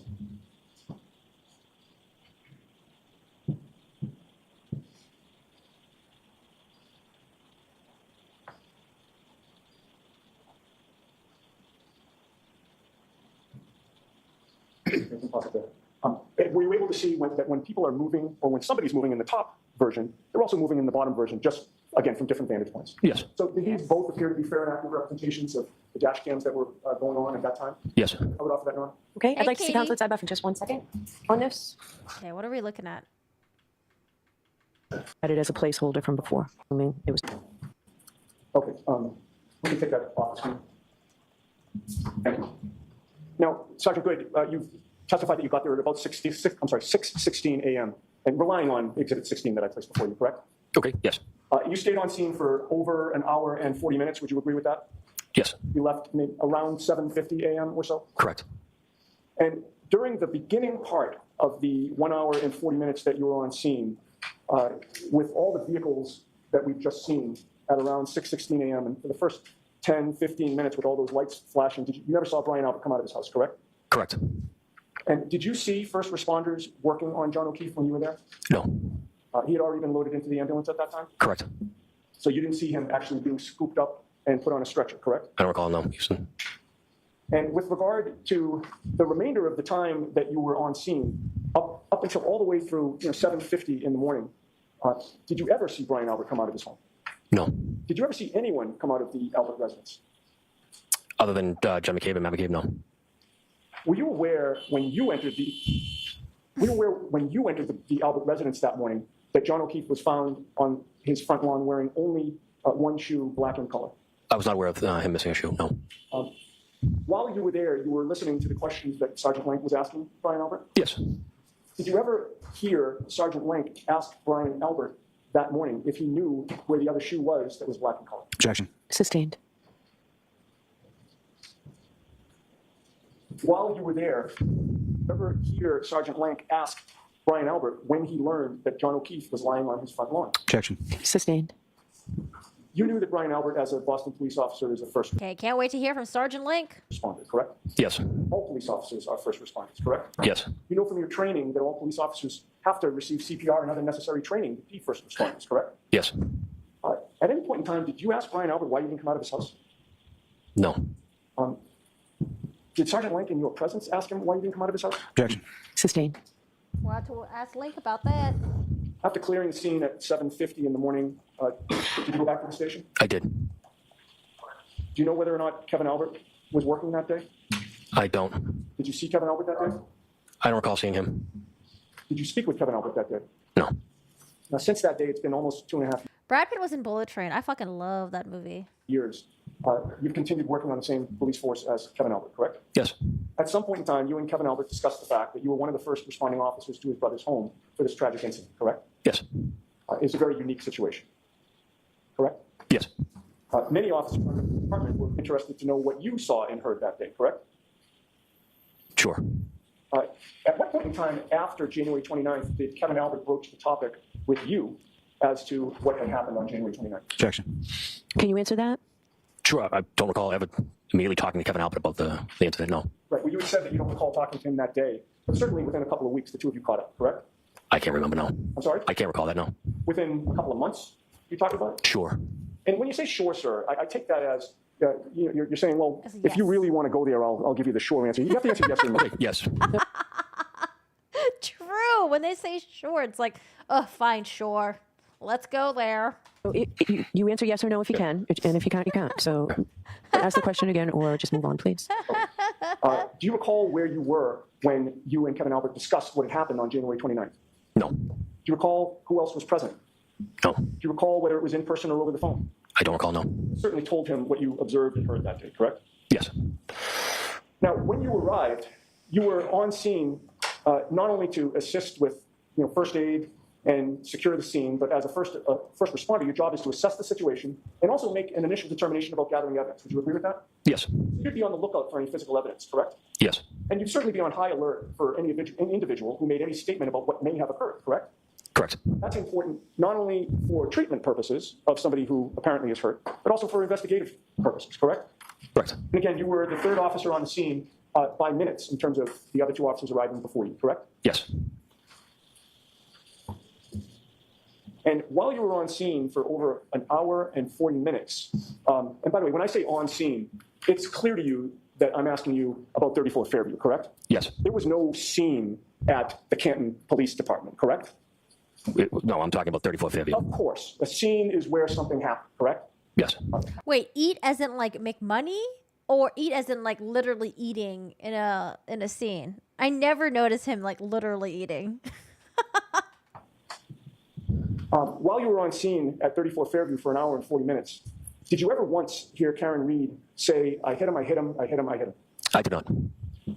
Okay. And you wrote a report regarding this, correct? I did. You are trained over your 18 years that you include every important detail in that report, correct? Correct. Certainly a statement by Karen Reed screaming out, I hit him, I hit him, I hit him, I hit him, would have been an important detail that you would have included in your report, correct? Yes. You do not intentionally omit, I should say, any important details from your report, correct? Correct. You did not include that language, I hit him, I hit him, I hit him, I hit him, in your report, correct? Correct. And the reason you didn't include it is that you never heard those words come out of Karen Reed's mouth, correct? Correct. Okay. Okay, now getting back to potential physical evidence, if you're at a potential... Oh, I thought he was going to be like, but at the grand jury, you said you heard it. Now you're... Okay, we're not going there. crime scene, you want to find what you can, correct? Correct. You want to properly secure any physical evidence, right? Correct. In order to assist the investigation, you're prepared to conduct a thorough search for evidence that may shed light on what had happened, correct? Correct. And you did participate in a thorough search in this case, did you not? Best we could in the elements that we were dealing with. Yes. He's always eating the ocean movies, but other than that, I've never noticed. And yeah, he did look hot eating in every scene. Now when I watch a movie with Brad Pitt, and I'm just going to notice him eating. Thanks, guys. Thanks. You did participate in a thorough search in this case, did you not? Best we could in the elements that we were dealing with. Yes. You had previously, and I'm sorry, I don't mean to cut you off if I did. You had previously testified, and I think I'm quoting you, the leaf blower worked great, correct? Yes. You would agree with me that with that leaf blower, your department was able to actually get down to the bare ground, correct? Yes. And you were directed to the precise area where John O'Keefe had been laying, correct? Yes. And so you knew the area that needed to be searched, correct? Yes. You certainly want to properly search around that area, correct? Correct. And after John O'Keefe was in the ambulance and then transported to the hospital, that was the very area that you... Oh, wait. Wait a second. Yeah. I think in Meet Joe Black, he was having breakfast in the morning, right? In like some cafe or something, or some diner. Were eyeballed, correct? Yes. And you visually searched that area as best you could in the conditions, correct? Yes. And you tried to be as careful as you could. Yes. You did not want to miss anything. Correct. You took the job very seriously. Yes. Now, in Taillights. addition to scouring the area with your eyes, did you use your hands to search in the snow? I don't remember doing that. I was recording it. I'm sorry. I don't remember it that way. I was recording the scene. I see. Okay. Did you see other officers using their hands to search the scene? I don't recall it that. Do you recall officers using their feet to clear some areas? Yes, And you were the one that actually got your leaf blower, correct? I did. First time you ever used that in an investigation, fair to say? Yes. And your search was thorough enough, and when I say your search, I mean your department's search, in addition to your observations. It was thorough enough that you actually did recover small droplets of blood, correct? We did. Who was it that collected those blood droplets? That was Lieutenant Gallagher and Sergeant Lank. In addition to the blood droplets, you were looking for anything else that might be out of place there? Sure. Small items? Of course. Large items? Anything. And as you were on scene, it was starting to get lighter as the morning progressed, correct? Yes. And again, you didn't clear the scene until almost 8 a.m. Correct. And you searched and were keeping alert to what was around you for the time that you were on scene, correct? Yes. During that 1 hour, I should say, and 40 minutes, you did not find 45 pieces of red and black and clear taillight pieces at 3450, correct? No. How many pieces of taillight did you find on or around that property? That morning, none. Did you find a men's hat, black in color? No. Did you find a size 12 men's shoe, black in color? No. Now, you would agree that it's important to preserve and secure a crime scene? Yes. Why is that? You don't want the crime scene to be contaminated. And you also do not want... Did they find that shoe at some point? Did Proctor find the shoe later on, days later? And you'd like to prevent the crime scene from also being manipulated. Would you agree with that? Yes. And what steps were taken, either by you or in your presence, to close off and secure the crime scene at 3430? We had crime scene tape up while we were there, and then we also had Officer Mulaney on the road. And when you say you had Officer Mulaney on the road, you mean blocking off Yeah. the road? Correct. Are you aware of something called the crime scene log? No. You recall being trained in the academy that when there is a crime scene that needs to be preserved, it is advisable to set up a log so that all personnel are required to sign in and sign out, again, to prevent contamination and to prevent manipulation. Do you not recall that training? I don't recall that, no. With regard to the fact that it was actively snowing at the time, did you... Yeah, what I hate about this is you have to be so patient to get the answers, to get like important answers. Like, oh, we just have to wait like maybe like 20 or 30 witnesses down the road. We just have to wait. There's just so many questions I just have. So many questions. And we went through how many detectives so far? 4? Still so many questions. consider putting a tent around the area to prevent and minimize the environmental intrusions like the snow? It would have been useless. Did you utilize any heaters to assist in melting the snow in that area? No. And before you cleared the scene, or I should say, Oh, they never found the missing shoe? Dun, dun, dun. when you cleared the scene, did you post an officer to guard the scene so that nobody could get in or out? No. How long was the road closed off for? While we were there, so those 2 hours. And then after the 2 hours, there was nobody guarding the scene. Would you agree? Yes, correct. The road was not closed off. No. That crime scene was open to the public. Correct. So with regard to, a crime scene log, a tent, heaters, keeping an officer there to make sure nobody got in or out of that crime scene, you would agree none of those protocols were followed, correct? I don't believe there's a protocol for a tent in our policy. Okay. So I guess leave the tent out of it. None Okay. of those other protocols were followed, correct? Correct. And certainly a tent was not put up either. No. Correct? Correct. Now, with regard to your police report, going back to that, your report clearly listed persons involved in the case, correct? Correct. And that police report is generated by computer software, correct? That's particular to police reports? Correct. And that's one of the categories that you can fill in, correct? Correct. And would you agree with me that with regard to all of the persons involved listed in your police report, everybody's first name and last name was completely spelled out except for one? Would you agree with that? I don't. I believe those names were entered by Detective Sergeant Lank. Okay. but certainly the report has your name on it, correct? Correct. So you would review the report before submitting it in your name, correct? Correct. So regardless of who entered or didn't enter, my question remains, which is that with regard to the persons involved listed in that report, everybody's name, first and last, is spelled out except for one, correct? Correct. Whose name was not spelled out completely? I don't know. May I approach? Okay. Page 2, Counsel. Having reviewed that report, does that refresh your memory as to whose name was not completely spelled out? Correct. Who was that? Brian Albert. That's what I figured. Did Did you you say Brian? omit Brian Albert's first name to mask the fact that he was involved? No. No. Do you know who Colin Albert is? I know that he is Chris Albert's son. And so therefore he'd be Brian Albert's nephew? Yes. Anywhere in your report, do you mention that Colin Albert was present at 34 Fairview the night of January 28th going into January 29th? No. Now, would you agree with me that this report also lists home addresses for everyone in the persons involved section, except for one person? Can I see the sheet again, please? Thank you. This is the same, if I may approach. Yes. This is the same sheet that I sent you last time. Thank you. Take your time with it, sir.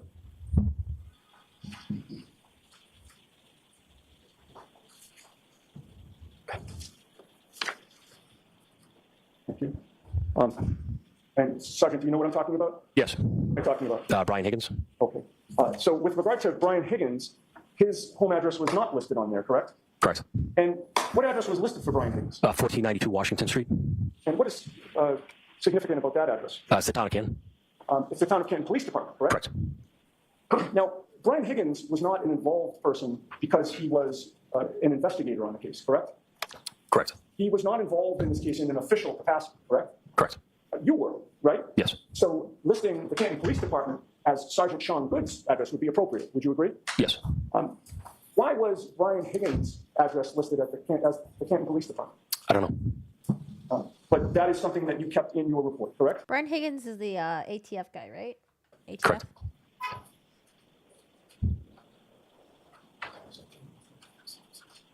The one where they're like, oh, Brian Higgins came to the police department that day at 1:30 a.m. You something else about your police report. And I want to focus on whether it was altered after it was first submitted, okay? If I can... Hold on. Do you have your report with you? I do not. Okay. Do you have a copy for him, Ms. Giannetti? Yes, give him a coffee because he's making faces. You're done. And with the court's permission, I'd actually like the officer to have the report in front of him when I ask him these questions. Okay. This report is submitted with regard to incident number 22-87-OF. Correct. And this is call number 22-449, correct? Correct. The date and time reported is listed as January 29th of 2022 at 06:08, correct? Correct. Which would be in military time 6:08 a.m. Correct. The report date and time is listed as January 29th of 2022. Objection, Your Honor. All right, so why don't we come to sidebar now? I don't know if anyone used the word berm where I grew up. We lived in the suburbs. I've never heard of the word berm before. Hi, Terry. Ooh, it's a long sidebar. This case with anyone? Don't do any independent research. What? That's it?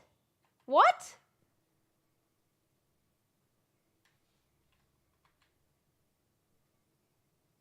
Please do not discuss C here. Goodbye. For you. Okay, so the voir dire, I thought that we would have finished this earlier and I'd be able to give you more time, but I suggested 10, 15 minutes. Mr. Jackson tells me that's fine for him and the Commonwealth as well. So what I'd like to do is 10 minutes would be great from each of you, and then I'll hear argument because it means now I'm keeping the staff longer than necessary. So, all right. Is he here? What do you know? Oh. Wait, I guess we're done with the previous witness. Okay, we're gonna do the voir dire of Mr. Sergeant Lank. All right, please. Lank. I have no idea how to pronounce his last name. I need to know how to spell it.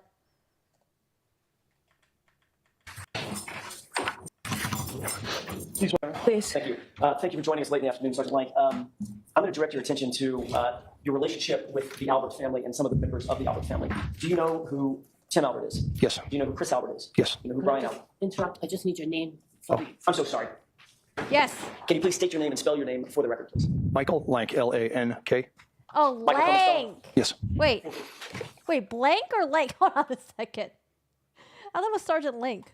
Michael Lank, L-A-N-K. Lank. Michael, common spelling? Yes, I'll start over. Do you know who Tim Albert is? I do. And do you know who Chris Albert is? I do. And do you know who Brian Albert is? I do. How do you know Tim Albert? I know Tim Albert to be one of the younger brothers of the Albert family How long have you known Tim? since childhood. What about Chris Albert? Yes, I know Chris How long have you known Chris? since childhood. And how would you describe your relationship with Chris Albert? Chris and I were pretty good friends growing up, right into our 20s. Still friendly when I see him. Still socialize with him? No, When did you last socialize with Chris Albert? I couldn't tell you the last time I personally socialized with him. I've seen him at events, but Chris and I don't make arrangements to go out together. What about Brian Albert? No. How would you describe your relationship with him? Civil, Civil? Friendly? exchange pleasantries. I feel like civil would be like if you hated them, but you could be civil with each other. When I see him, hello. But you're closer to Chris. Yes. Have you ever described yourself as being a longtime, quote-unquote, drinking buddy with Chris? No, Would you describe yourself previously, in years past, as being a drinking buddy with Chris? No. Oh my God, is that the judge just breathing on the microphone? Who is it? Have you ever gone out for drinks with Chris? not in years. Ever. Yes, So you socialize with him in circumstances in which y'all are drinking and imbibing. it's been many years, but yes. Many years. Your relationship with Chris certainly goes all the way back to 2002. Again, we were friendlier back then, yes. Okay, so hold on. Tim, Chris, and Brian. Okay, I know the Brian Albert. Brian Albert is law enforcement, brother of the people in the house. Chris Albert, I don't remember. And Tim is the one that owns like a pizza shop and is a town counselor or something, right? Who is breathing? I don't know. It's not me. I promise it's not me. It's probably Lane. She's in the background. Back in 2002, in August, while you were off duty, were you out either drinking with Chris or in some way at a restaurant or a bar with Chris? No, Were you close in proximity to Chris when he was out drinking and at a bar? Excuse me, 2002, like 20 years ago? Hold on. Did I mishear? no. Was he at a restaurant? I don't know where he was. Were you at a bar? I was. At some point, did you realize that Chris was getting into some sort of physical altercation with somebody else in a parking lot? Yes. Oh, okay. Now I know where we're going with this. Apparently, Chris and this guy, someone, I think, filed a report on them because there was some bar altercation, and then he had Chris Albert's back, and then I think they might have beat the shit out of someone, if I remember correctly. Something like that. We'll get there. Let me just shut up. Did you jump into a fist fight in order to protect Chris Albert? Chris actually approached my vehicle and started to describe an altercation that he had been in previously in the night. When you say your vehicle, your personal vehicle? Yes. Okay, so you were off duty, is that right? Yes. You've been drinking? Yes. Nothing wrong with that, but just Yes. so happens that you've been drinking that afternoon. Yes. Tim Albert was with Chris, correct? Not when I saw him, no. Okay.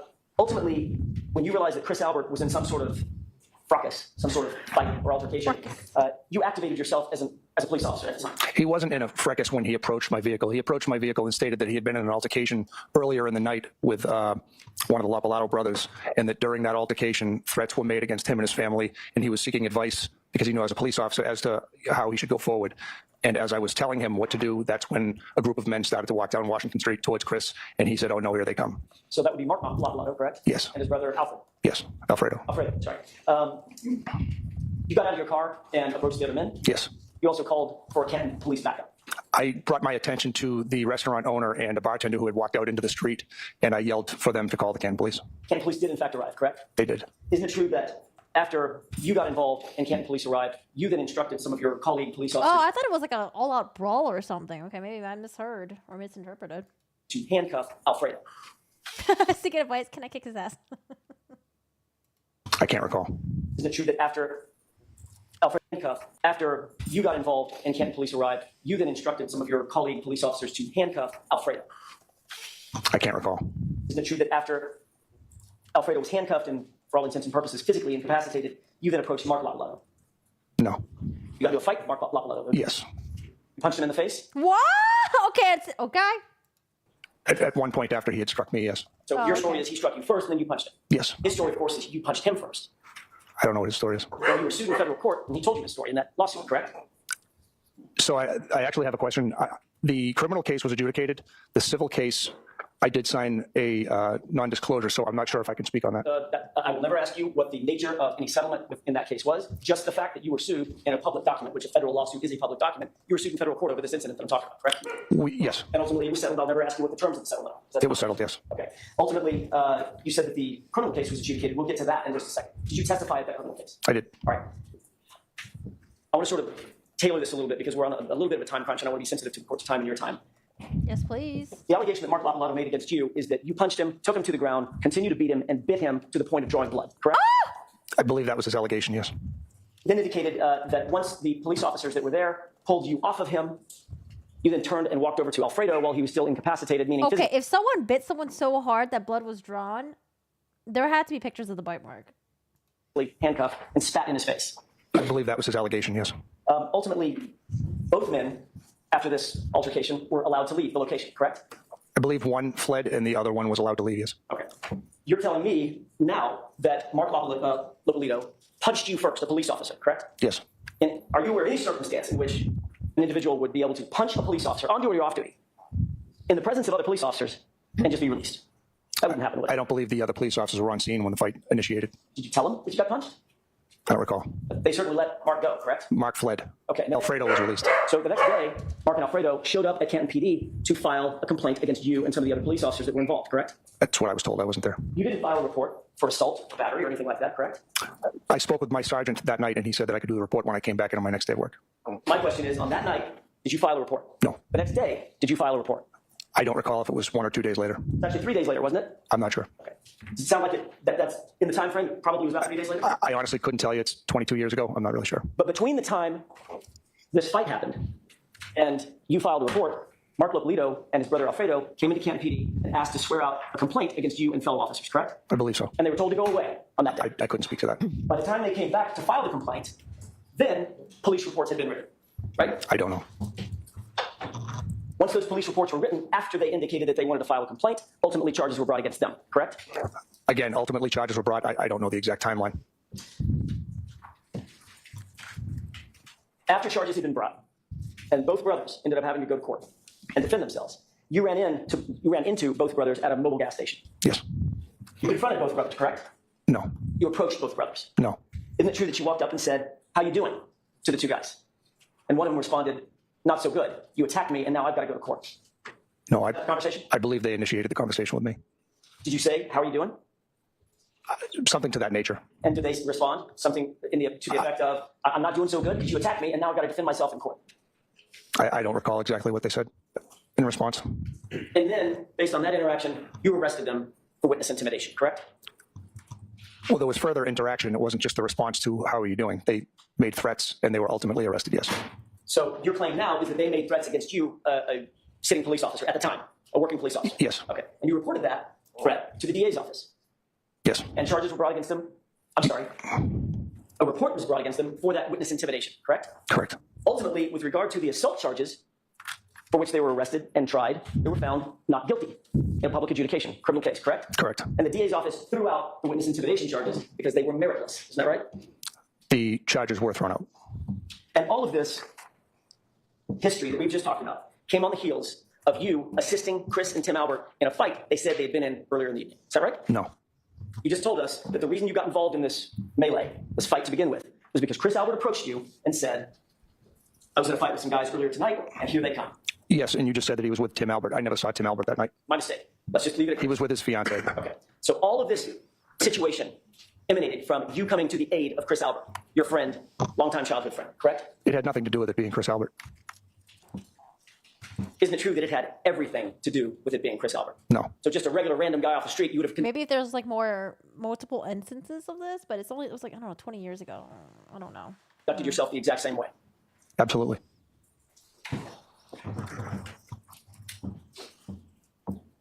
What I want to know is, did he bite someone? Did he bite someone? True that what you actually did, Sergeant Lank, in that particular circumstance, was you came to the aid of a friend and you used your position as a police officer to further that assistance and that protection. No. That's all I have, Your Honor. Okay. Mr. Lally? Thank you. Oh, Mr. Lale. Let's see if Lale does a good job. So whatever happened between Christopher Albert and these brothers on that particular evening, you weren't present for that? No. And your testimony that Tim Albert wasn't present at any point in time when you were there, correct? No. Now, with regard to Tim Albert, what, if any, other involvement have you had with him as far as through your official duties as a police officer? I was involved in an investigation where we had to take out charges against Tim Albert. So you've been involved in an investigation where charges were actually taken out against a member of the Albert family, correct? Correct. And do you recall round about when that was? I believe it was 2012. Do you recall who, if anyone, from your department was working with you on that investigation? It would have been Officer Good at the time. That's now Sergeant Sean Good, is that correct? That's correct. Same Sean Good involved in this case, correct? Correct. Now, with regard to the federal suit that was brought, that was set, correct? That's correct. There was no disposition on it, no finding of liability or anything of the like. Correct. Now, with respect to Brian, how would you describe your relationship with him? Again, civil. The two of you, Brian? To take out charges against Tim With Albert. regard to Tim Albert, what, if any, other involvement have you had with him as far as member of the Sean? Where Brian is at, and we will say hello. Now, with respect to Brian, how would you describe your relationship with him? Again, civil. The two of you friends? Could you repeat that, please? Are the two of you friends? No. You socialize with Brian Albert, have you at any point? I've been at events where Brian is at, and we will say hello. But that's pretty much the extent of it. Have you ever socialized with Brian Albert, just the two of you? No. You ever been to his house or inside his house? No. Now, with regard to... So this is done outside of the presence of the jury. They're asking about his connections with the Albert family. So defense already went up there, and they're like trying to say that, like, oh, hey, 20 years ago, like, it looks like you backed up one of the Albert kids or one of the Albert family, and then this whole thing went down, this fist fighting thing, and then charges were dropped, blah, blah, blah, blah, and now it's Lolly's turn. So jury's not here. Other than that day of January 29, 2022, correct? Correct. You and Brian Albert, do you get along? Say that again? I said, he and Brian Albert, do they get along? We have had some disagreements, I'd say, in the past, but we're civil. We get along enough to say hello. Anything to do with your response, your interviews, or anything to do with January 29, 2022, have anything to do with the Albert family or Brian Albert or Christopher Albert or anything to do with the Alberts whatsoever? No. That didn't change what you were doing, how you were doing it, or how you conducted yourself in this investigation. Is that correct? That's correct. Nothing further. Okay. I have one slight area to cover with the court's permission. Okay. Concerning Tim Albert and this issue, or the investigation where charges were brought against Tim Albert, that was a circumstance in which Tim Albert, in broad daylight, slammed into a parked car belonging to a woman and then fled the scene, correct? What? No. Didn't you follow a trail of transmission fluid or something to find where he had gone? I did. And he fled directly to 34 Fairview, correct? Correct. He didn't live there. He went to his brother's house. Fine. No, that's not correct. He lived there at the time? Yes. Okay. So you follow the trail of whatever it is, fluid trail, all the way to where Tim Albert had fled to, and you basically had no choice. He had just slammed into the back of a car and then fled the scene. Isn't that right? I concluded my investigation by locating the vehicle that had heavy damage. The vehicle that he hit. His vehicle. His vehicle had heavy damage, but so did the vehicle that he hit, correct?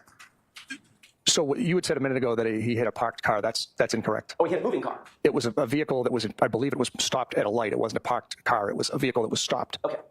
Irrespective of whether the engine was running or parked or not, he hit a car Yes. with a woman in it, fled the scene, then you find him trying to hide out at 34 Fairview, correct? He had parked the car at 34 Fairview. And you didn't have much choice. I mean, there you have it. The evidence is right in front of you. You can't really cover that one up, right? I would say I did my Objection, job. Your Honor. Move to strike. So this is Wardier. Could you answer the question, please? I would say I did my job. Okay. Did you engage in any kind of DUI investigation? We spoke with him. Did you give him FSTs? I don't recall if I did. I know I didn't. I don't recall if Officer Good did. Did you give him a breathalyzer? I did not. Did you ask him for a blood test? I did not. So no DUI investigation was really undertaken, correct? Again, I can't recall what Officer Good did, but I was there. But you didn't do it. You didn't do what I just suggested, a full-blown DUI investigation, even though he hit another car and then fled the scene. We spoke with him, and he gave an explanation. And that explanation coming from Tim Albert was, I'm really sorry I panicked, right? It was something to that nature. And he turned around, well, Oh. I'll just cut to the chase. Y'all ended up charging him with a misdemeanor, correct? I believe so. And he was given diversion, I don't know. and his record was wiped clean. I don't know. That's all I have. All right. Thank you, Sergeant. You can step down, sir. I'll hear you, Mr. Jackson. Thank you, Your Honor. I'll be very brief. I spoke about the FDR case a couple of days ago, and I think it's still attended. Who's scary to be cross-examined by? Him or Yannetti? They're both quite scary. Cross-examination. To our conversation today, or discussion today, that case stands for the proposition that it doesn't matter if the evidence reveals something other than something that's otherwise inadmissible, as long as the material elaborates on or establishes that there could be some sort of bias or prejudice. There doesn't have to be a bias or prejudice. I don't have to prove beyond a reasonable doubt or to clear and convincing evidence that there's a bias or prejudice. But if the evidence suggests that there could be bias or prejudice, that is proper fodder for the jury to consider, and that's what we're asking. In this case, Sergeant Lank's willingness to activate himself as an officer, get involved with Chris Albert, although it was in 2002, and I know that that's something that Mr. Lowley's going to say, and he's going to harp on this for so long ago, that actually cuts against the Commonwealth case. That shows how long these folks have been involved with each other and how deep their relationships run. For him to sort of deputize himself in that situation in order to help out his longtime friend, whom he socializes with, drinks with, grew up with, establishes a bias and a prejudice, in this case against Miss Reed, and in favor of the Alberts. And it's not like he had a tangential part to play in this, a role to play in this investigation. He was the very first officer to walk in that front door. He absolutely knew what he was going to find when he walked in the front door, which was the homeowners and possibly other witnesses. He engaged in a interview or a series of interviews that were not recorded. I have no idea what was said. The jurors are never going to find out exactly what was said other than to take his word for it. The jurors have to be able to weigh and balance his credibility against an officer that, for instance, even like Sergeant Good, for instance, who seems to come across far more unbiased, just sort of a straight shooter. Sergeant Lank is not that person. He never should have walked in that front door. He should have said to his supervisors, I have a relationship with the Albert family. I've known these folks for too long. I grew up with his brother or brothers. I've known them my whole life. I'm probably not the right person to make the decisions about this investigation. And unless and until the jurors know that and can weigh and balance it, they can toss it out if they want to, or they can adopt it if they want to, if they need to be able to hear the evidence. So I have a question for you. So the part about the complaint at the station yes. and being turned away, who are you going to get that in from other than the Lapalito brothers, which puts us a little far afield? So he didn't adopt it or said, I don't know, or that's what I've heard. So the Lapalito brothers, I think... I know, but that's so far removed now. I disagree. I think they're the ones that are closest to the situation. So we would ask, who's better to tell the jurors that they walked in? I can get the police report. I can tell the court what it's dated. It's dated September 2nd or September 3rd, and the Lapalitos walked in on August 31st to make a complaint. No, I understand because you've outlined it, or Ms. Little outlined it, which is very helpful. I don't disagree that some of this is admissible. I just have to figure out how you intend to get it in, because I have to be concerned about if it's a mini trial within a trial, and we're trying to avoid that. If he were to testify as he did, that's what I understand, and the Commonwealth didn't object to that. That seems admissible to me. I would probably seek to do it with the court's permission through two pieces of evidence. One would be Mark or Alfredo, and I don't think I would use both of them. You would not? I would not. Okay, fair enough. I would seek to ask Mark to join us. He would testify to the altercation. He would testify to the complaint. What? And then I would seek to either get a stipulation to the date of the police reports. I don't even need the police reports in. If I can't get a stipulation, then I probably would just ask the court to be able to establish that the police report is a business record. So I would like to see those police reports tonight before I leave, okay? If I have them. We have to get them. Can we see them too, please? Right. I will do my best to get them to the court. I can't get them to the court tonight. We don't have them. Okay. So I'll start working on that immediately. All right. Wait. Oh, I just realized. Hold on. I didn't know Wally's table was like right there. Oh my God. Anything else? No, Your Honor. Okay, Mr. Lally? Your Honor, I would submit that I thought Lally was. Well, I guess it wouldn't make sense if they were sitting in front of the juror, because then the jurors or the jury could see their paperwork and shit like that, right? Damn, I didn't know it was right here. defendant has him at his burn. There is no actual relevancy to any of this, and it is essentially a trial within a trial at this point. Bringing in other civilian witnesses to talk about an incident which happened 22 years ago to So let's forget about bringing in the civilian witnesses. How about what we heard as to what Sergeant Lank would testify to? As to what Sergeant Lank would testify to is a single incident in which he did not witness anything to do with the Albert brothers.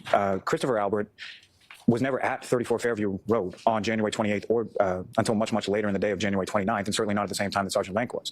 I think counsel far overestimates what Sergeant Lank's involvement in this particular investigation was. He shows up on scene, he assists with the other officers, Lieutenant Gallagher and Sergeant Good, that you've already heard from. And with respect to, he takes a couple of initial statements, who all those witnesses then subsequently talk to. Anyone know if tomorrow's a half day as well? Troopers from the state police, testified grand jury, multiple grand juries, and will all be testifying as witnesses in this case.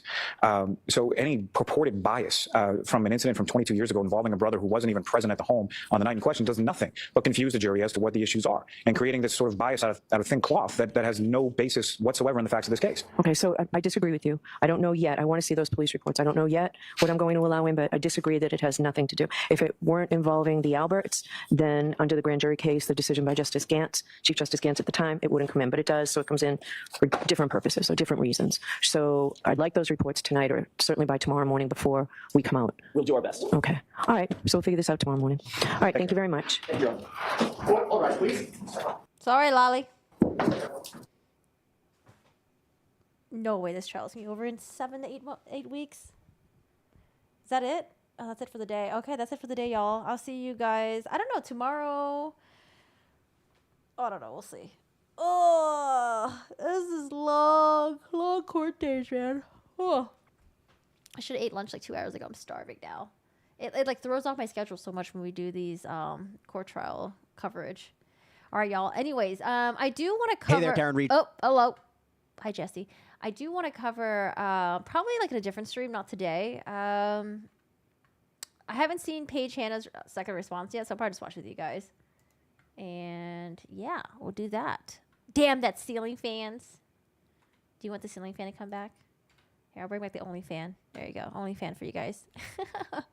All right, y'all. Well, yeah, if tomorrow's a half day, I'll probably check it out, and then we'll see if we'll stream it or not. But I do want to watch Paige Hannah's response. I haven't watched yet, so yeah, I think that's about it. I'm starving, guys. I'm gonna go eat. I'm hungry. I hope you guys have a good one. Thanks for joining us. I hope you guys had an interesting day. I appreciate you guys being here, being in the chat, lurking. Feel free to join the Discord if you like. If you haven't already, feel free to like the stream, subscribe, all that good stuff. And yeah, that's about it. I don't really have much to say.